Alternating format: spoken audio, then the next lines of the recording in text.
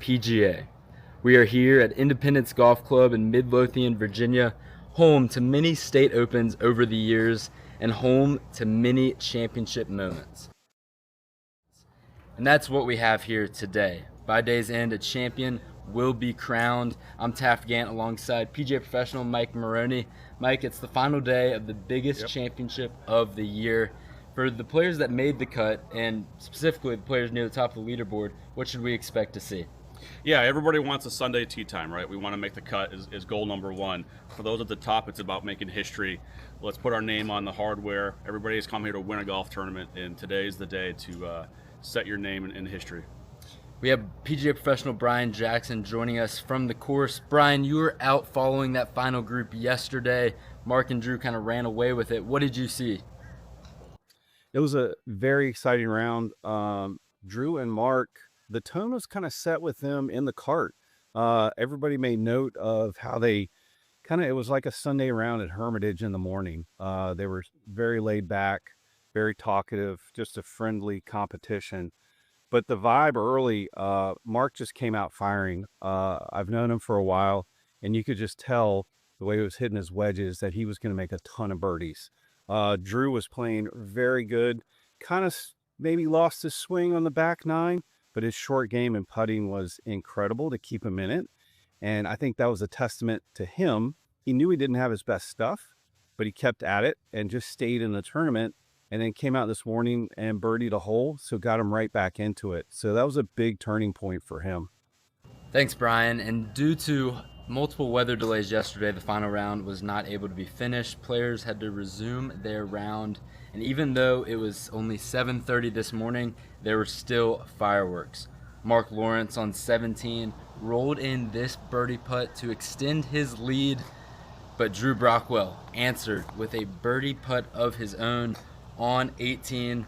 And then Kyle Bailey had extra fireworks on 17, the group in front of that final group, as he holed out from 93 yards for an eagle. That moves him into the final group.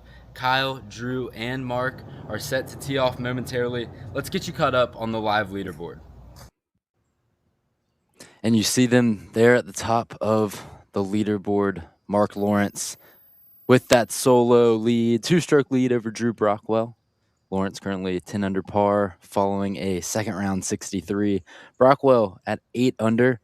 And then right behind them, Kyle Bailey, after shooting back-to-back 67s, is in solo third. However, there are some chasers. Mikey Moyer's already out to 1 under par for this final round. He is at 4 under alongside Justin LaRue and Scott Shingler. Lots of action that we will be keeping up with all day in this entire final round. The key question for us, Mike, is can anyone catch Lawrence? Yeah, he's feeling confident. He's playing really well right now. The 3-hole restart they had this morning was just really a continuation of what we saw last night. And Drew's holding steady. Drew's only made 1 bogey so far through 2 rounds, and Mark hasn't made 1. So he's going to be tough to catch. But everyone that's chasing Mark has a pretty strong pedigree in this game, so they're not too scared. For Mark Lawrence, it's not his first time being in this final group with the lead. He is a 2020 State Open champion. He's lost in a playoff a couple of times before that. In 2021, he was right there on the heels of Evan Beck, so he is very experienced, and he has been in this position before. Let's send it down to Scott Graber on the first tee.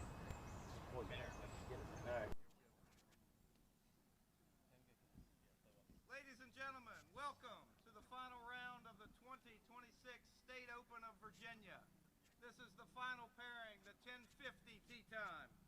First on the tee from Hermitage Country Club, 2020 champion, Mark Lawrence.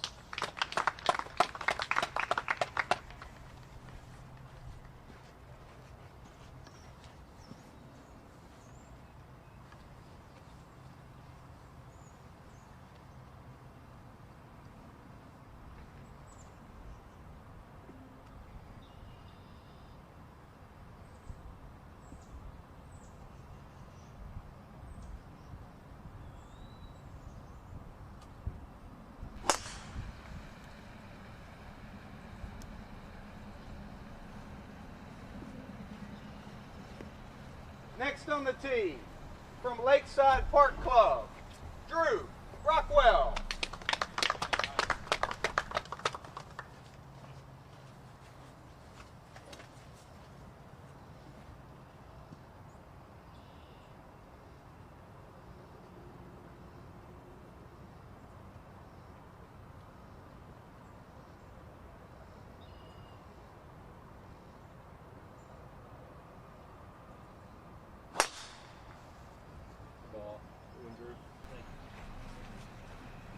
Next on the tee, from the Keswick Club, Kyle Bailey.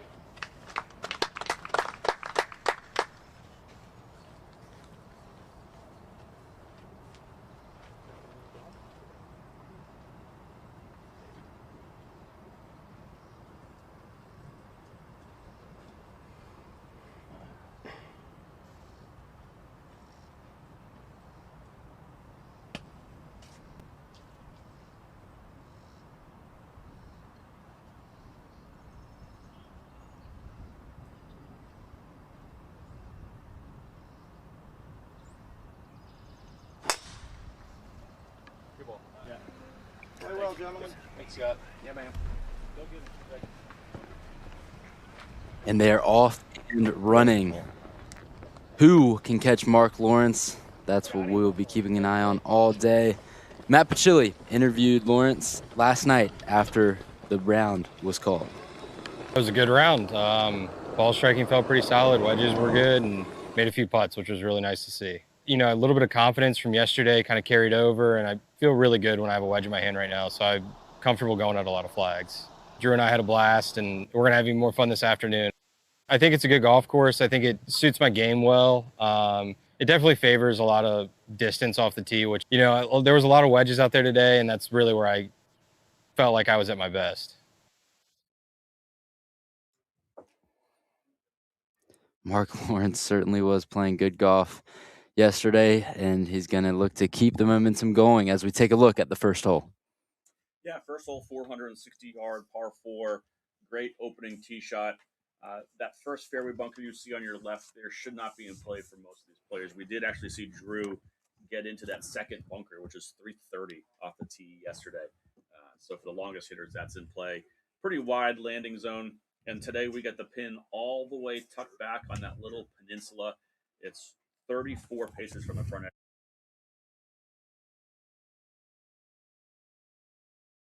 Back to that hole because it narrows up. And being long and left is not a great miss. We've got to try to keep this below flag high here towards the center of the green.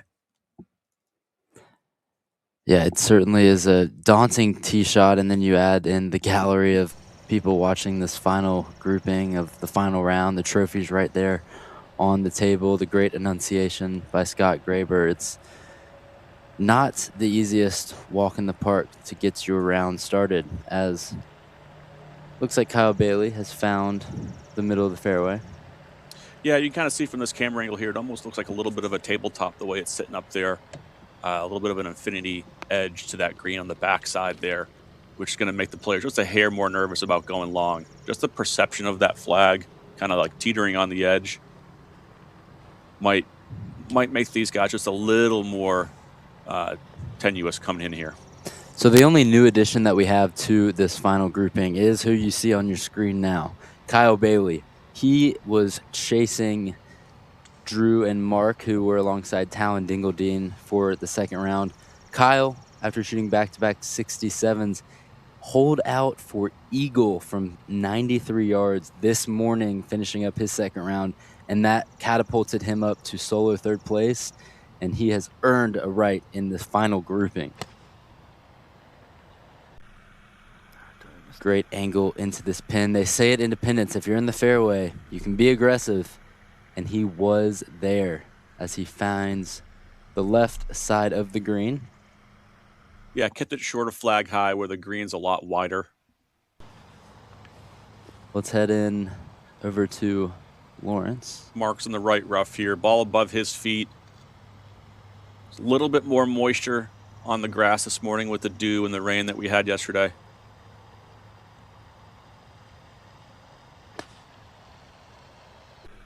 He was in the fairway for most of the second round, so see how he can manage the rough. Well done. Soft bounce there on the green. He's going to have a look for another birdie. Not scared at all.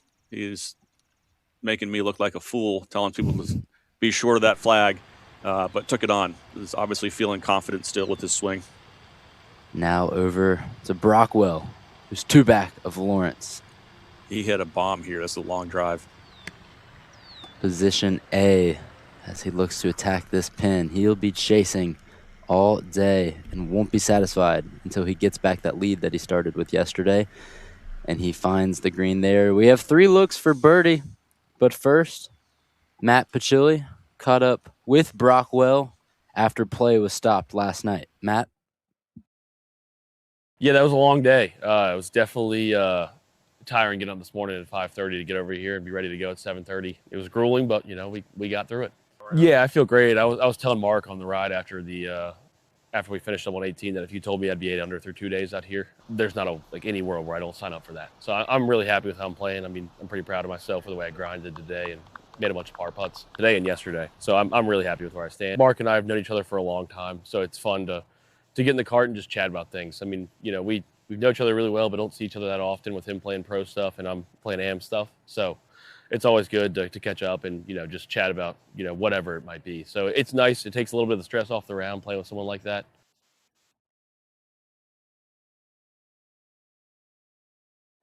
Back to the aerial coverage presented by Shady Rays. Let's take another look at this first hole. Mike, what can viewers expect to see this morning and this afternoon as they watch golf here at Independence Golf Club? Again, we have a converted, you know, it's a par 72 for the members. For many years, we've been playing this as a par 71 for the State Open, and then last year we converted it back to a par 70. So only 2 par 5s, only 2 real good scoring opportunities from a par 5 standpoint. Today is going to play about a little over 7,000 yards, par 70. As the committee normally does, they're going to mix up some of the tee boxes. So they have moved some things around on a couple of the par 4s and 5s. And the par 3s are all very different yardages than what we saw in the first 2 rounds. So they do a great job of varying up hole locations and yardages. Again, it favors distance off the tee. This is a kind of a bomber's paradise. There's pretty wide corridors. This year the rough's not too penal. And so the guys that can bomb it are the ones that have more of an advantage on this golf course. And that's a big reason why Mark and Drew are in this final group and are at the top of the leaderboard. Kyle Bailey, a big hitter himself. Very precise player. All 3 of these guys have just been attacking pins all week long. You know, and fortunately here, you know, usually in the first couple holes of a round, you're trying to get a feel for the speed. Luckily, all 3 of these players played 3 holes today, so they have an idea of what the greens were like this morning. Should not have changed a whole bunch. Maybe sped up just a smidge since they played those 3 holes this morning. Now there's probably a little bit more moisture out of the greens, a little less dew than there was at 7:30 this morning. But they should still already have a pretty good feel for these greens. And they've been here for a while. So, you know, they finished about 8:15, 8:30 this morning and been kind of just mulling around, resting, taking it easy. Looks like Bailey will be first with his his birdie putt, looking to open up this final round with a bang.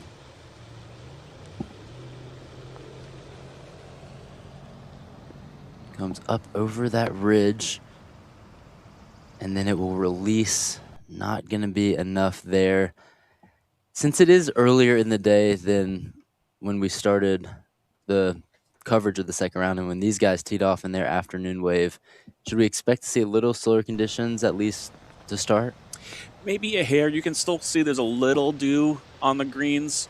As the clouds break and we get more sunlight, that dew will come off and it might speed up a hair. You know, fortunately, now that we've made the cut, we have a lot less foot traffic on these greens than what they played on yesterday. So there'll be a much smoother putting surface for them today. As Drew's looking kind of back up the hill here, should be just going just slightly right to left. He gave himself plenty of birdie looks yesterday. Wasn't able to find as many as he did in his first round. And that's going to be a good roll. Not enough, though, as now the door opens up for Mark Lawrence to extend his lead. He's at 10 under par. Brockwell taps in for his par to remain at 8 under. It was pretty much a two-man battle yesterday as they were in the final group together, the Virginia Tech Hokies. Former teammates. Mark's going to be getting a little downhill on this putt, just breaking away from him slightly. He was making them all afternoon yesterday and this morning. Can he keep that momentum going here? Just lacked a little pace. No harm, no foul. Lawrence remains at 10 under par. Keeps the bogey-free streak going. That's right. That's something that we're going to monitor very heavily today is, can he remain bogey-free? We were working with our friends at the VSGA and MAPGA to find out if anyone in the history of the State Open of Virginia has ever gone bogey-free. We could only track back about 10 years or so. It hasn't happened since then, so it'll certainly be a historic moment for the State Open if Lawrence can remain bogey-free. Bailey taps in for par. 3 fours to start off the day with this opening hole of the final round. We'd like to thank all of the official partners of the 3 Open Championships in Virginia, as they are critical to the success of these championships and allow us to support local communities through our tournament beneficiaries. Just great scenes here in the Virginia area. We're in Midlothian, just west Marsh of McLennan Richmond, Agency and is here. people come out. Let's go back to the first hole and take a quick break.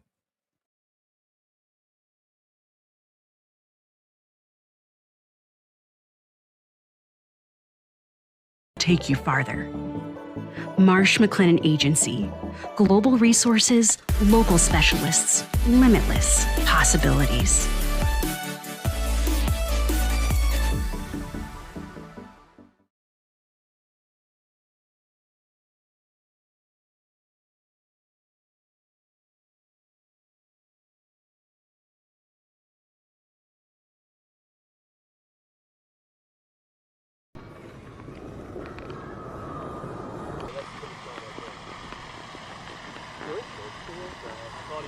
Our leaders walk back to the second tee. It's tucked back there behind the pond where it was for the opening round on Friday. Yesterday, they moved it up a little to that tee box that you can see on the bottom of your screen now, but now they're tracking all the way back for the second hole of the par 4. Yeah, this is a long walk back from the cart park here, the little turnaround. You're probably walking back a good 100 yards.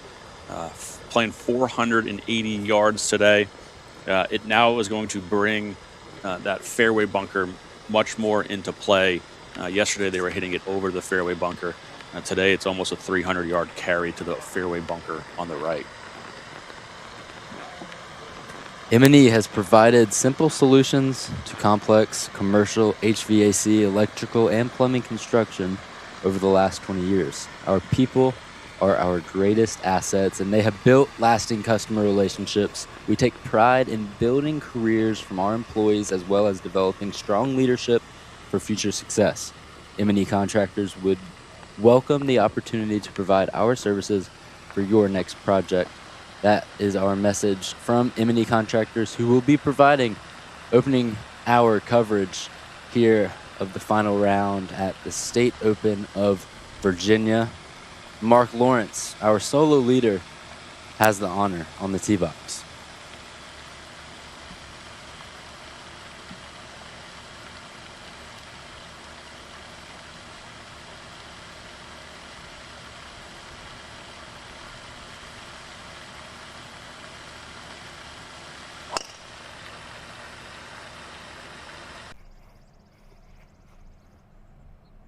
Watched it a little second or two longer than usual. Not sure why. Doesn't seem Just that he has caught the fairway. Just into the left rough. Which that's going to be something to monitor because he's been a fairway machine the first 2 rounds. And if he did end up missing the fairway, then that would be back-to-back shaky drives. from Lawrence. Now Brockwell. Smooth swing there, quick tee pickup. He's gonna like that one. Just steady golf from Brockwell. We mentioned Lawrence hasn't bogeyed all week long. Brockwell only has one. It came on the 15th hole of the first round. He was bogey free for the second round and actually made a very clutch birdie this morning on 18 as they were finishing up the second round. Our final two groups were not able to finish the second round yesterday due to darkness after a couple weather delays, so they had to come back this morning, 7:30 tee time on hole 16. So they wrapped up their second round for 3 more holes, and now this is their 5th hole of the day, but this is just the second hole of the final round. But they're young. Their stamina's high. I think they'll be good to go here. Yeah, they're fine. They're running on adrenaline. Big bounce on the fairway, and that ball is going to run down. Great shot from Bailey. Yeah, smooth swing. Let's head to break as the players make their way to their second shots in here on Virginia? two. Then it's time to join the VSGA. We love using the VIP card to save on rounds around the state. VSGA events keep me pushing my game. If you love the game, You'll love the community. Join the VSGA. For 100 years, the Middle Atlantic PGA has been more than a section. It's been a community. From its start in 1925, MAPGA professionals have been leaders, growing the game, mentoring the next generation, and guiding golfers at every level. Their names may have changed over the decades, but the mission has never wavered: to serve the game and the people who love it. This section has produced champions, hosted major championships, and built one of the strongest tournament schedules in the country, giving our members opportunities to compete and raise their game. But our story is about more than trophies. It's about what happens every day at the club level. Teaching the game, welcoming new players, raising millions for charities, and leading the nation in programs like PGA Hope that give our veterans a new team to belong to. Today, more than 1,200 MAPGA members and associates across Maryland, Virginia, DC, and beyond carry that tradition forward, creating new experiences, developing the next wave of players, and building a stronger, more inclusive game for everyone. This centennial isn't just about looking back. It's about celebrating where we're going. Here's to 100 years of leadership, mentorship, and impact. And to the next generation of Middle Atlantic PGA professionals who will write the next chapter.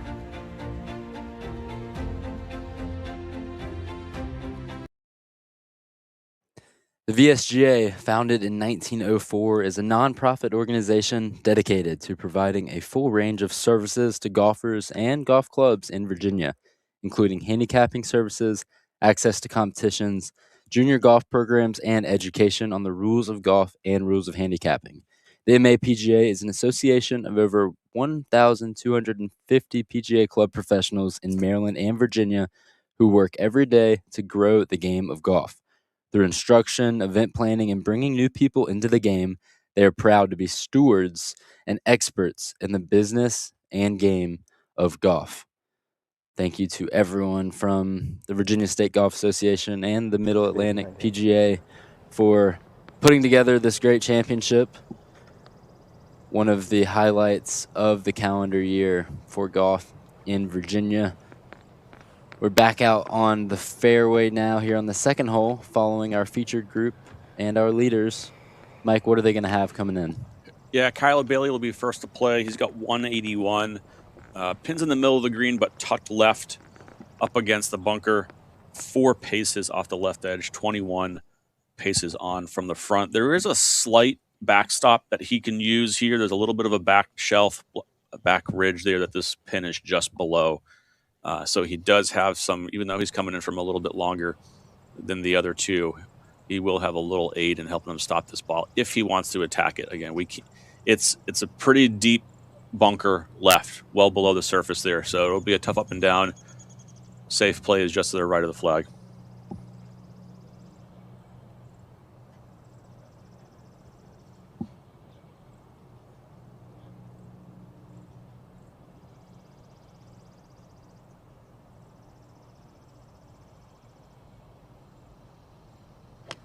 Bailey riding in the cart solo this round. And that cart is parked in the center of the fairway because he is hitting that approach from the center of the fairway, and he finds the center of the green. Great job from Bailey. Now let's head over to Lawrence, who has found the left rough. Yeah, another one ball above his feet here. He's got to protect against this going left into that bunker. Lie seems to be okay. 2 shaky drives to start from Lawrence. Let's see if he can save himself there. You know, hitting the fairway is great, but if you can hit your second shots from the rough just as good, then it doesn't really make much of a difference if you're Lawrence. He will have a look at birdie. Now Brockwell. I could see Drew taking this on a little bit more, trying to pinch this in from where Kyle and Mark just hit it.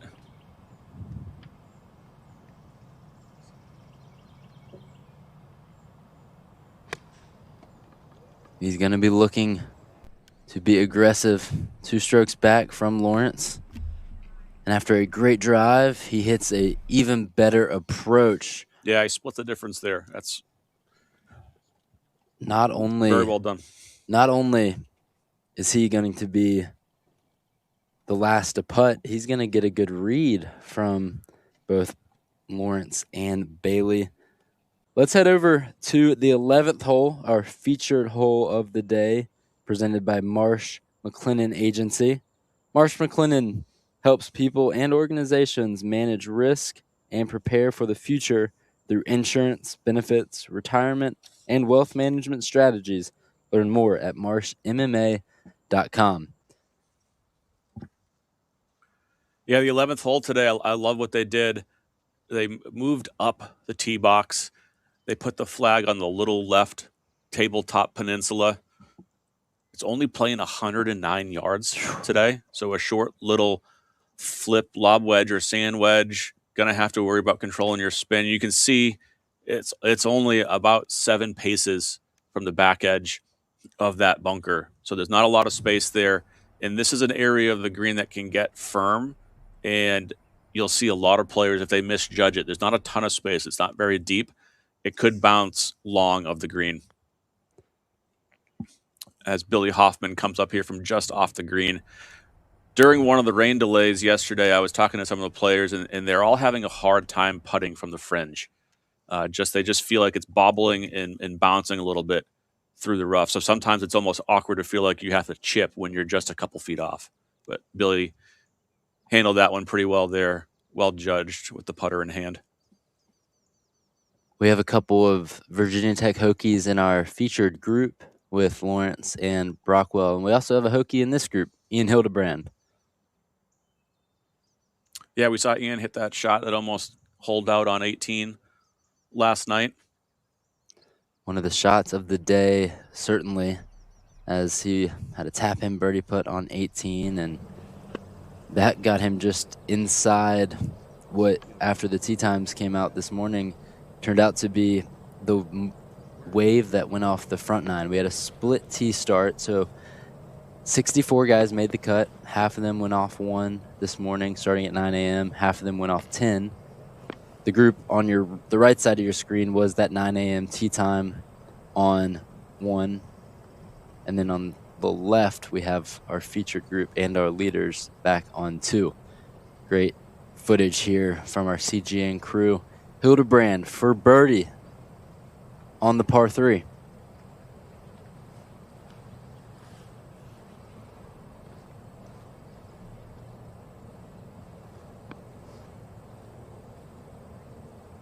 He will tap in for his par.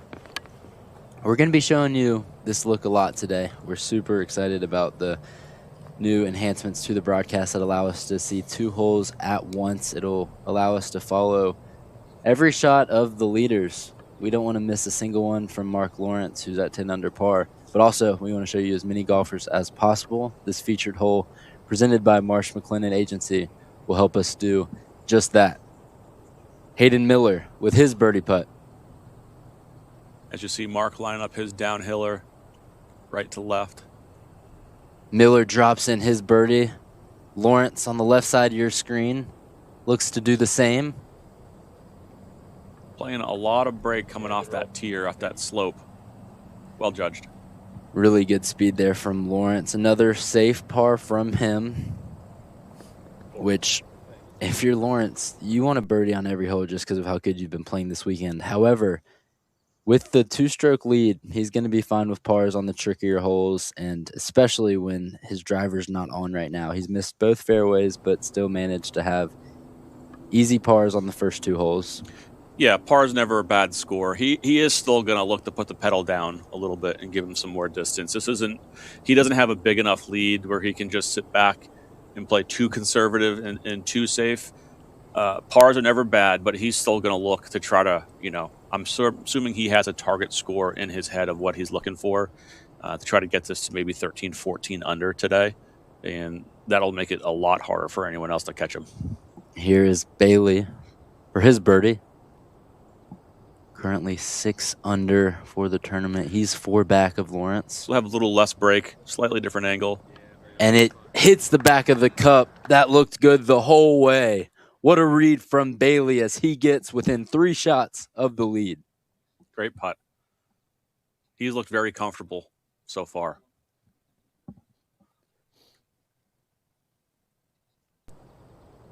And that opens the floor for Brockwell,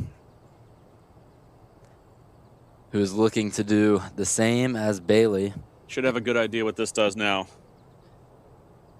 He certainly doesn't want to pass up on these opportunities to gain a stroke on Lawrence. Slight break, right to left. Will it find the cup? Oh, just left it out there. Just skirts by. We were waiting for that one to fall. Ends up on the other side of the cup. He will head to the 3rd tee at 8 under par. But Kyle Bailey gets the first birdie of this final group. He's at 7 under par. Lawrence still the leader though at 10. Let's see a replay of that putt from Bailey. Just dead on with that read. Perfect line, perfect speed. And if you're Lawrence and Brockwell, you're going to be a little worried about that because if he gets hot, he can stay hot. Let's take a quick break. Marsh McLennan Agency is here to help. We are insurance, retirement, and employee benefit specialists who care about every aspect of you and your business. Your goals have taken you this far, and together we can defy limits to help take you farther. Marsh McLennan Agency. Global resources, local specialists, limitless possibilities.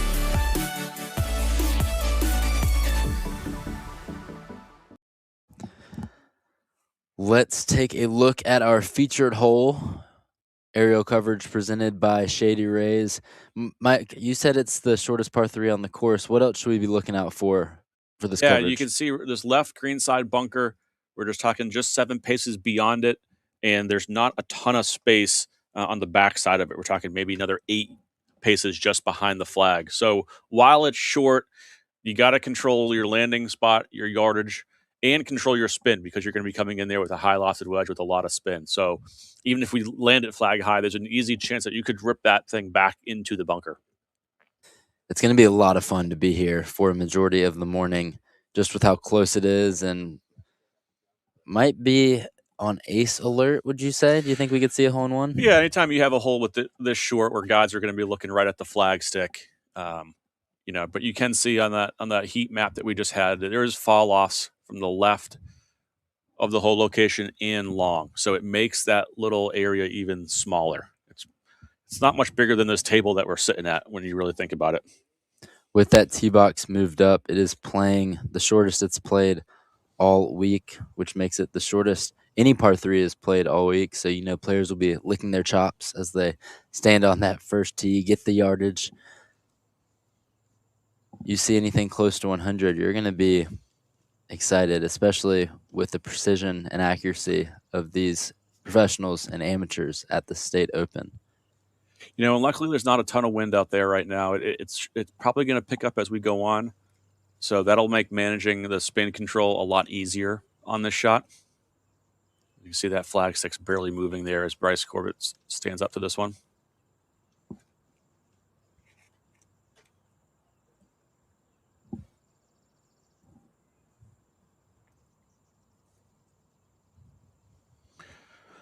Bryce is 1 over on his day, 4 over for the tournament.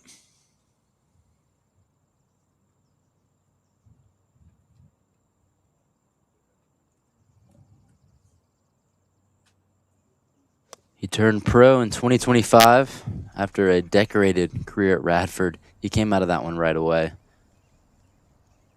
Yeah, just a very poor strike. Did not like that. Most likely that's in that front bunker. The towel is draped on the back. I can't tell if that's for the sweat or for the dirt on the club. It might be Yes, both. the answer is yes. It's a hot one out there. We're very fortunate to be inside the nice, cool, air-conditioned podcast room of the clubhouse. But for those that are out on the course, they're going to be sweating it out today. We're a little cooler than yesterday, 85 degrees, still quite humid. Yesterday it was pretty warm. Here's Steve Delmar. Yeah, Steve was one of the pros that played up at the Maryland Open, so he's on a long stretch here. 1 under on the day, 1 over for the tournament. I know he wasn't feeling his best last week and didn't have his best effort at the Maryland Open, but playing pretty solid here this weekend. Cameron Moore of Glen Allen, Virginia, is our third player of this group. The 9:11 a.m. tee time off of 1. So they've made the turn. Cameron Moore, a steady, even par. Another Virginia Tech Hokie. They're just taking over the state open. What's up with that? I know we have some UVA Cavaliers listening in. They're saying, where are Wahoos? Yeah, that's a really good question here for these Virginia universities. Virginia, obviously, just a standout golf program over the years. We do have one who's near the top of the lead, George Duongmane. We'll see him later on. Moore still watching that one closely, hoping it doesn't run off to the left. Just gonna hang on that little false edge there. You can't flirt with it too much. And it looks like it went down that slope a little bit. It's a fun pin location, risk reward. Not much risk with this golf cart that we've been able to use this week. Shout out to Richmond LSV for allowing us to use their cart. Richmond LSV is one of the premier Bentelli retailers in the Richmond area. Mike, me and you were out riding the course, getting some yardages this morning. Pretty fun to whip that thing around, huh? Yeah, I wish we figured out that there was fans up top a little earlier. Once we cut those things on, it was wonderful. You need a fan when you're riding around this golf course for sure. Not much breeze today, which is going to factor into the players' decision for their club on this shorter par 3, because it was whipping at times yesterday with the weather. It was still, and then all of a sudden it would get super windy, and then it would rain, and that's what caused 2-hour-long weather delays. Yeah, this is about as easy of scoring as you can imagine for the State Open. Yes, it's humid, but it's going to always be humid in July. It's not too hot. There is some cloud cover. There's no wind. So this is about as gettable as these conditions are going to ever be here in the State Open. You saw that one ball found the drain, but first to play. So Bryce ended up actually even short. No wonder why he was so upset at that shot. He didn't even make it to this bunker.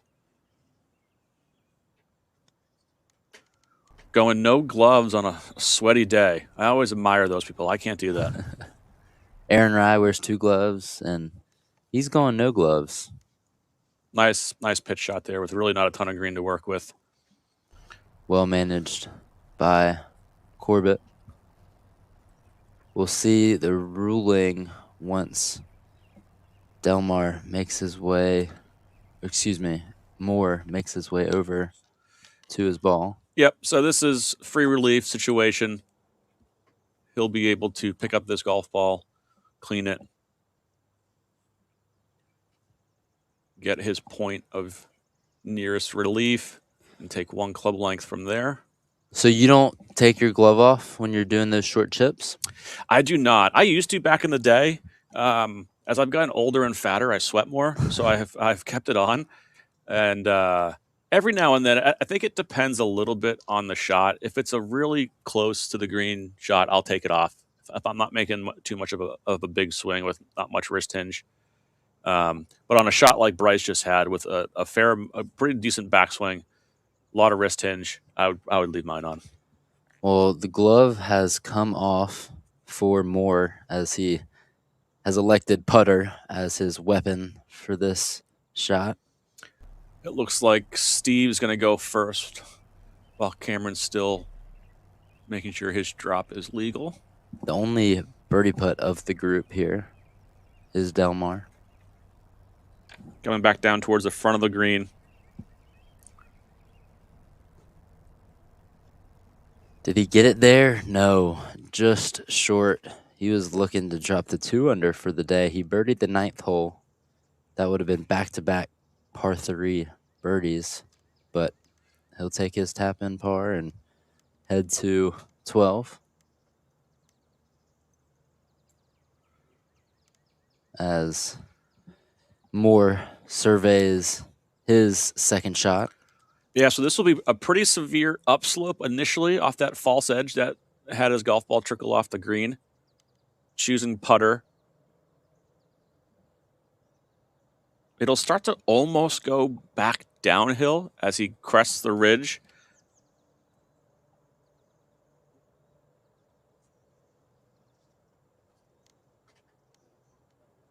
Shout out to Independence Golf Clubs for the quality of the greens. It was a tough winter, and they kind of lost the Bermuda greens there for a second. They weren't in as sharp of conditions as they would have liked for the Women's State Open last June, but in just a few weeks, they were able to restore them remarkably well. And I know that the players have been very pleased with the quality of them this week. Yeah, the golf course looks to be in tremendous shape this weekend. Dan Taylor and his staff done a great job on the agronomy team, along with Cal Williams, head professional out here, and his golf staff. Moore will take his par.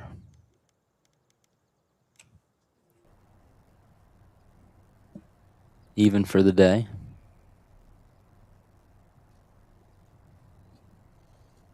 Corbett will be looking to do the same here.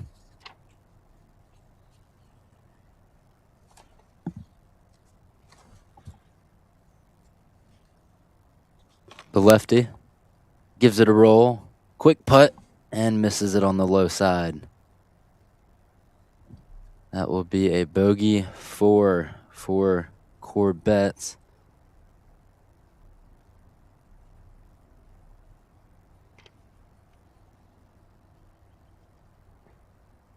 That Independence Golf logo you see on the flag, the feathered pin, very patriotic piece of property with lots of references to America and the red, white, and blue.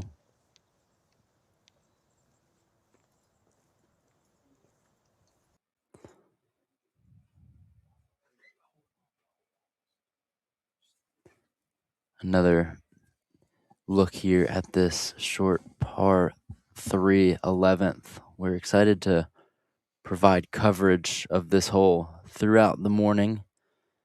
It's a very exciting day here at the State Open of Virginia. Champion will be crowned. We're going to try and show you as many players as we can, especially those that teed off from the first tee. We'll catch them coming through 11. And we're also going to be monitoring the final group as they have jumped out to a big lead in front of the pack.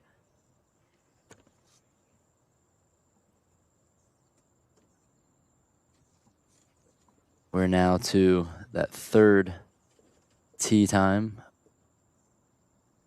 Off one, currently on the 11th tee.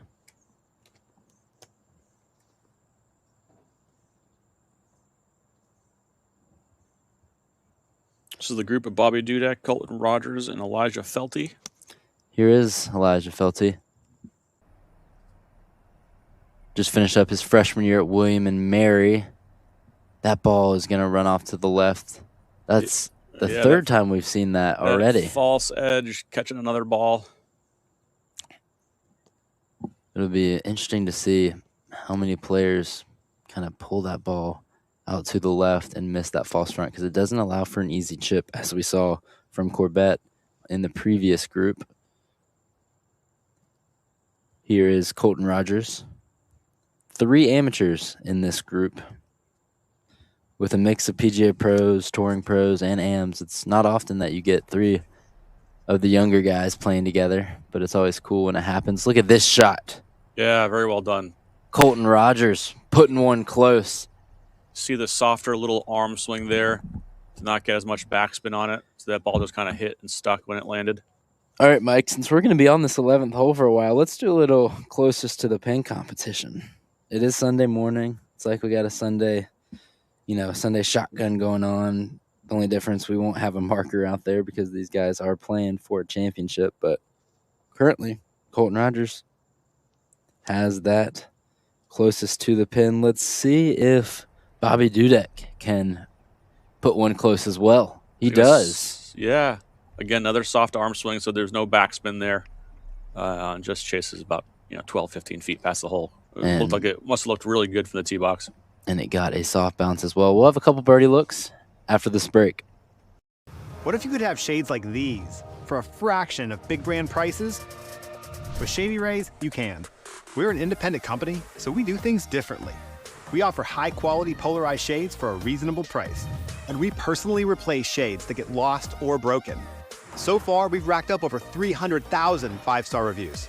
I founded Shady Rays so that we can have sunglasses that stand up to whatever life throws at us. Order now and get 20% off site-wide at shadyrays.com.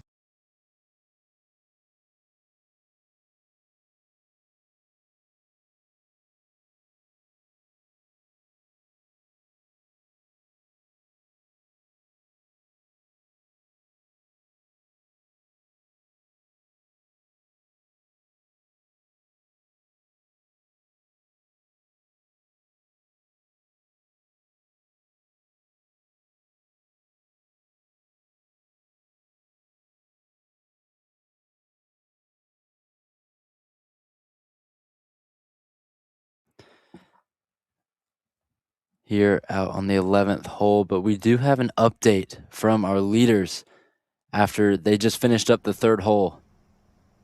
Check out this shot here. Yeah, Drew Brockwell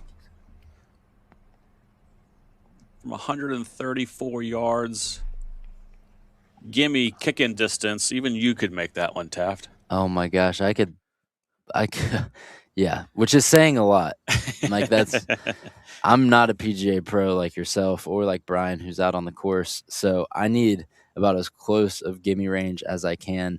That's just a tap in there for Drew. If he wants me to go out and hit it for him, I will.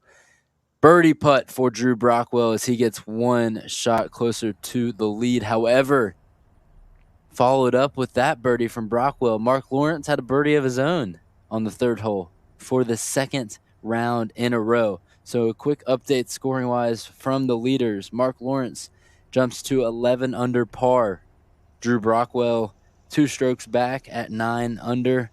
And Kyle Bailey, after birding the 2nd hole, he makes par on 3 to remain at 7 under.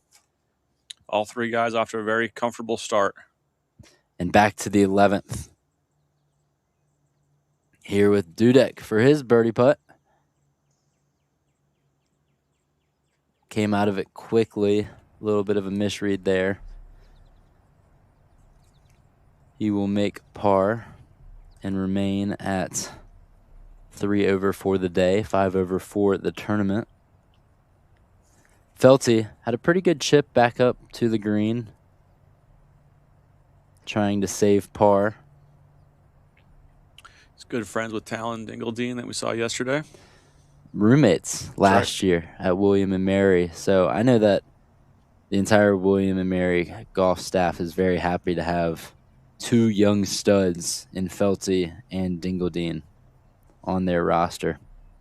And this is our next young stud in Virginia, one of the few, Colton Rogers, who will be playing big-time Division I golf in a couple of years. He's got his closest to the pin honors on our featured hole, and he's got a birdie as well. Well done by the youngster. Felty cleans up his bogey, and we'll head off the green. 3 amateurs there. We got 3 amateurs in our next group coming up on 11. And this hour of coverage is presented by M&E Contractors. M&E has provided simple solutions to complex commercial HVAC, electrical, and plumbing construction over the last 20 years. Our people are our greatest assets, and they have built lasting customer relationships. We take pride in building careers for our employees as well as developing strong leadership for future success. M&E Contractors would welcome the opportunity to provide services for your next project. Thank you, M&E, for that coverage. We're going to head back out to our featured group out there on the par 5 fourth as they await their second shots. First up, Kyle Bailey. Yeah, he caught the left side of that fairway. Got an iron in hand. He's 293 yards out, so this is a layup. Just trying to get a preferred yardage with today's hole location tucked on the front right portion of the green. You can see everything sloping to the left as this will be an uphill lie for Bailey. If you catch it a little more left than that, you might find that penalty area that you can see on the left side of your screen. So I'm sure that Bailey was watching that tee shot very intently. Yeah, this entire hole, even all the way up the right side of the green is all higher than the left. So even this layup shot should kick a little left. For where this hole location is, he wants to be down the left side of the fairway to have a little bit better angle to kind of pitch back into the slope. Iron in hand. Is this one where you're just looking to put it exactly where you want that third shot in terms of a number? Everyone has their favorite yardages or, at least a window they want to hit it in. Some guys like to lay it back to 100, 110. Some guys, want 50. Some guys want 80. So it's really what are they most comfortable with. As we see Drew in the rough here, ball above his feet. Looks like he's got a wood in hand. He's 285 yards out. Got to navigate this little pine in front of him. Because of that left penalty area like we were showing, the miss in the right rough is pretty common on this par 5. Oh, great angle there from our crew as that ball is tracking down. It's running towards the bunker. Will it get there? Yeah, that was an aggressive play with the fairway wood. Hit kind of a low cut. It's hard to get that much cut. But really, he laid that up perfectly. Great angle over on the left side there. Now you can see he pushed it down the fairway more. Mark now, he can get this. This is 265 yards. He is coming off a birdie as well on that third hole. And he is going to be aggressive into this one as it lands just short of the green. Can't bounce up on top, but still a great shot to be in. He'll be looking to go up and down for birdie, as will the rest of the guys. Lots of Richmond folks in this field. Drew and Mark, both Richmond guys themselves. Richmond has something for everyone. Adventure down the country's only Class 3 and Class 4 urban whitewater rapids, or 70 miles of biking and hiking trails through historic farmlands and river views. Unplug with family or friends in Pocahontas State Park, Virginia's largest, with lakes, campgrounds, and miles of forest to roam. Refuel in Richmond's diverse food scene, from award-winning barbecue to global fine dining and everything in between. Golf might bring you to the Richmond region, but endless fun will keep you coming back. Go to visitrichmondva.com to plan your stay. Starting route to the Richmond region.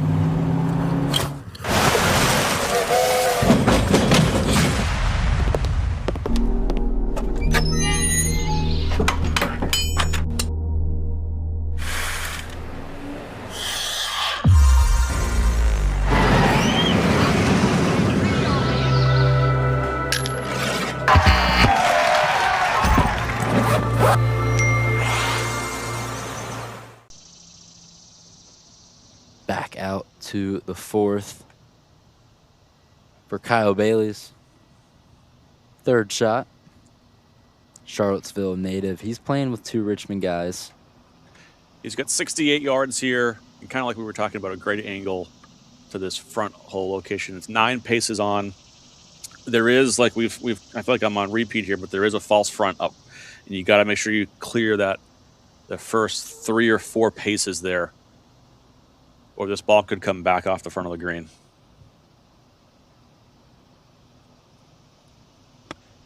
Made bogey on this hole yesterday. He's looking for some revenge. And that is a great way to do it. Well done there. Just playing this hole very smartly. He wasn't going to be too aggressive with the second. It allowed him to have that 68-yard shot that he dialed up beautifully. He'll have a birdie look. Drew's about 20 yards closer. He's got 47. Similar angle. He's going to take a little bit of a walk up.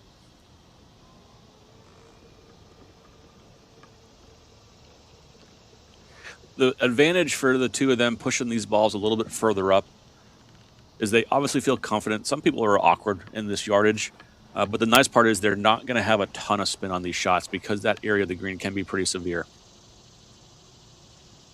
Let's go down to Brian on the 4th. Hey guys, just as we came on, Drew uncharacteristically just hit a really bad chip shot, put it right in front of him. Up till this point, those guys had been absolutely just playing solid golf. Obviously, you just showed Drew stuck it to a foot. It's very interesting, as Sunday morning Hermitage round yesterday, guys have cut the chatter down a little bit. You can obviously see they're competing for this prestigious State Open title. Still friendly, not as much talkative. Drew's going to walk this one off. He thinks he's going to take a little bit of time. That was just flat out just a bad shot. He can regroup. Not a super hard chip. He's more just got to overcome getting over that last shot.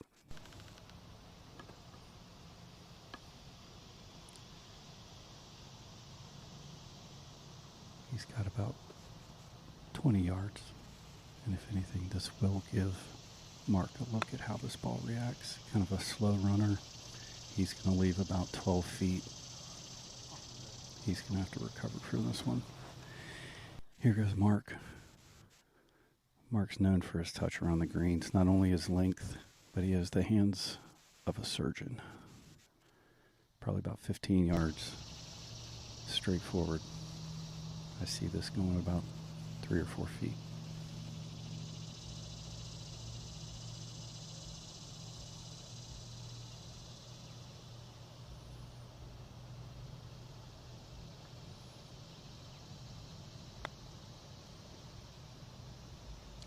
Rolling up beautifully, just about a foot or two. I think he could sense a little bit of a door open to give himself a little bit more space on Drew. Back to you guys in the booth. Thanks, Brian. That is great commentary there. Interesting to note how the two very good friends, Drew and Mark, who were teammates at Virginia Tech, they were pretty chatty yesterday for our entire broadcast of the second round, but today a little more serious, as Brian says.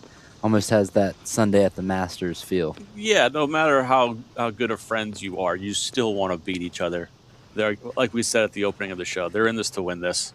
And so, yeah, the conversations are still going to happen, but just not as much.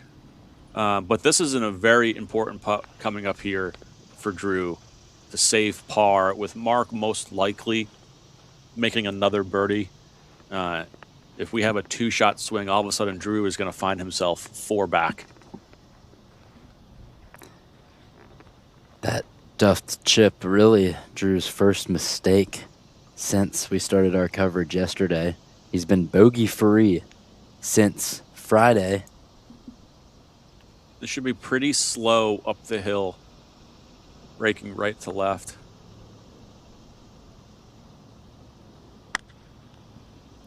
That one will slide by. Stayed pretty straight on him. It's going to be a 6 for Brockwell. Drops his first shot since Friday morning. He's going to have to shake that one off. Yeah, you don't ever want to put a 6 on the scorecard. Bogey and par 5s, it almost feels like a double. Especially with this being a part of the golf course that he really took advantage on Friday when he birdied 5 consecutive holes, 3 through 7, and that's when he jumped out to his big first-round lead, shot a 64 and led by 3 after the first round. That's when Mark Lawrence caught up with him after shooting a 63. It's only been those 2 guys at the top of the leaderboard. Kyle Bailey might have something to say about that. His look at birdie. Be a little downhill, breaking away from him. This would get him tied for second.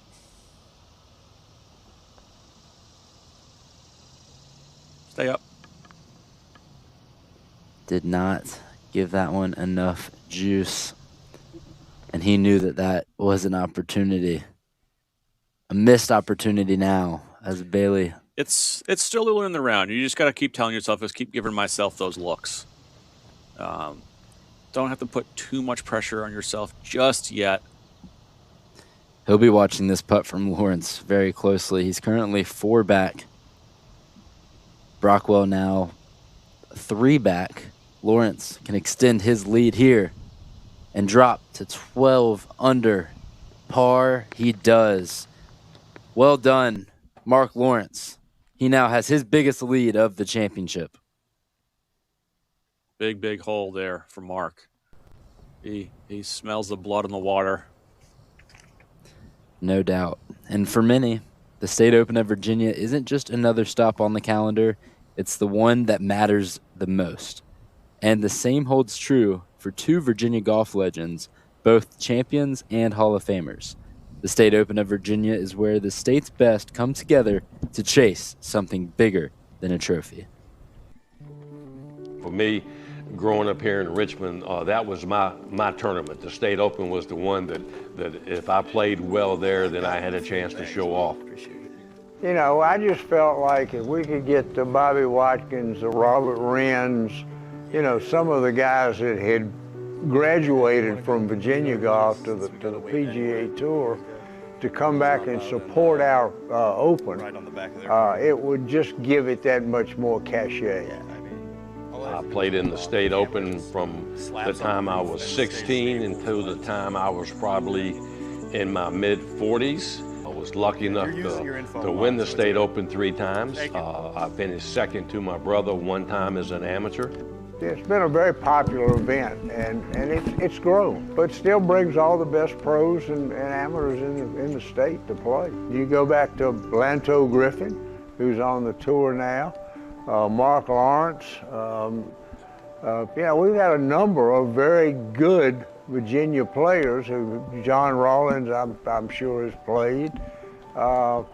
It gives it a prestige that a lot of state opens don't have. It's just the biggest golf tournament in the state of Virginia.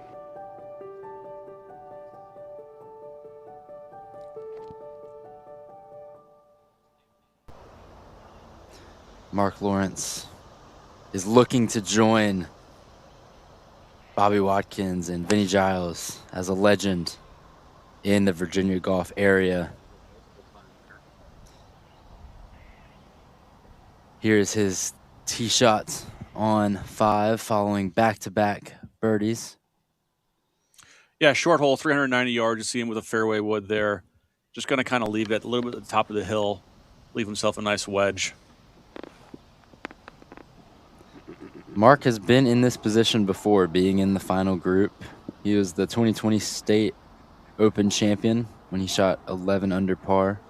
He lost in a playoff in both years prior, so you know that. Or excuse me, in 2016 and then the year prior in 2019. After he won in 2020, he followed it up with a second-place finish in 2021. Yeah, and he won his championship. While he was very familiar with Independence, he won his championship at Ballyhack Golf Club down in Roanoke.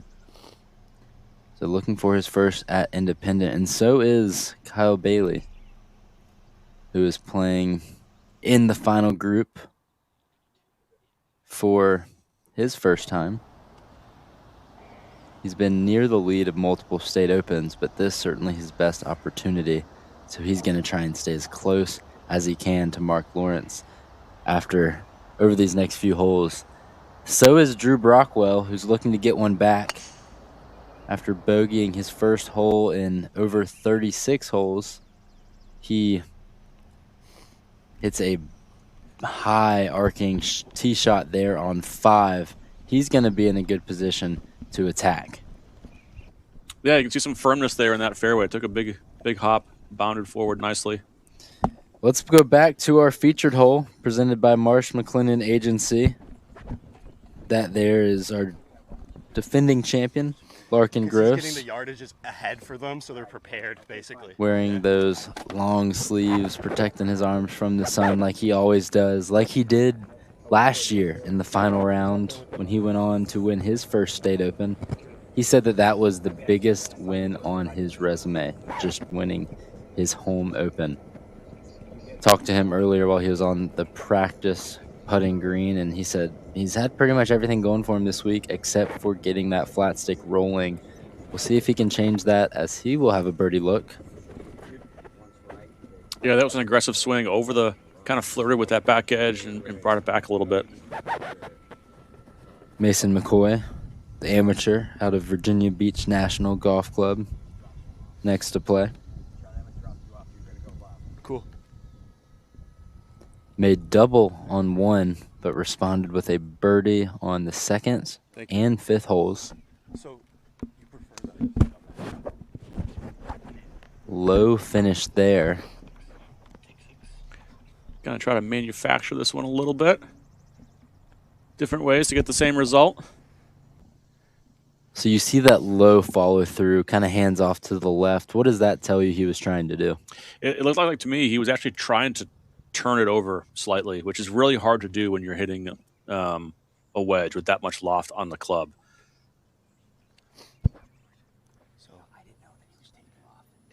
Here's Kyle Fuller out of the Country Club of Virginia, nearby here in Midlothian.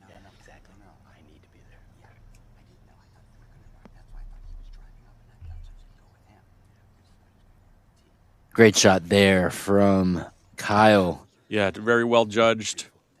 The best spot to be putting from is right there. He'll be looking for his second birdie on the 11th hole this championship. Made a 2 here on Friday. Back 2-5 for our featured group. Here is our leader, Mark Lawrence, wedge in hand. Mark's got 120 to a back right hole location. Looks like it's almost not even on the green over there. They definitely are challenging these players. They don't want to make it easy on this final round. But another great wedge from Mark. That's one of the areas of his game that he's the most confident in. He went on a run on this stretch of holes yesterday. He birdied 3 and 4 just like he has today. He missed a shorter birdie putt on 5. He has another look for birdie here, but this is certainly the part of the golf course that Mark has been best on this week. See, Kyle Bailey's got 117, ball slightly below his feet from the rough here. Not a very good angle. He's got to be very precise with his distance control here.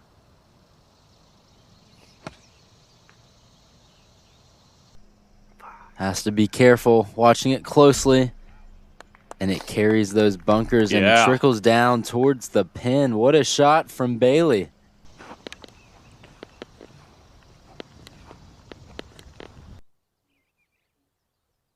Now to Brockwell, who's looking to bounce back from that bogey on the previous hole. 101 yards, and we're just taking dead aim here. Birdied this hole on Friday, and he's going to have another look to do the same today. Yeah, a little long. Didn't get the backspin he probably thought he was going to get as we go back to 11. McCoy for his birdie look.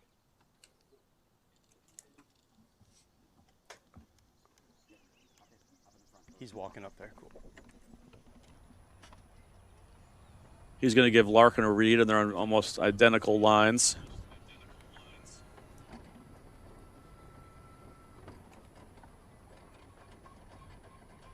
So you want right, you're going to walk up. Okay. think I made fun of Larkin's legs last year on the first tee in the final round. I think I called them out of bounds stakes. Us PGA professionals have to wear pants very often, so they generally don't see much sun. That is a good point. His birdie putt doesn't break in. Yeah. It's kind of like what he was telling you, just not, playing well, putting well, the ball's just not going in the hole. Another good putt there, he just lives on the edge.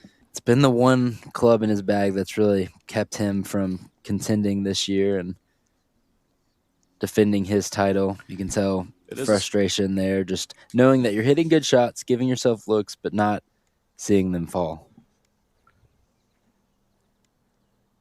Different putter than he had in the bag last year when he won as well. He's now with a mallet. Last year he had a blade from Australia, custom-made putter. And you see there his wife, Paige, on the bag. She is his caddy this week, filling in for Larkin's dad, who is usually the caddy for the State Open. He broke his foot earlier this year, so Paige filling in, returning the favor because Larkin was her caddy during the Women's Open. I think Kyle's going to make this. Oh. You could tell he liked it for a while. You were really looking for that announcer's jinx there. You squeezed that in right. I did squeeze that in. Yeah, I apologize, Kyle. That's my bad. And we now will pan in the featured group of Mark Lawrence, Drew Brockwell, and Kyle Bailey. On the left, we're getting word from our on-course reporter, Brian Jackson, that Kyle's got about a 3-footer for birdie coming up. So look forward to watching that. As we head back to Mason McCoy's par putt on the right side of your screen. Well done there by Mason. Got a couple more par putts on the right. We got 3 birdie putts on the left side of your screen. First will be Mark Lawrence, as he was away. It shouldn't break a ton for Mark. It's going to be back up the hill slightly. So you have Kyle Fuller on your right on the 11th. He makes that par putt. Mark Lawrence now for birdie on the left side of your screen, looking to make it 3 in a row. And it rolls by the low side, no damage done, as he will tap. That is a par for Mark, and he is off to the exact same scorecard that we saw yesterday in his second round. Par on 1 and 2, birdie 3-4, and then a par on the 5th. I think if you asked Mark, he'd give you a pretty decent chunk of the winner's share if he could match his exact scorecard for round 2 and put the back-to-back 63s. He heated up for sure. The 63 is the same score that Larkin Gross shot in the first round last year on his way to winning. Is that the magic number to win the State Open? Brockwell was close to it. He shot a 64 in his opening round. He has a birdie putt here. About 15 feet or so. A little downhill.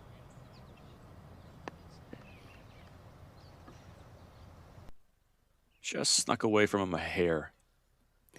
I still like the rhythm of his putting stroke. There's a lot of golf to play, but you don't want to leave yourself with not enough time to catch someone like Lawrence, especially for Brockwell, who's now in a tie for second at 7 under, but don't expect that tie at second to stay long, because Kyle Bailey now has a great look at birdie. About 3 feet. This to have solo second place for the first time of the championship for Bailey and get to 4 back of Lawrence.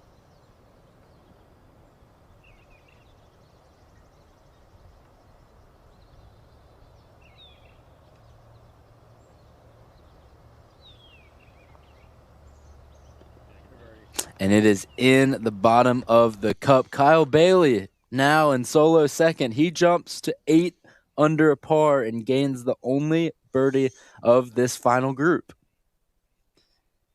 Interesting to watch how he manages the next few holes, because holes 1 through 5 are generally pretty scoreable for most players looking at the course stats. However, he hasn't played his best golf to open his rounds. He had a birdie on the first hole in the first round. He didn't have a single birdie in holes 1 through 5 yesterday. Today, now 2 birdies already. So Kyle Bailey off to his best start of the tournament as Brockwell makes his par putt. They head to 6T, and that last hour of coverage was brought to you by M&E, who has provided simple solutions to complex commercial HVAC, electrical, and plumbing construction over the last 20 years. M&E contractors' people are their greatest assets and have built lasting customer relationships. They take pride in building careers for their employees as well as developing strong leadership for success. M&E contractors would welcome the opportunity to provide their services for your next project.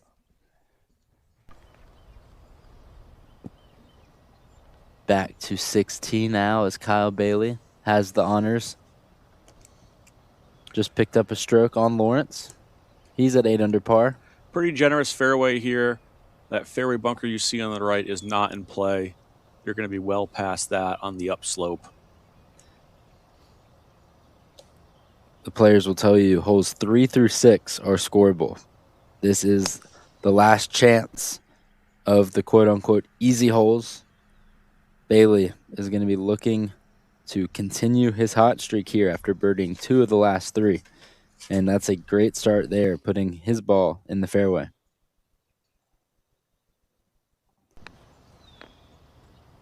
Lawrence is next. We haven't seen him not have the honor much over these last 2 days and running on 10 hours of coverage. It was a long day yesterday, battling through multiple weather delays. It didn't shake Lawrence, though. He seemed to come out of every weather delay with a birdie right away. Yeah, and it was almost kind of similar today, the way they handled it, right? You play 3 holes of golf, then sit around for a couple hours, get another warm-up in, and then back at it. Lawrence opened his day this morning, finishing his round with a routine par on 16, made birdie on the par 5 17th, and then another par on 18. That got him in the clubhouse at 10 under par. He's already made 2 birdies today. Great drive there. He'll be in the fairway. Now Brockwell looking to do the same. You see those crepe myrtles in the back of the green. Beautiful hole with multiple grass bunkers. When I was driving the course for the first time earlier this week, this is one of the holes that stood out to me. Looking forward to seeing how they end up. Let's head to break. What if you could have shades like these for a fraction of big brand prices? With Shady Rays, you can. We're an independent company, so we do things differently. We offer high-quality polarized shades for a reasonable price. And we personally replace shades that get lost or broken. So far, we've racked up over 300,000 5-star reviews. I founded Shady Rays so that we can have sunglasses that stand up to whatever life throws at us. Order now and get 20% off site-wide at shadyrays.com. Golf in Virginia? Then it's time to join the VSGA. We love using the VIP card to save on rounds around the state. VSGA events keep me pushing my game. Doesn't matter your level, there's always something new to try. I post every round right here. Keeps things fair, though he thinks my handicap is too high. Through the VSGA Junior Golf Circuit, I discovered new opportunities and met friends who love the game just as much as I do. If you love the game, you'll love the community. Join the VSGA. Let's take a quick look at the leaderboard.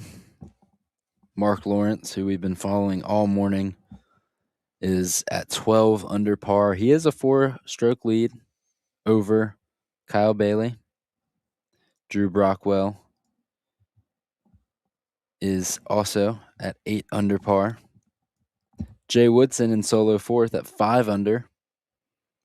At 4 under par, we have a tie for 5th between Mikey Moyers and Scott Shingler. Gus Lascola and Grady Williams and Justin LaRue at 2 under par. And in a tie for 10th place, Kaylor Steger, Owen Love, and George Dwangmane at 1 under par. So we have 12 players in red figures, all of them chasing our leader, Mark Lawrence. And it looks like one or two of them may have gotten into that grass bunker there. Kyle short of it.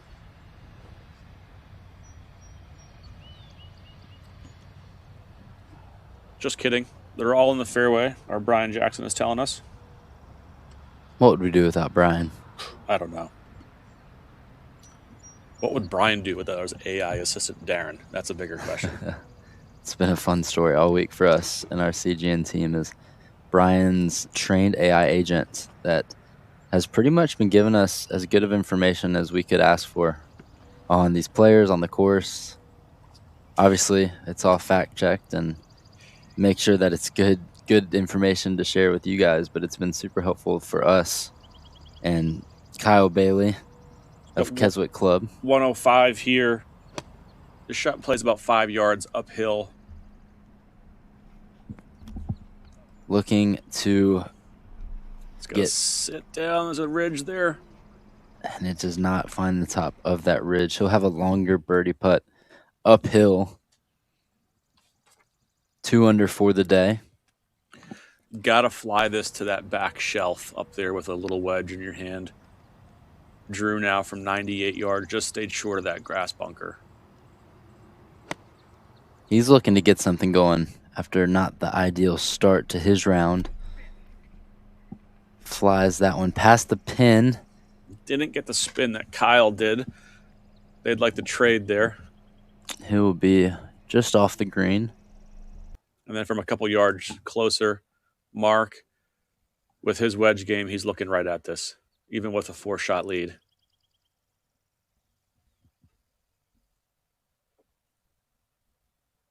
Lawrence also 2 under for the day. Will he get it to 3? Watching it closely, gets up onto the top shelf, but zips back down just like we saw Bailey's do. He was not happy with that shot, showing a little bit of frustration, which we haven't seen much of from him. He knows that that might have been a missed opportunity to extend his lead. Let's head to break, and then we will rejoin with some birdie putts coming up. You know, some companies try to entice you with big-name celebrities, silly props, but not Delta Dental. Delta Dental's fancy consultant said they needed a cute puppy to make their commercial go viral. But what do dogs have to do with your teeth?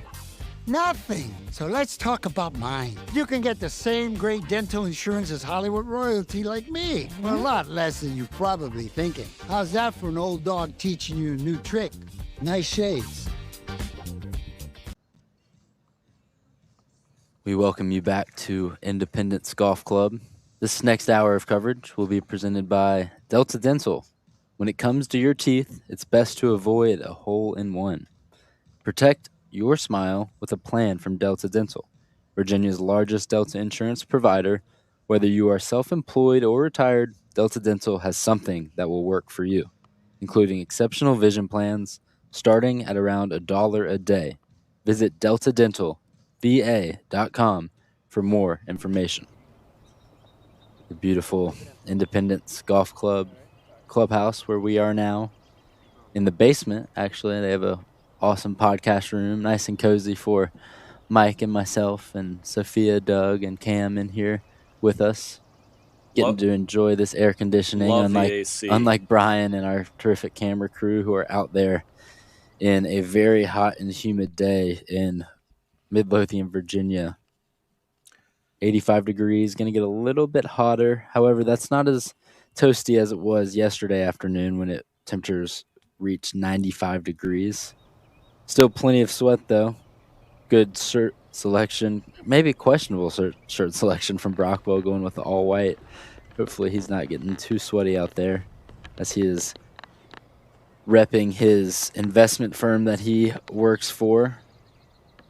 Brockwell is part-time golfer now as he has a full-time job with this investment firm, and he wears their shirts every round that he plays of the state open because he told us it gives him free PTO.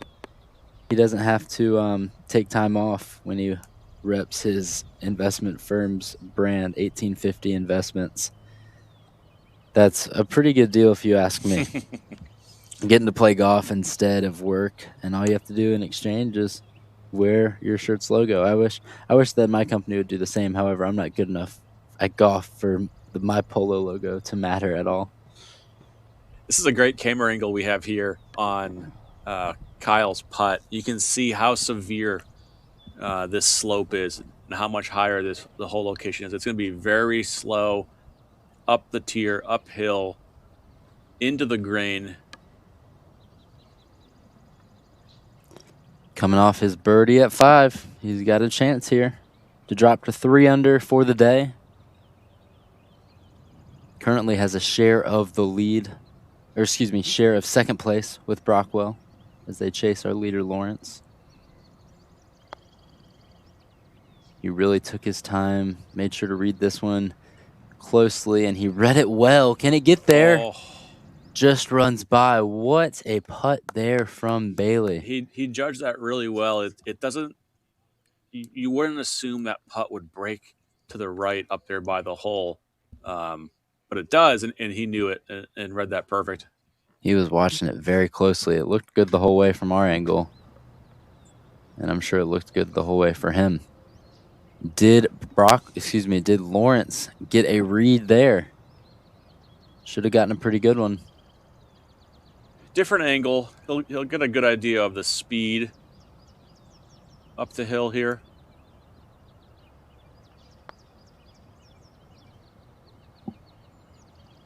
Trying to get it up that hill.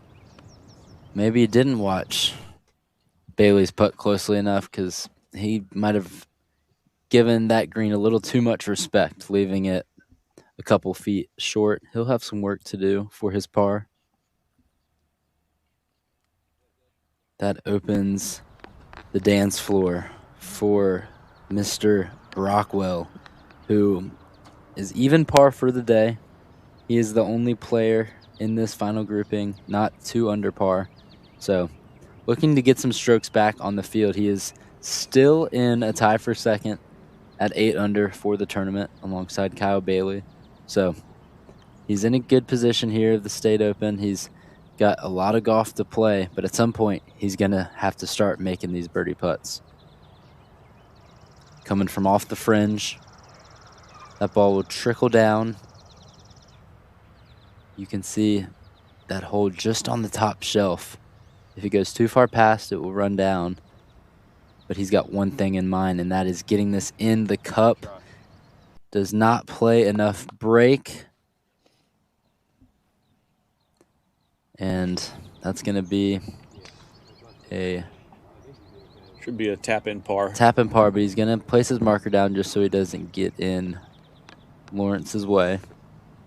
So 4 par putts coming up from our featured group. Yeah, and I think all 3 of these guys are more unhappy with their wedges.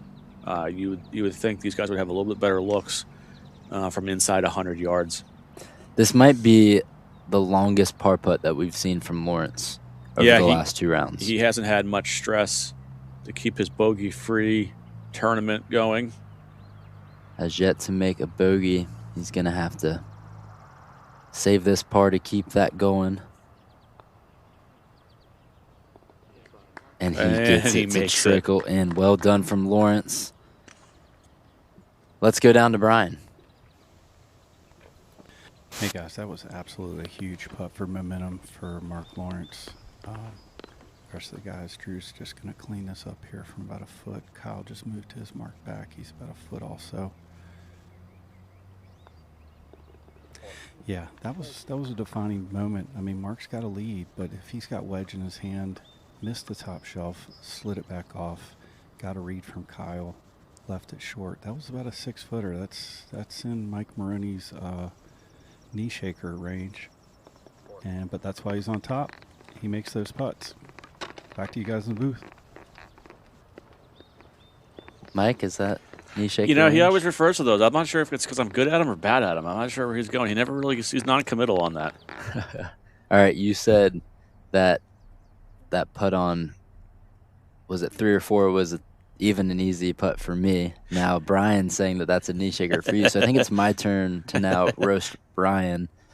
That'll be coming up whenever I see the opportunity. Let's head back to our featured hole presented by Marsh McLennan Agency, the 11th, short par 3, as we join the 9:55 a.m. tee time. Kaylor Steger, Reeve Fellner, and Adam Reeland.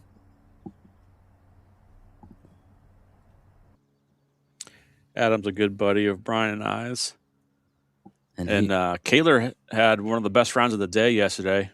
Shot 65, 10 strokes better than his opening round 75 to jump a lot of places and make the cut. And now he finds himself in the top 10 of the tournament as he's 1 under today.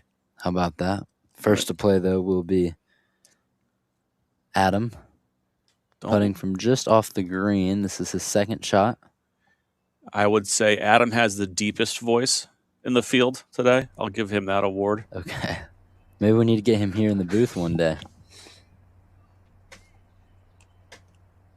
And that will be a par for Mr. Reeland.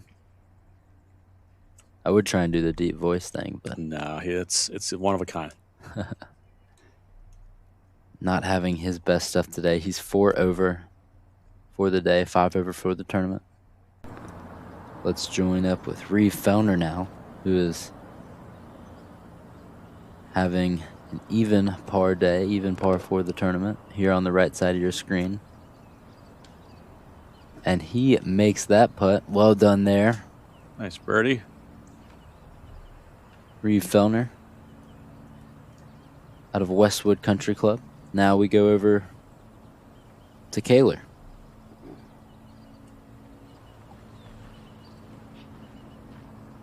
And then on the left side of your screen, we're waiting the tee shots on the 7th.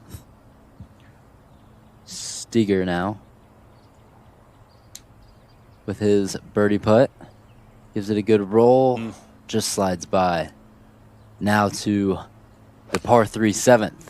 231 is the distance for Bailey on the tee.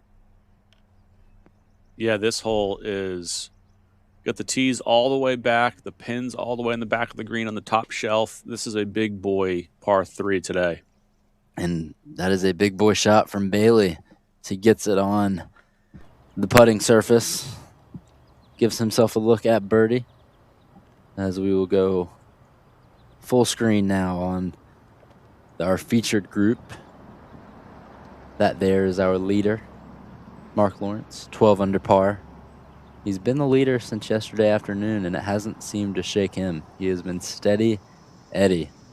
If you need proof, go back about 2 minutes and watch that par putt that he made. With this change in tee box and hole location today, this is playing the 3rd hardest hole on the golf course. And number 8 coming up next is playing the hardest hole on the golf course. So a tough stretch here for these players.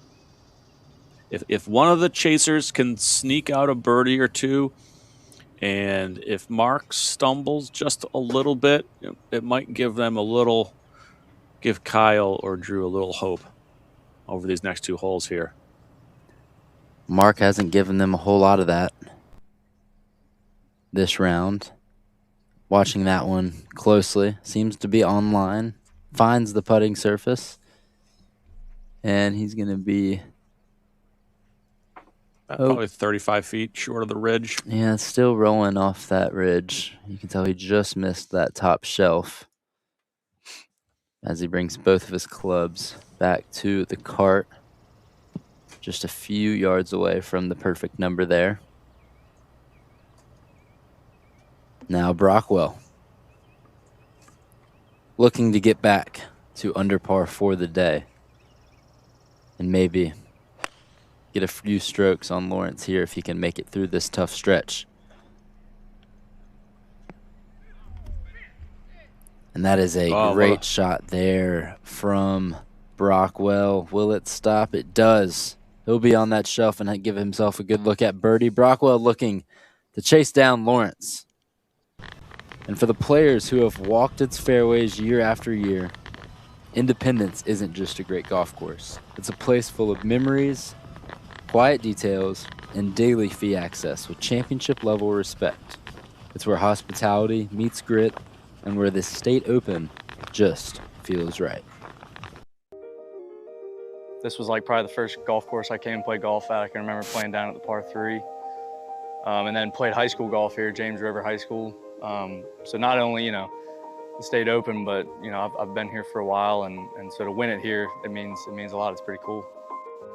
It's fun to go out to Independence, just kind of see a couple of the guys, and I think it just gives attention to detail. I mean, it's a daily fee golf course, but it is maintained like a private club. I mean, it's always in good shape.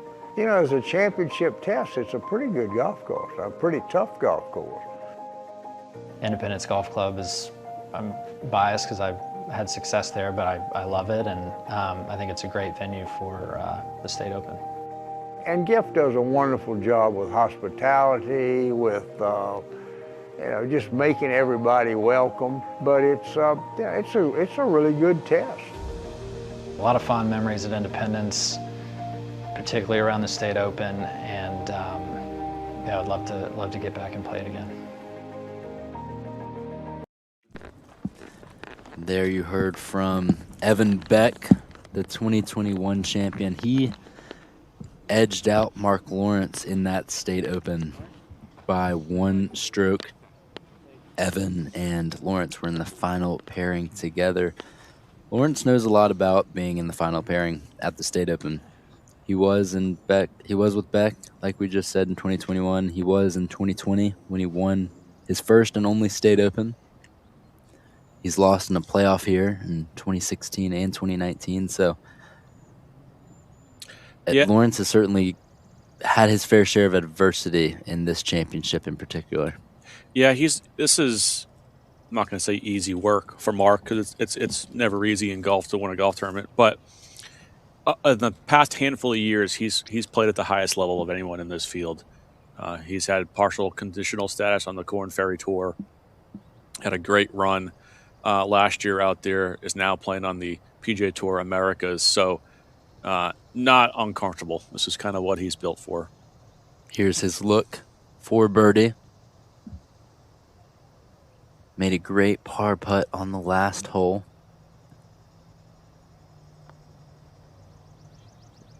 Up that ridge, snaps to the right. Well done. I think he'll be happy with a 2-putt there. Yeah, taking 3 on this hole, especially with a 4-shot lead, is all he was really hoping for.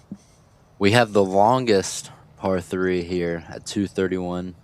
Our featured hole, the 11th, is the shortest, playing at just 106. That is a full 25-yard difference. We've only had 2 birdies today in the field on 7, so that tells you how hard it's playing. How about 11? I've had 11 birdies, the most, almost second most of the day. Next to number 4 is the 11th hole. Shout out to our producer Doug for choosing the 11th hole. He loves the excitement, and we love the birdies. We'll get back to there shortly, but first, a couple birdie putts. About 20 feet here for Drew. Breaking left to right. You can see the color change there. Oh, and he gets it to drop. Brockwell gets one closer to the lead and picks up a stroke on Lawrence.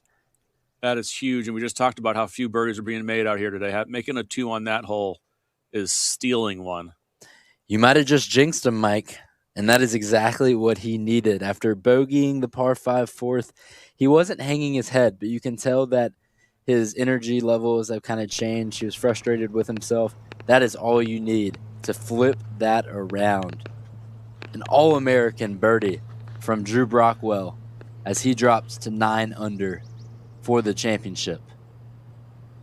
Yeah, and he commented to Brian as he approached the green that was his best swing of the tournament. And capped it off with a tremendous putt. Kyle Bailey is looking to do the same here.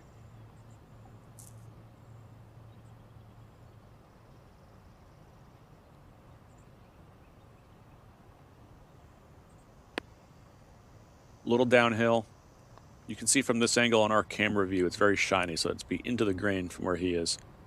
Just breaks a little bit too much there. Runs by the low side.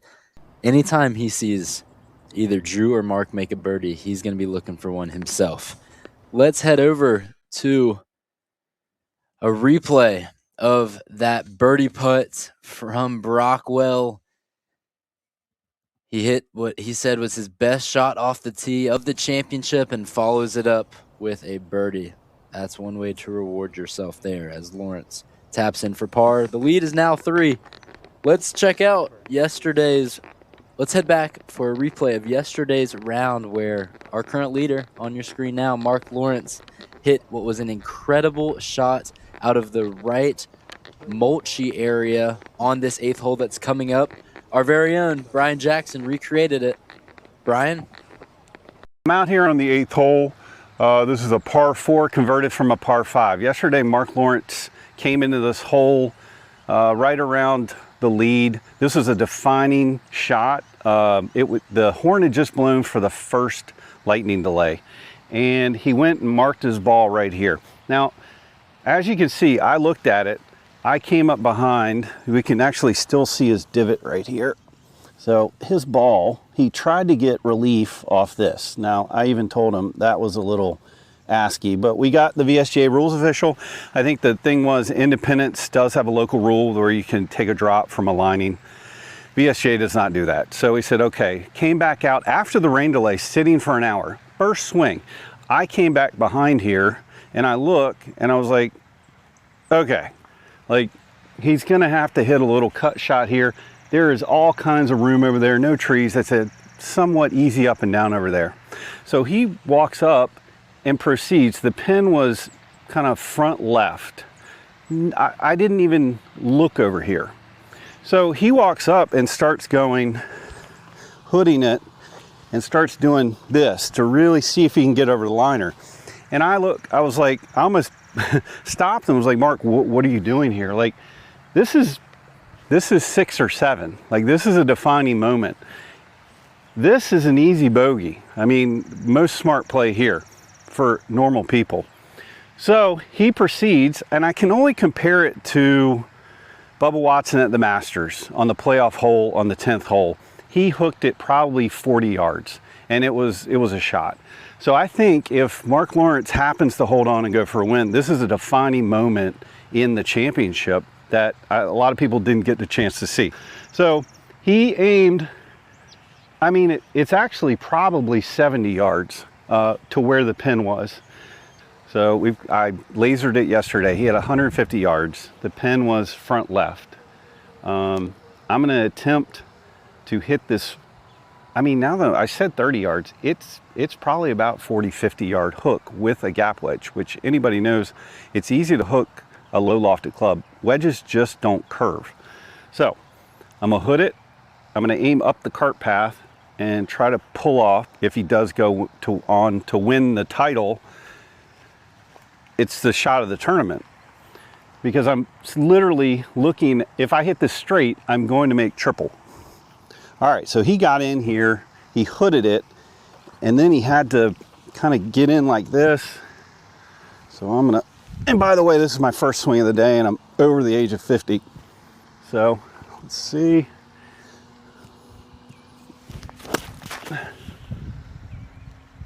And my club hit the turf and it went dead right.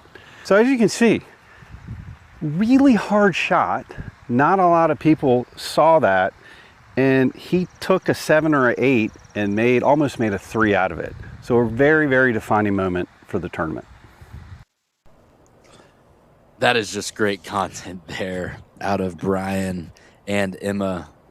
Thank you guys for recreating that shot from Lawrence. I know that he is not going to be wanting to recreate it himself, because that would mean that his drive finds the right of the fairway once again. Lots of trouble over there, but I agree with Brian. That truly was the shot of the championship. And if he goes on to win, it's one that will be talked about for years and years.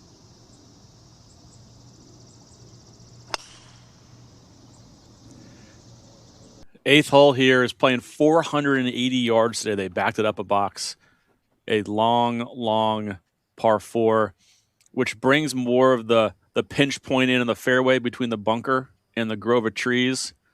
Sorry, I'm just composing myself after falling out of my seat after watching Brian almost semi-shank that. I know that Lawrence is going to be taking a sigh of relief knowing that he's not in a similar position as he was yesterday. Now we're over to the featured hole, the 11th, presented by Marsh McLennan Agency.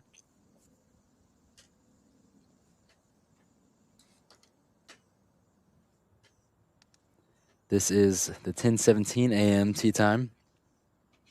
Gus Lascola out of Hidden Creek Country Club. One of 3 amateurs in this pairing.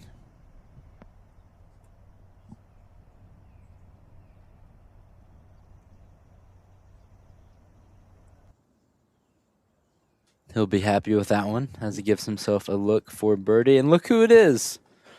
Our featured group player from yesterday's action, Talon Dinkeldine. And if you were watching yesterday, you'll remember he plays quick. So I'm going to go ahead and hush my mouth as he is already watching his ball in the air. Love his pace of play and love his game as well. And you can see why there. Just putting it close. He got the number 106. Didn't have to think too much about it. Let me just put it to 10 feet and give myself a look for birdie. We've been very impressed by Talon's game this week.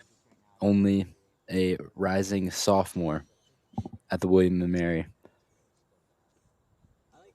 You got Owen Love here. He's even on the day, 1 under for the tournament. 3 amateurs in this grouping. Gus is playing great today. He's 3 under on the day, 3 under for the tournament. He's currently tied for the lowest round on the golf course. A few guys at 3 under. Charlie Hansen, another one. Steve Delmar, who we saw earlier on the 11th.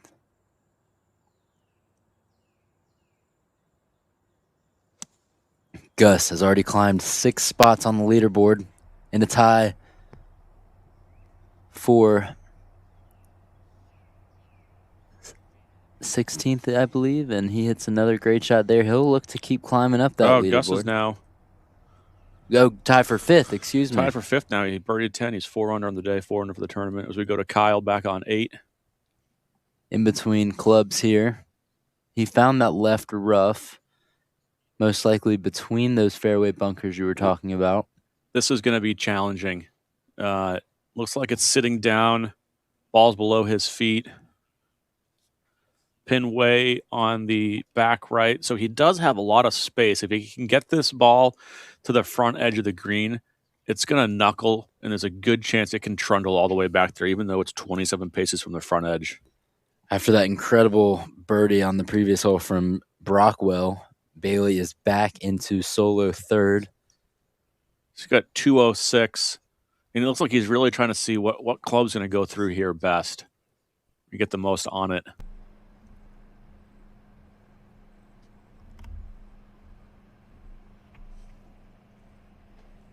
Made bogey 5 on this hole yesterday.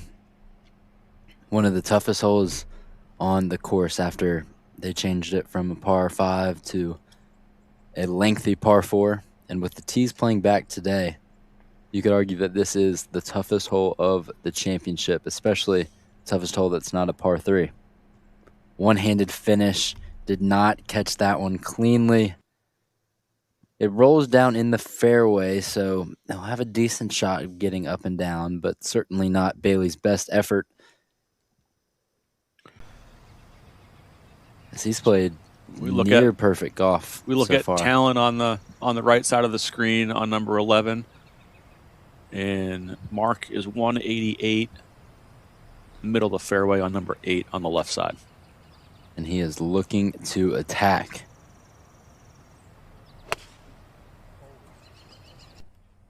Brian, if you recreated his shot on 8 from yesterday, I'll recreate this one. Just plop that ball right in the middle of the fairway. I'll probably still hit it right, though, just like Brian did. Way long left. He's a long ways from the flagstick here. Pulled that one. Haven't seen him do that much this week. Now's Brockwell. Just a few yards closer. In great position, just short of that bunker. Has a good angle into this pin. Has to get it there. And he does. That is on the putting surface. It'll be a lengthy putt, but it will be a birdie putt. It's hard to get it all the way back to this flag today on 8. As we go back to Owen Love on 11. He'll have that clean up for par as he puts down his mark.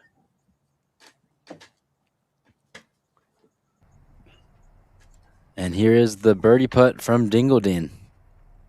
What do you think here, Mike? Think he drills it? I'm already 0 for 1 on my predictions today. I'm giving you a chance at some revenge. Oh, well, we don't get it in because guess who played too fast? Talon Dingledine. He has already hit his par birdie putt. He'll have a coming backer for par now. He was steady up to this point in his round yesterday. Even par through 12. Ran into trouble on the 13th. And that's kind of when he fell off a little bit. He was playing alongside our leaders, Drew and Mark, which had to have just been great experience for the youngster. Getting to play alongside two veterans and superstars in the Virginia golf area. Gus Lascola here. He's 4 under on the day. He's made 5 birdies. He's birdied 2 of his last 3, including the 8th hole. That's a tremendous birdie. This would get him in a tie for 4th. Tracking, and just runs by.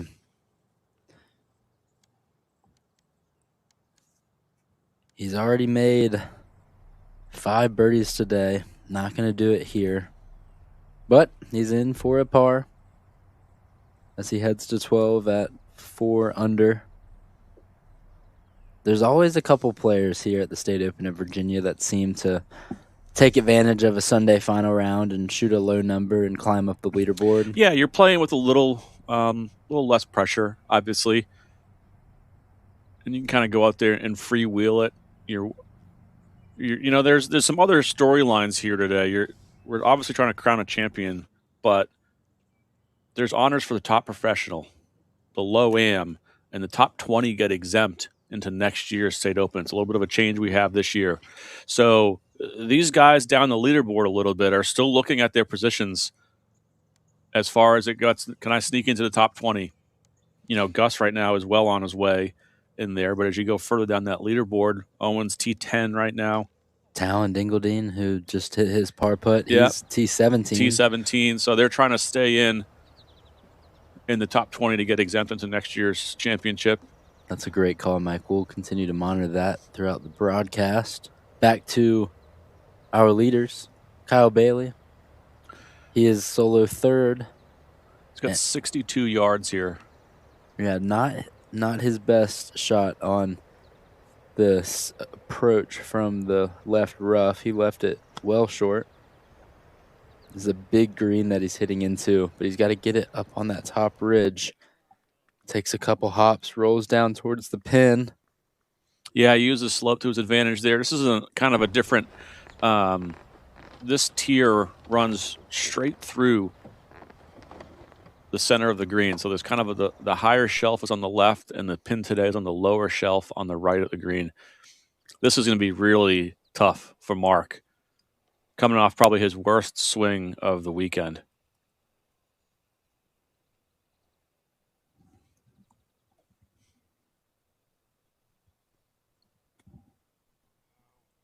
He's going to go high, lofty shot from that thick rough, and it's not going to get there.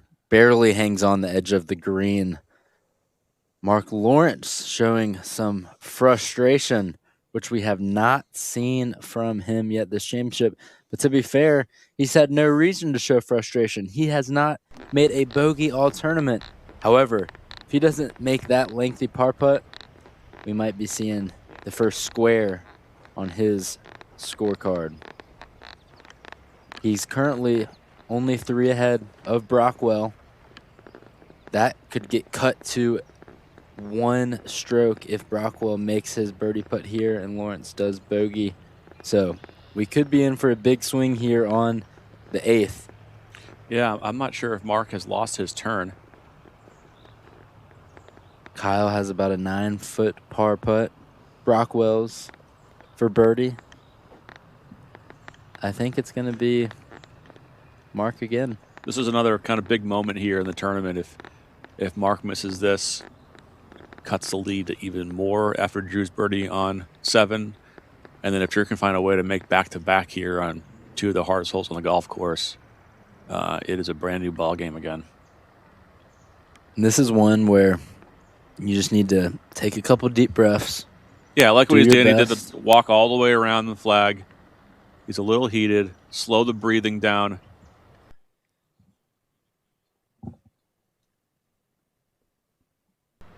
He's still got this ridge to deal with, so he didn't get it over there. Speed's going to be tough here. Worst thing he can do is 3-putt this. We've made a bad swing. Bogeys happen, even though he hasn't made one all weekend. Limit the damage. Look at that thing snap off the ridge. And he is going to have some work left to do. Bogey free, no more. Mark Lawrence, our leader, is going to see what was a 3-stroke lead dwindle down to 2, maybe even 1 stroke, depending on Brockwell, who now has a birdie putt, and then a bogey putt of his own from Lawrence after that.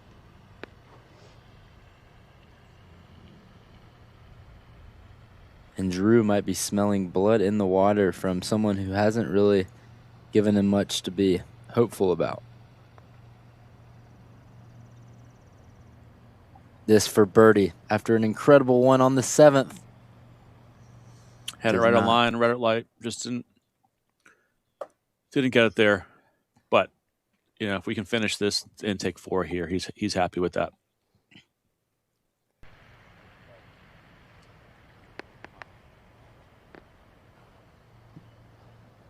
Asking Mark if he needs to mark his ball a certain way because Lawrence is just behind him. Next to play, though, will be Bailey, looking for his par. The 8th hole really showing its teeth with this final group and proving why it's playing the toughest of the day.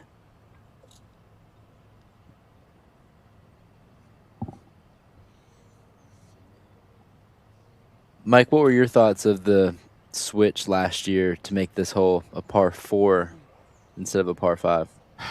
It's why I'm sitting in this chair. I don't hit it far enough. This is 480 is a long, long hole.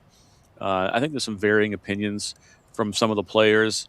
Obviously, this kind of bodes well for those that have the distance. The Bombers on this hole is a huge advantage. And Kyle's want to make this bad. He hit a bad iron shot. Let's see if we can save par. Get a little closer to Mark. Just catches the lip. A par there would have been very important because he would have gained a stroke on Lawrence. But instead, he's going to bogey. Drops to 7 under for the tournament. And 1 under for the day if he can make this bogey putt.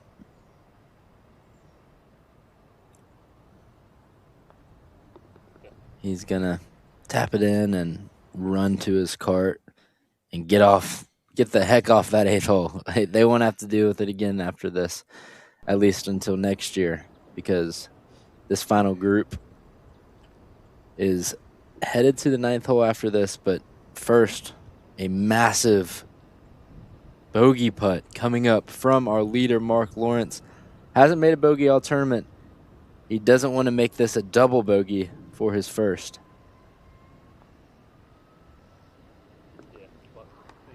Never a doubt on that. Yeah, big putt there for bogey. Really big. Let's head to the break as our leaders will head to the 9th tee after this Brockwell putt.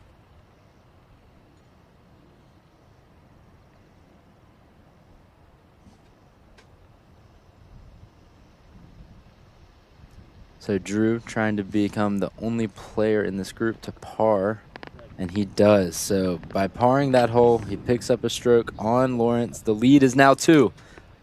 Let's head to break. You know, some companies try to entice you with big-name celebrities, silly props, but not Delta Dental. Delta Dental's fancy consultant said they needed a cute puppy to make their commercial go viral. But what do dogs have to do with your teeth? Nothing. So let's talk about mine. You can get the same great dental insurance as Hollywood royalty like me. For a lot less than you're probably thinking. How's that for an old dog teaching you a new trick? Nice shades.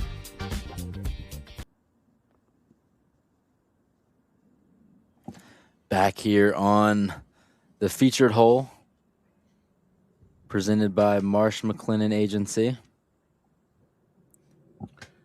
This is George Duong-Manet, the Virginia Cavalier. Nicely controlled. Popular spot. Well done there. George has had a standout career himself. Played in the U.S. Open at Oakmont last year. Helped his team advance to the NCAA championship match play a couple years ago. Not too far away in Charlottesville, Virginia. I'm sure he's got a little extra motivation with all the Hokies that are at the top of the leaderboard now. You watch Mikey Moyers here. Moyers opened up his round with a birdie, but has since dropped 2 strokes. He is 2 under for the tournament. Hang on, don't go off that front edge. He's watching it closely, but it does stay. It seems like an easy shot, right? Because it's just over 100 yards. The yardage says it's easy. But because there's fall offs really in 3 areas here, it's spin control's got to be precise. As we look at Drew getting ready to hit on number 9 on the left side of your screen. And this is the first time of the day that Drew Brockwell has the honor on the tee in this featured group. As we have Grady Williams hitting his tee shot on the right. Just somehow fit it between those, just 7 paces between the flag and the bunker. But he's putting for a good look for birdie. 3 balls on the green for birdie on 11. But looking at our featured group, Brockwell is able to give himself an incredible look for birdie. Well done by Brockwell. He is really coming alive here after making a massive birdie on the par 3 7th. Then he gained another stroke on Lawrence on the previous hole by making par, and then putting that one close. That might have been, he said that the shot on 7 was his swing of the championship. He told our own Brian Jackson that he might have just one-upped himself with that one. Well, yeah, sometimes you just feel it, and you catch a feeling, and it clicks, and you're like, ooh, that's my thought, that's my feeling for the rest of the day. And sometimes it just takes one. He's now made 4 really good swings in a row. This hole's playing 177 today. Cannot go long, as it does fall off behind this. It's 26 paces from the front edge. It's way on the back edge of the green. There is a collection area left and long. Kyle Bailey has made par here in his first 2 rounds. He's currently 4 back from the lead. Gets it on the green, but he's going to have a lengthy birdie look. And for what I can guarantee is the first time of today and maybe the first time of the championship, Mark Lawrence will be teeing off last in his group. He's had the honor for pretty much most of the day, but I don't think he's teed off 3rd in his threesomes yet. And he's starting to feel a little pressure now. He made bogey. Drew has cut the lead in half in the last 2 holes and now just stuck one, looking at another birdie. This 2-stroke lead is what it was at the start of the day, but he knows he's going to have to hit one close to match Drew's, and That's a really good answer. Wow, what a shot there. He says, great shot, straight shot Drew, but I'm going to hit one on my own. Let's see that Brockwell tee shot once again. 177 yards. He said, you know what? I'm going to go right for the pin. Takes a big bounce, tracks towards it, and gives himself about a couple feet for birdie. We'll head to 11. It's like Mikey just coached one up there from the front of the green. Yeah, so he will finish up for par.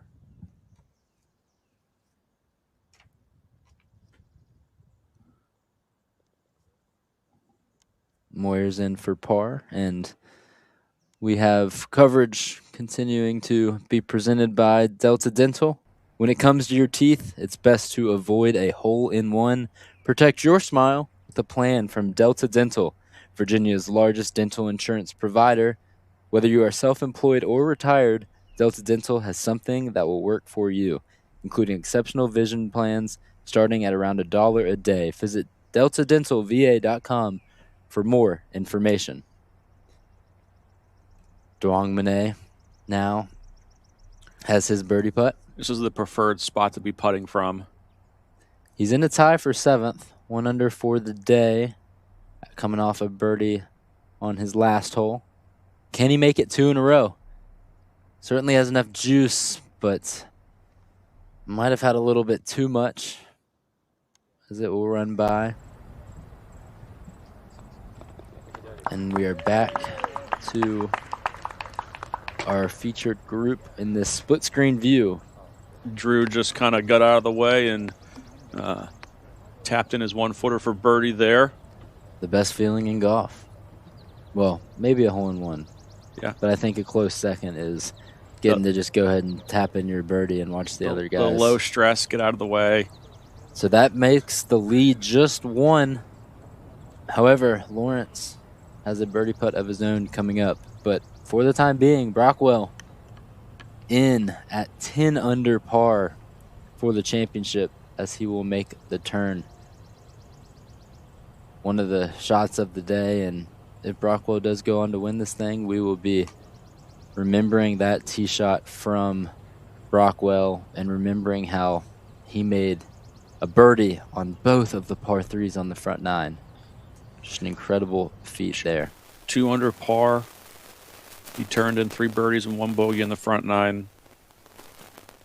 Here on the right side of our screen, the 11th hole, Moyers is in for par. Duong Monet looking to do the same. Grady Williams also making a 3 there, so 3 pars as that group will head to the 12th tee. Let's go. The drivable 12th hole. We'll see that a little bit later. That's right. Full screen now to our featured group as we have a birdie look from Bailey. Great camera angle here. You can see the first tee in the distance. That a distant memory for these guys as Bailey was hoping that would be his last putt of the front 9. Instead, he'll have to tap in his par and remain at 7 under for the championship. 1 under for the day. That had to have looked good for a long time. He will remain 4 back, but it could turn to 5 as Mark Lawrence has a birdie putt here, looking to get one back after his first bogey of the week on the 8th hole. You know, he could have easily been frustrated by not playing that hole well and let it affect him on the next tee box, but no, he said, I'm going to stick this one within 10 feet and give myself an opportunity to get that stroke back. He's now looking for a birdie and to extend his lead back to 2 shots. This would be a big answer. Made a big bogey putt on the last hole. Looking for a big birdie putt here. Coming down the hill. And it goes by on the low side. That's going to be a par for Lawrence. And our leaders head to 10T as they make the turn. Championship week officially began with the State Open Pro-Am. where competition took a backseat to community and giving back through the Championship Pro-Am. The VSGA, MAPGA, and Virginians for Veterans are making a difference for those who have served our country. Military is a theme across Virginia in so many ways with the military community that we have.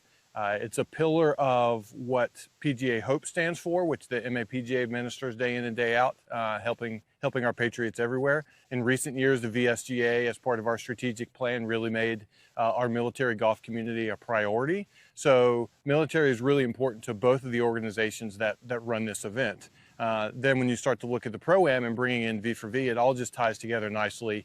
That we're able to support golf, support the military, and V for V, which does so much for the military community. You're here today because you've played a role in the success of the State Opens of Virginia. We want to thank you for your support. In addition, I'm happy to share that all proceeds from today's Pro-Am will be shared between the Open Championships and Virginians for Veterans.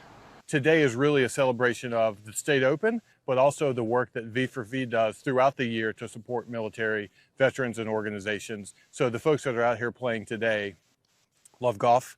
They have an affinity for the State Open, but also they really have an affinity for V and know that today's event we're going to be able to give $20,000 in support of their mission. I am a member of the board of Virginians for Veterans, and we are a 15-year-old charity that supports Virginians that are in or were in the military. I served in the Virginia National Guard for 12 years in the 70s. You know, it's just about giving back to the veterans and everything they do. They sacrifice so much and they just don't get enough in return. So we're here to try to help with that. We try to raise all we can and pass it through. So having a relationship with this tournament just helps us have more funds to push over to the veterans and the veteran causes. So we really appreciate our relationship with the Virginia State Open, and it's a great tournament and great cause. We've helped with housing. We had one fellow whose house burned down here in Richmond, and we were able to support him while he found new digs, so to speak. Because gentlemen like Stephen right there have put it all on the line for us, and we need to do something for them. Done a lot of stuff.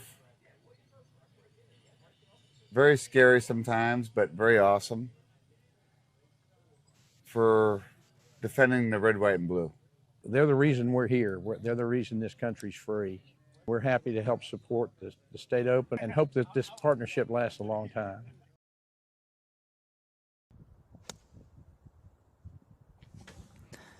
Just great stuff going on there with the V for V Foundation, and we appreciate everyone that's a part of that and everyone a part of the VSGA and MAPGA for putting on this incredible championship. It's the one that you circle on your calendar every single year for these professionals and amateurs alike in the state of Virginia. Back here on the 11th hole, presented by Marsh McLennan Agency. This is Scott Shingler. He's playing a pretty solid round of golf so far today. 1 under on the day. Yeah, jumping inside the top 5. He's shot a 69 first round, 67 second, and he's in red figures again on Sunday. Hang on. That fell off that edge again. There's 2 things you have to be careful of. There's a lot, but the 2 main things are the bunker short of the pin and the runoff to the left. It's only 109 yards. However, those can cause you problems as that group will head to the green. Justin LaRue and Jay Woodson already have hit their shots. Woodson, a 4-time champion in his own right. And look at those 2 balls right there next to each other. That's so that is Woodson and LaRue. Yep. It's right on the collar. Right there on the green. So how do you decide who goes first there, Mike? Well, the player will be whoever's going to go second will mark his ball. Will then probably have to move the mark just like you would on the putting surface. You have to be careful in this situation to not clean it since they're not on the surface, the putting surface. They can't clean it, can't wipe off any mud. Got to hold it gingerly. And then the second player will be able to replace the ball in the spot. Justin and Jay laughing with each other about their shots coming so close, and I'm sure they're also happy about the fact that it didn't run off either, because it's just on the collar. That easily could have trickled down closer to where we've seen other balls fall off on this 11th hole. Looks like Shingler in the background there. His ball stayed up as well. That one might be in the drain. We will check out that lie as well. Yeah, so that one found the storm drain just like we saw earlier in the broadcast. So if you had 2 balls ending up in the drain on the featured hole, then you can check that off your bingo card. Congratulations. I didn't have that one on my bingo card, but I did have 2 balls touching after the tee shot on 11. So it's a good one for me. I guess Shingler might go first just because he won't have to mark his ball and let the other ones play, but we'll see. Both of them, all 3 balls somewhat close. Just off the edge of the green. Looks like, I think maybe Jay is going to go first. Like we said yesterday, soon to be inducted into the Virginia Golf Hall of Fame, 4-time winner. You guys used to have a podcast together, right? We did 200 episodes of a podcast together. We would drink bourbon and yell at each other and tell each other each other's takes were terrible. We're both know-it-alls that are stubborn. So it was, it created fireworks on the podcast. Isn't that how all podcasts are supposed to go? Pretty much. Grab a drink, grab your buddy, and just talk about what you're passionate about. Good effort there from Woodson, who's going to have a tap-in power putt. Yeah, well judged up that little ridge. And obviously, Justin got the perfect read. LaRue shot a 5 under 65 in his second round yesterday.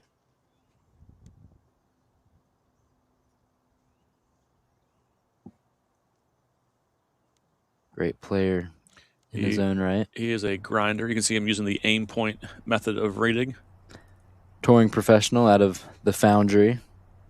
He's got quite the lettuce as well.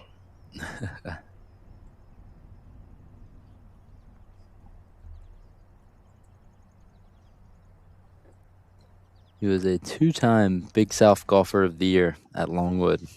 Yeah, he's one of their most decorated players. Set records down there at Longwood. Just gave that a little bit too much gas up the hill after watching Jay come up just short.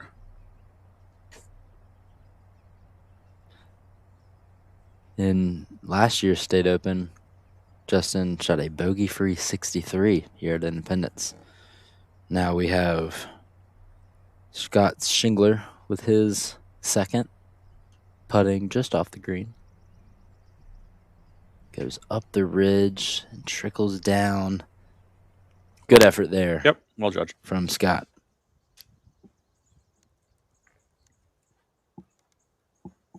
"54 years old, out of Montclair, Virginia. Then moved to Haymarket. Graduated from George Mason in 1995. He was the Virginia Mid-Am champion, and the year later, in 2011, the Virginia Am champion. LaRue will clean up his par first.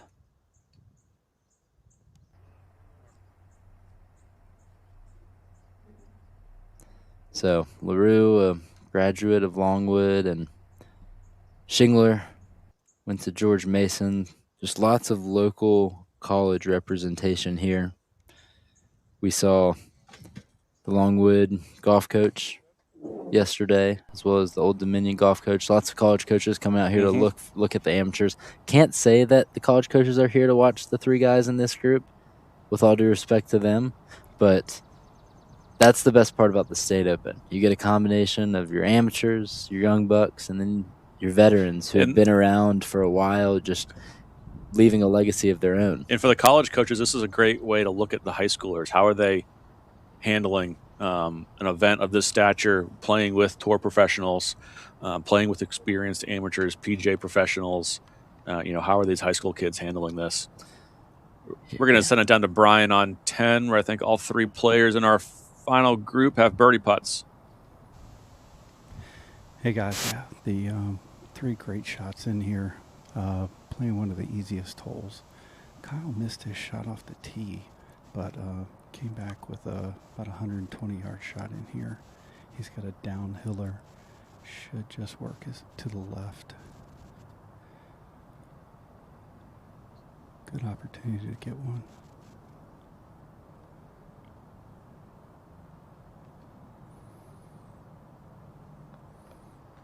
Puts away. Should just slide a little bit left. A little bit of cautious. That's fine. Good for. One note, I did talk to Mark when he was coming up to the par 3 ninth. He was kind of shocked that 8-iron went way left on him. He said he hit a great shot, pured it, in fact, and he looked up and it was 30 yards left. So didn't feel like it was a bad swing. So really didn't throw caution on, how the back nine's going to go. He just keeps plugging away. Here we got Drew inside about 18 feet. Just got a great read from Kyle, so could be a pivotal moment here. Just left it in the heart. Downhill, you got to think he took speed out of that, just assumed. Kind of got married to the line. Absolutely gutted it. Easy par, missed opportunity. And now we're almost getting into a slightly match play with these 2 good friends riding in the same cart. So I'll keep an eye on if the chatter comes to a halt. But so far, so good. Mark just saw literally 2 putts on the same line. This is a green light special. He's got about 12 feet. But dead downhill.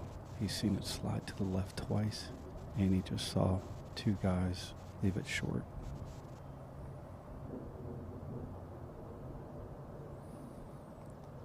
For birdie.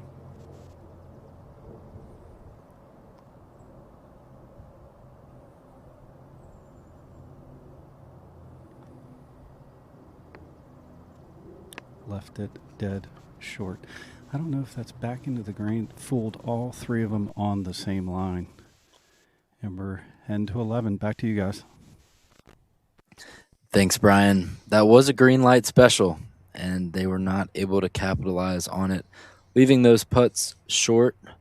So, yeah, the 10th hole is playing the easiest hole today on the golf course, playing under par with a stroke average of 3.9. So, from our 3 leaders, missed opportunities there to get a circle on the scorecard as they head to our featured hole now. And that coverage was brought to you by Delta Dental. When it comes to your teeth, it's best to avoid a hole-in-one. Protect your smile with a plan from Delta Dental, Virginia's largest dental insurance provider. Whether you are self-employed or retired, Delta Dental has something that will work for you, including exceptional vision plans starting around $1 a day. Visit deltadentalva.com for more information.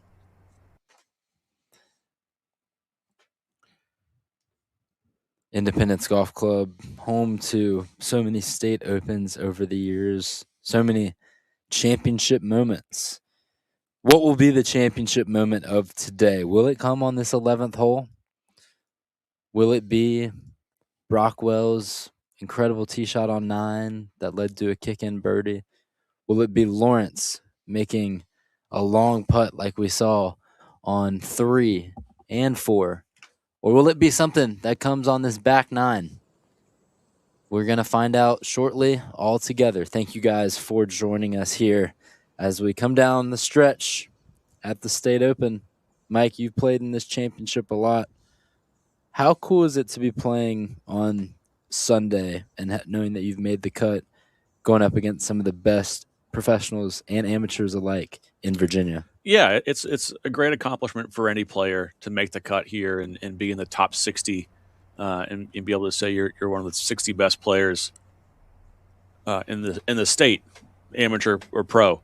And so it's a great accomplishment. You know, these guys now, their focus has shifted to winning this. These next 2 holes could be very pivotal here. We got the 11th hole playing as the 15th easiest, or 4th easiest hole today, playing under par, 2.98 scoring average with this little wedge shot. And then the next hole, the 12th hole, they move the tee box up. Not as playing as easy as I thought it would be today, but let's see who can take advantage of these 2 scoring holes before we get to a very tough stretch of the golf course on 13 through 16. Brockwell still has the honor on the tee box after that incredible birdie on the 9th hole. High arcing shot here. Flies over that bunker, lands right near the pin, and he is just on fire on these par 3s. He's birdied the first 2. He's going to be looking for another birdie here on the 11th. Yeah, I mean, someone told me back in the day, making a 2 is like skipping a hole, and he's made 2 of them. So if I get a 2 on my scorecard, then you know something's wrong. Because those are few and far between. I'm more likely to have an 8. And in the recreational golf that I play with my friends, we call that a snowman. No snowmans on the card, though, for Kyle Bailey. He is a true player in his own right. I was going to say a true pro, but he is still an amateur. And he is 4 strokes back to Lawrence. He's going to have to make his move soon. Yeah, Kyle's got to get on it here. He's got to start making some birdies. He's asking for it to go. It does. Yeah, great shot. Great shot there. Yeah, can't let Mark and Drew get too far away from him at this point. Mm-hmm. Yeah, it's been a 2-man battle really since we went live yesterday. Brockwell was in the lead to start our coverage on Saturday after his opening round, 64. Then Lawrence fired a 7 under 63 and has led ever since. His lead now is 1, and he is on the tee.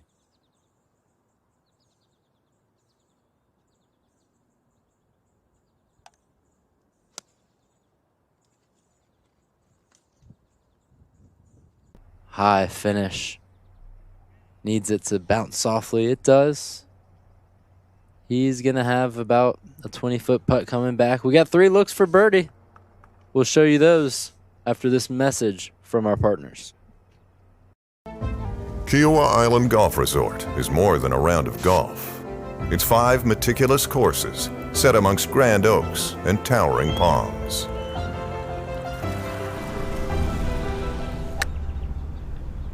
A dance with Di, Player, Nicholas, and Fazio that challenges your mind and love for the game, where ocean breezes are both ally and foe, where the tradition of golf meets the thrill of sport. Kiowa Island Golf Resort, celebrating 50 years of low country luxury. From 10 miles of pristine shoreline to 5 championship golf courses, premier racket sports, the Sanctuary, South Carolina's only Forbes 5-star hotel. They'll be bringing us coverage over the next hour or so as we are on the back 9 of our final round. It was a long day yesterday. We had 2 weather delays, forced everyone out on the course to come back into the clubhouse. And because of that, we weren't able to finish the second round. We went into the wee hours of the evening. Around 8:30, the horn blew. All but 2 groups finished. Mark Lawrence, and Drew Brockwell, who you're seeing on your screen now, they're the ones that weren't able to finish their round. Neither was Kyle Bailey, who was in the group ahead of them. However, because of the exceptional golf that they played both yesterday and this morning when they finished up, they earned their right to play here in this final group. That's why they are the last group to be on this 11th hole, our featured hole, presented by Marsh McLennan Agency, and we're going to be following them closely as they come in. Kyle Bailey will be first to play, just there on the fringe. He's currently 4 back from Lawrence. And we've seen this putt a couple times so far today. Looks like Mark's going first. Yeah, Mark is first to play, so his ball landed right by the pin, but it rolled out a little bit, so he's got a lengthy birdie putt here. Does it have much movement? Not a ton. This is a pretty flat area of the green. There's a little more slope on this green where we saw the first couple days over on the right side.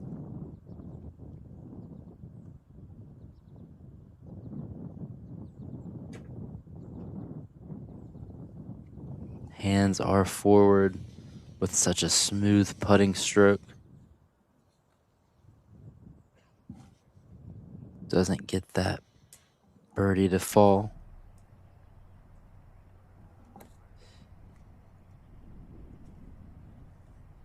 He's going to just tap it in. Man, that was really close, wasn't it?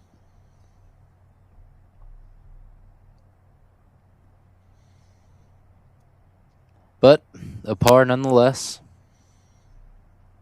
He is our leader for now.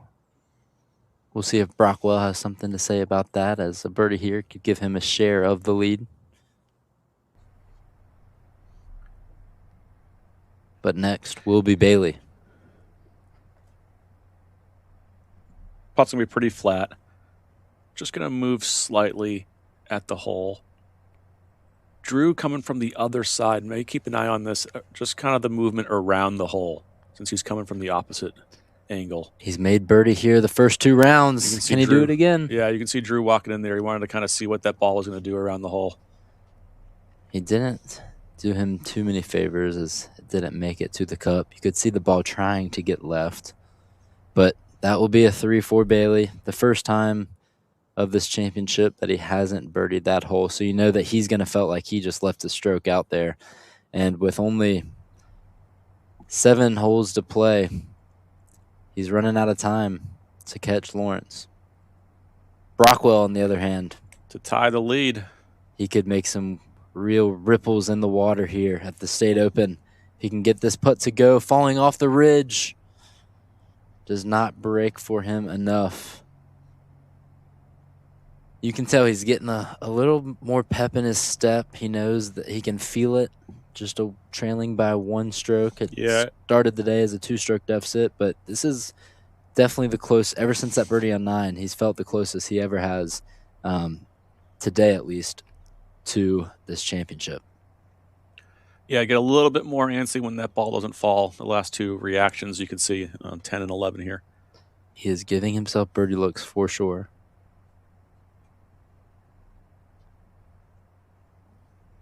Makes par there. Yeah, good putt. And we will head to the 12th hole. A drivable par 4. Will we see fireworks?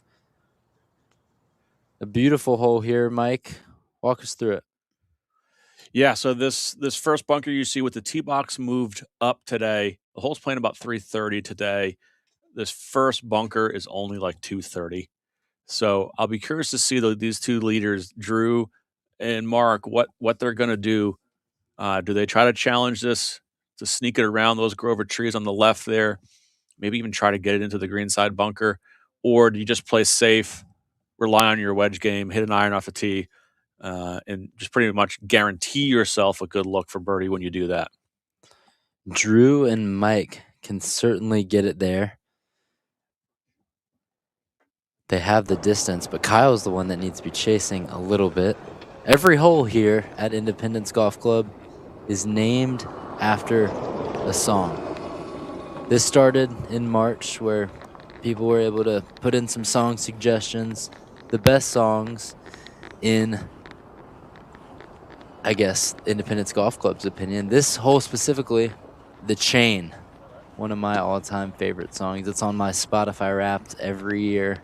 So a fun little tradition. There's a lot of fun traditions like that at Independence, but right now we are on the 12th hole, Fleetwood Mac's hole, if you will, The Chain. Looks like Mark's walking up with an iron. Drew's got a few different clubs. I see some head covers. I see 2 head covers from Drew. So that might tell you that he's going to be going for it regardless. He just needs to figure out what to hit, maybe. Or is he just going to try and get it as far down there as possible in the fairway? It looks like he's got driver. You see Kyle Bailey's got 4 clubs with him. He's got everything. Driver, 3-wood, couple irons. Yeah, plenty of options. Gallery starting to form in the background. I do like this from the committee. It makes the players think, especially now that we have a close event. We're going to see, we could potentially see 3 different ways of playing this tee shot here. Looks like Mark has an iron, Drew's got driver, and Kyle's to be determined on his play.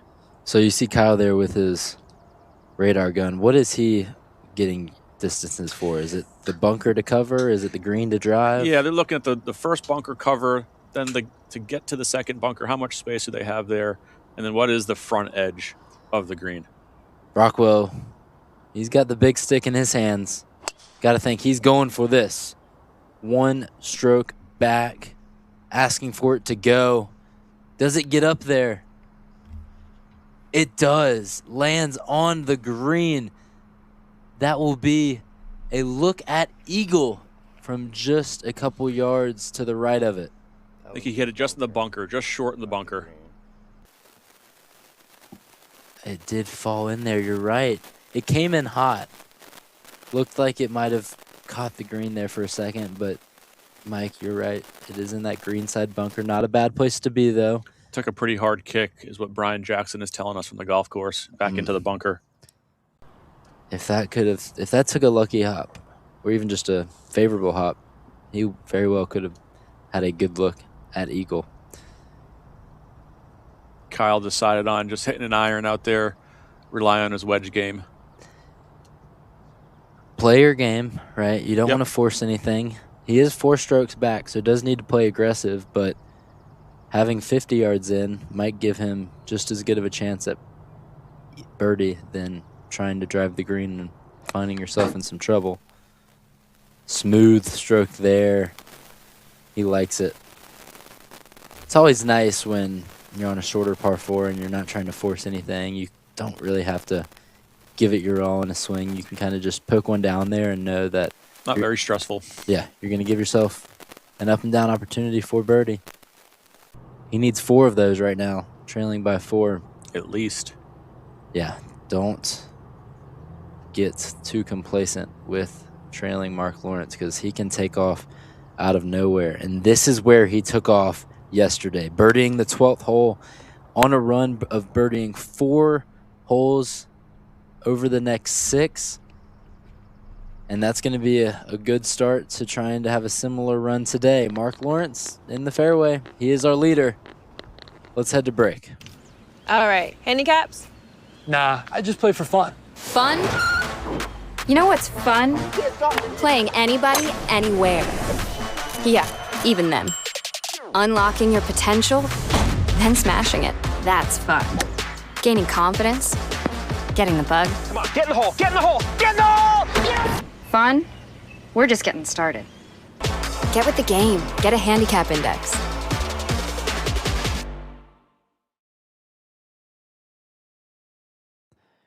And a look here at the drivable par 4 12th aerial coverage presented by Shady Rays. Mike, what do you like about this hole? Kind of like we were talking about. Because they moved it up, it's the options that it can give the players. How aggressive do people want to be? And you can play this a number of different ways. The pin today is tucked back right. It's only 5 paces off the right edge, 25 from the front edge of the green. Drew in that green side bunker is probably going to have about 12, 15 yards of green to work with. So he's not too short-sided. Hopefully he's on the upslope. You never know when those get some hard kicks in the bunkers. Hopefully it didn't kick all the way to the back edge. He's on the downslope. But Mark, trusting his wedge game, laid way back in a similar yardage that he had yesterday when he hit 3-wood from the more traditional tee box.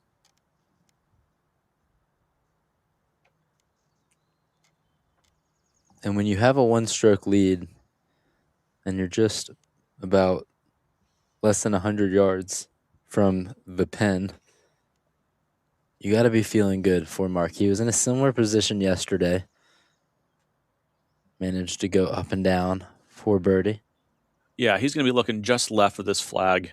Maybe not fly it flag high, just shy of that.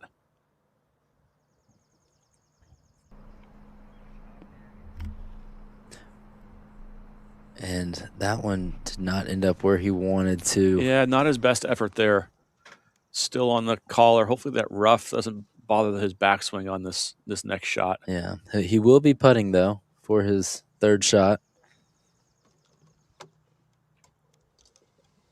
We're getting word from Brian that Drew's ball is on the upslope, so it's going to be a fairly easy, as easy it can be, bunker shot there.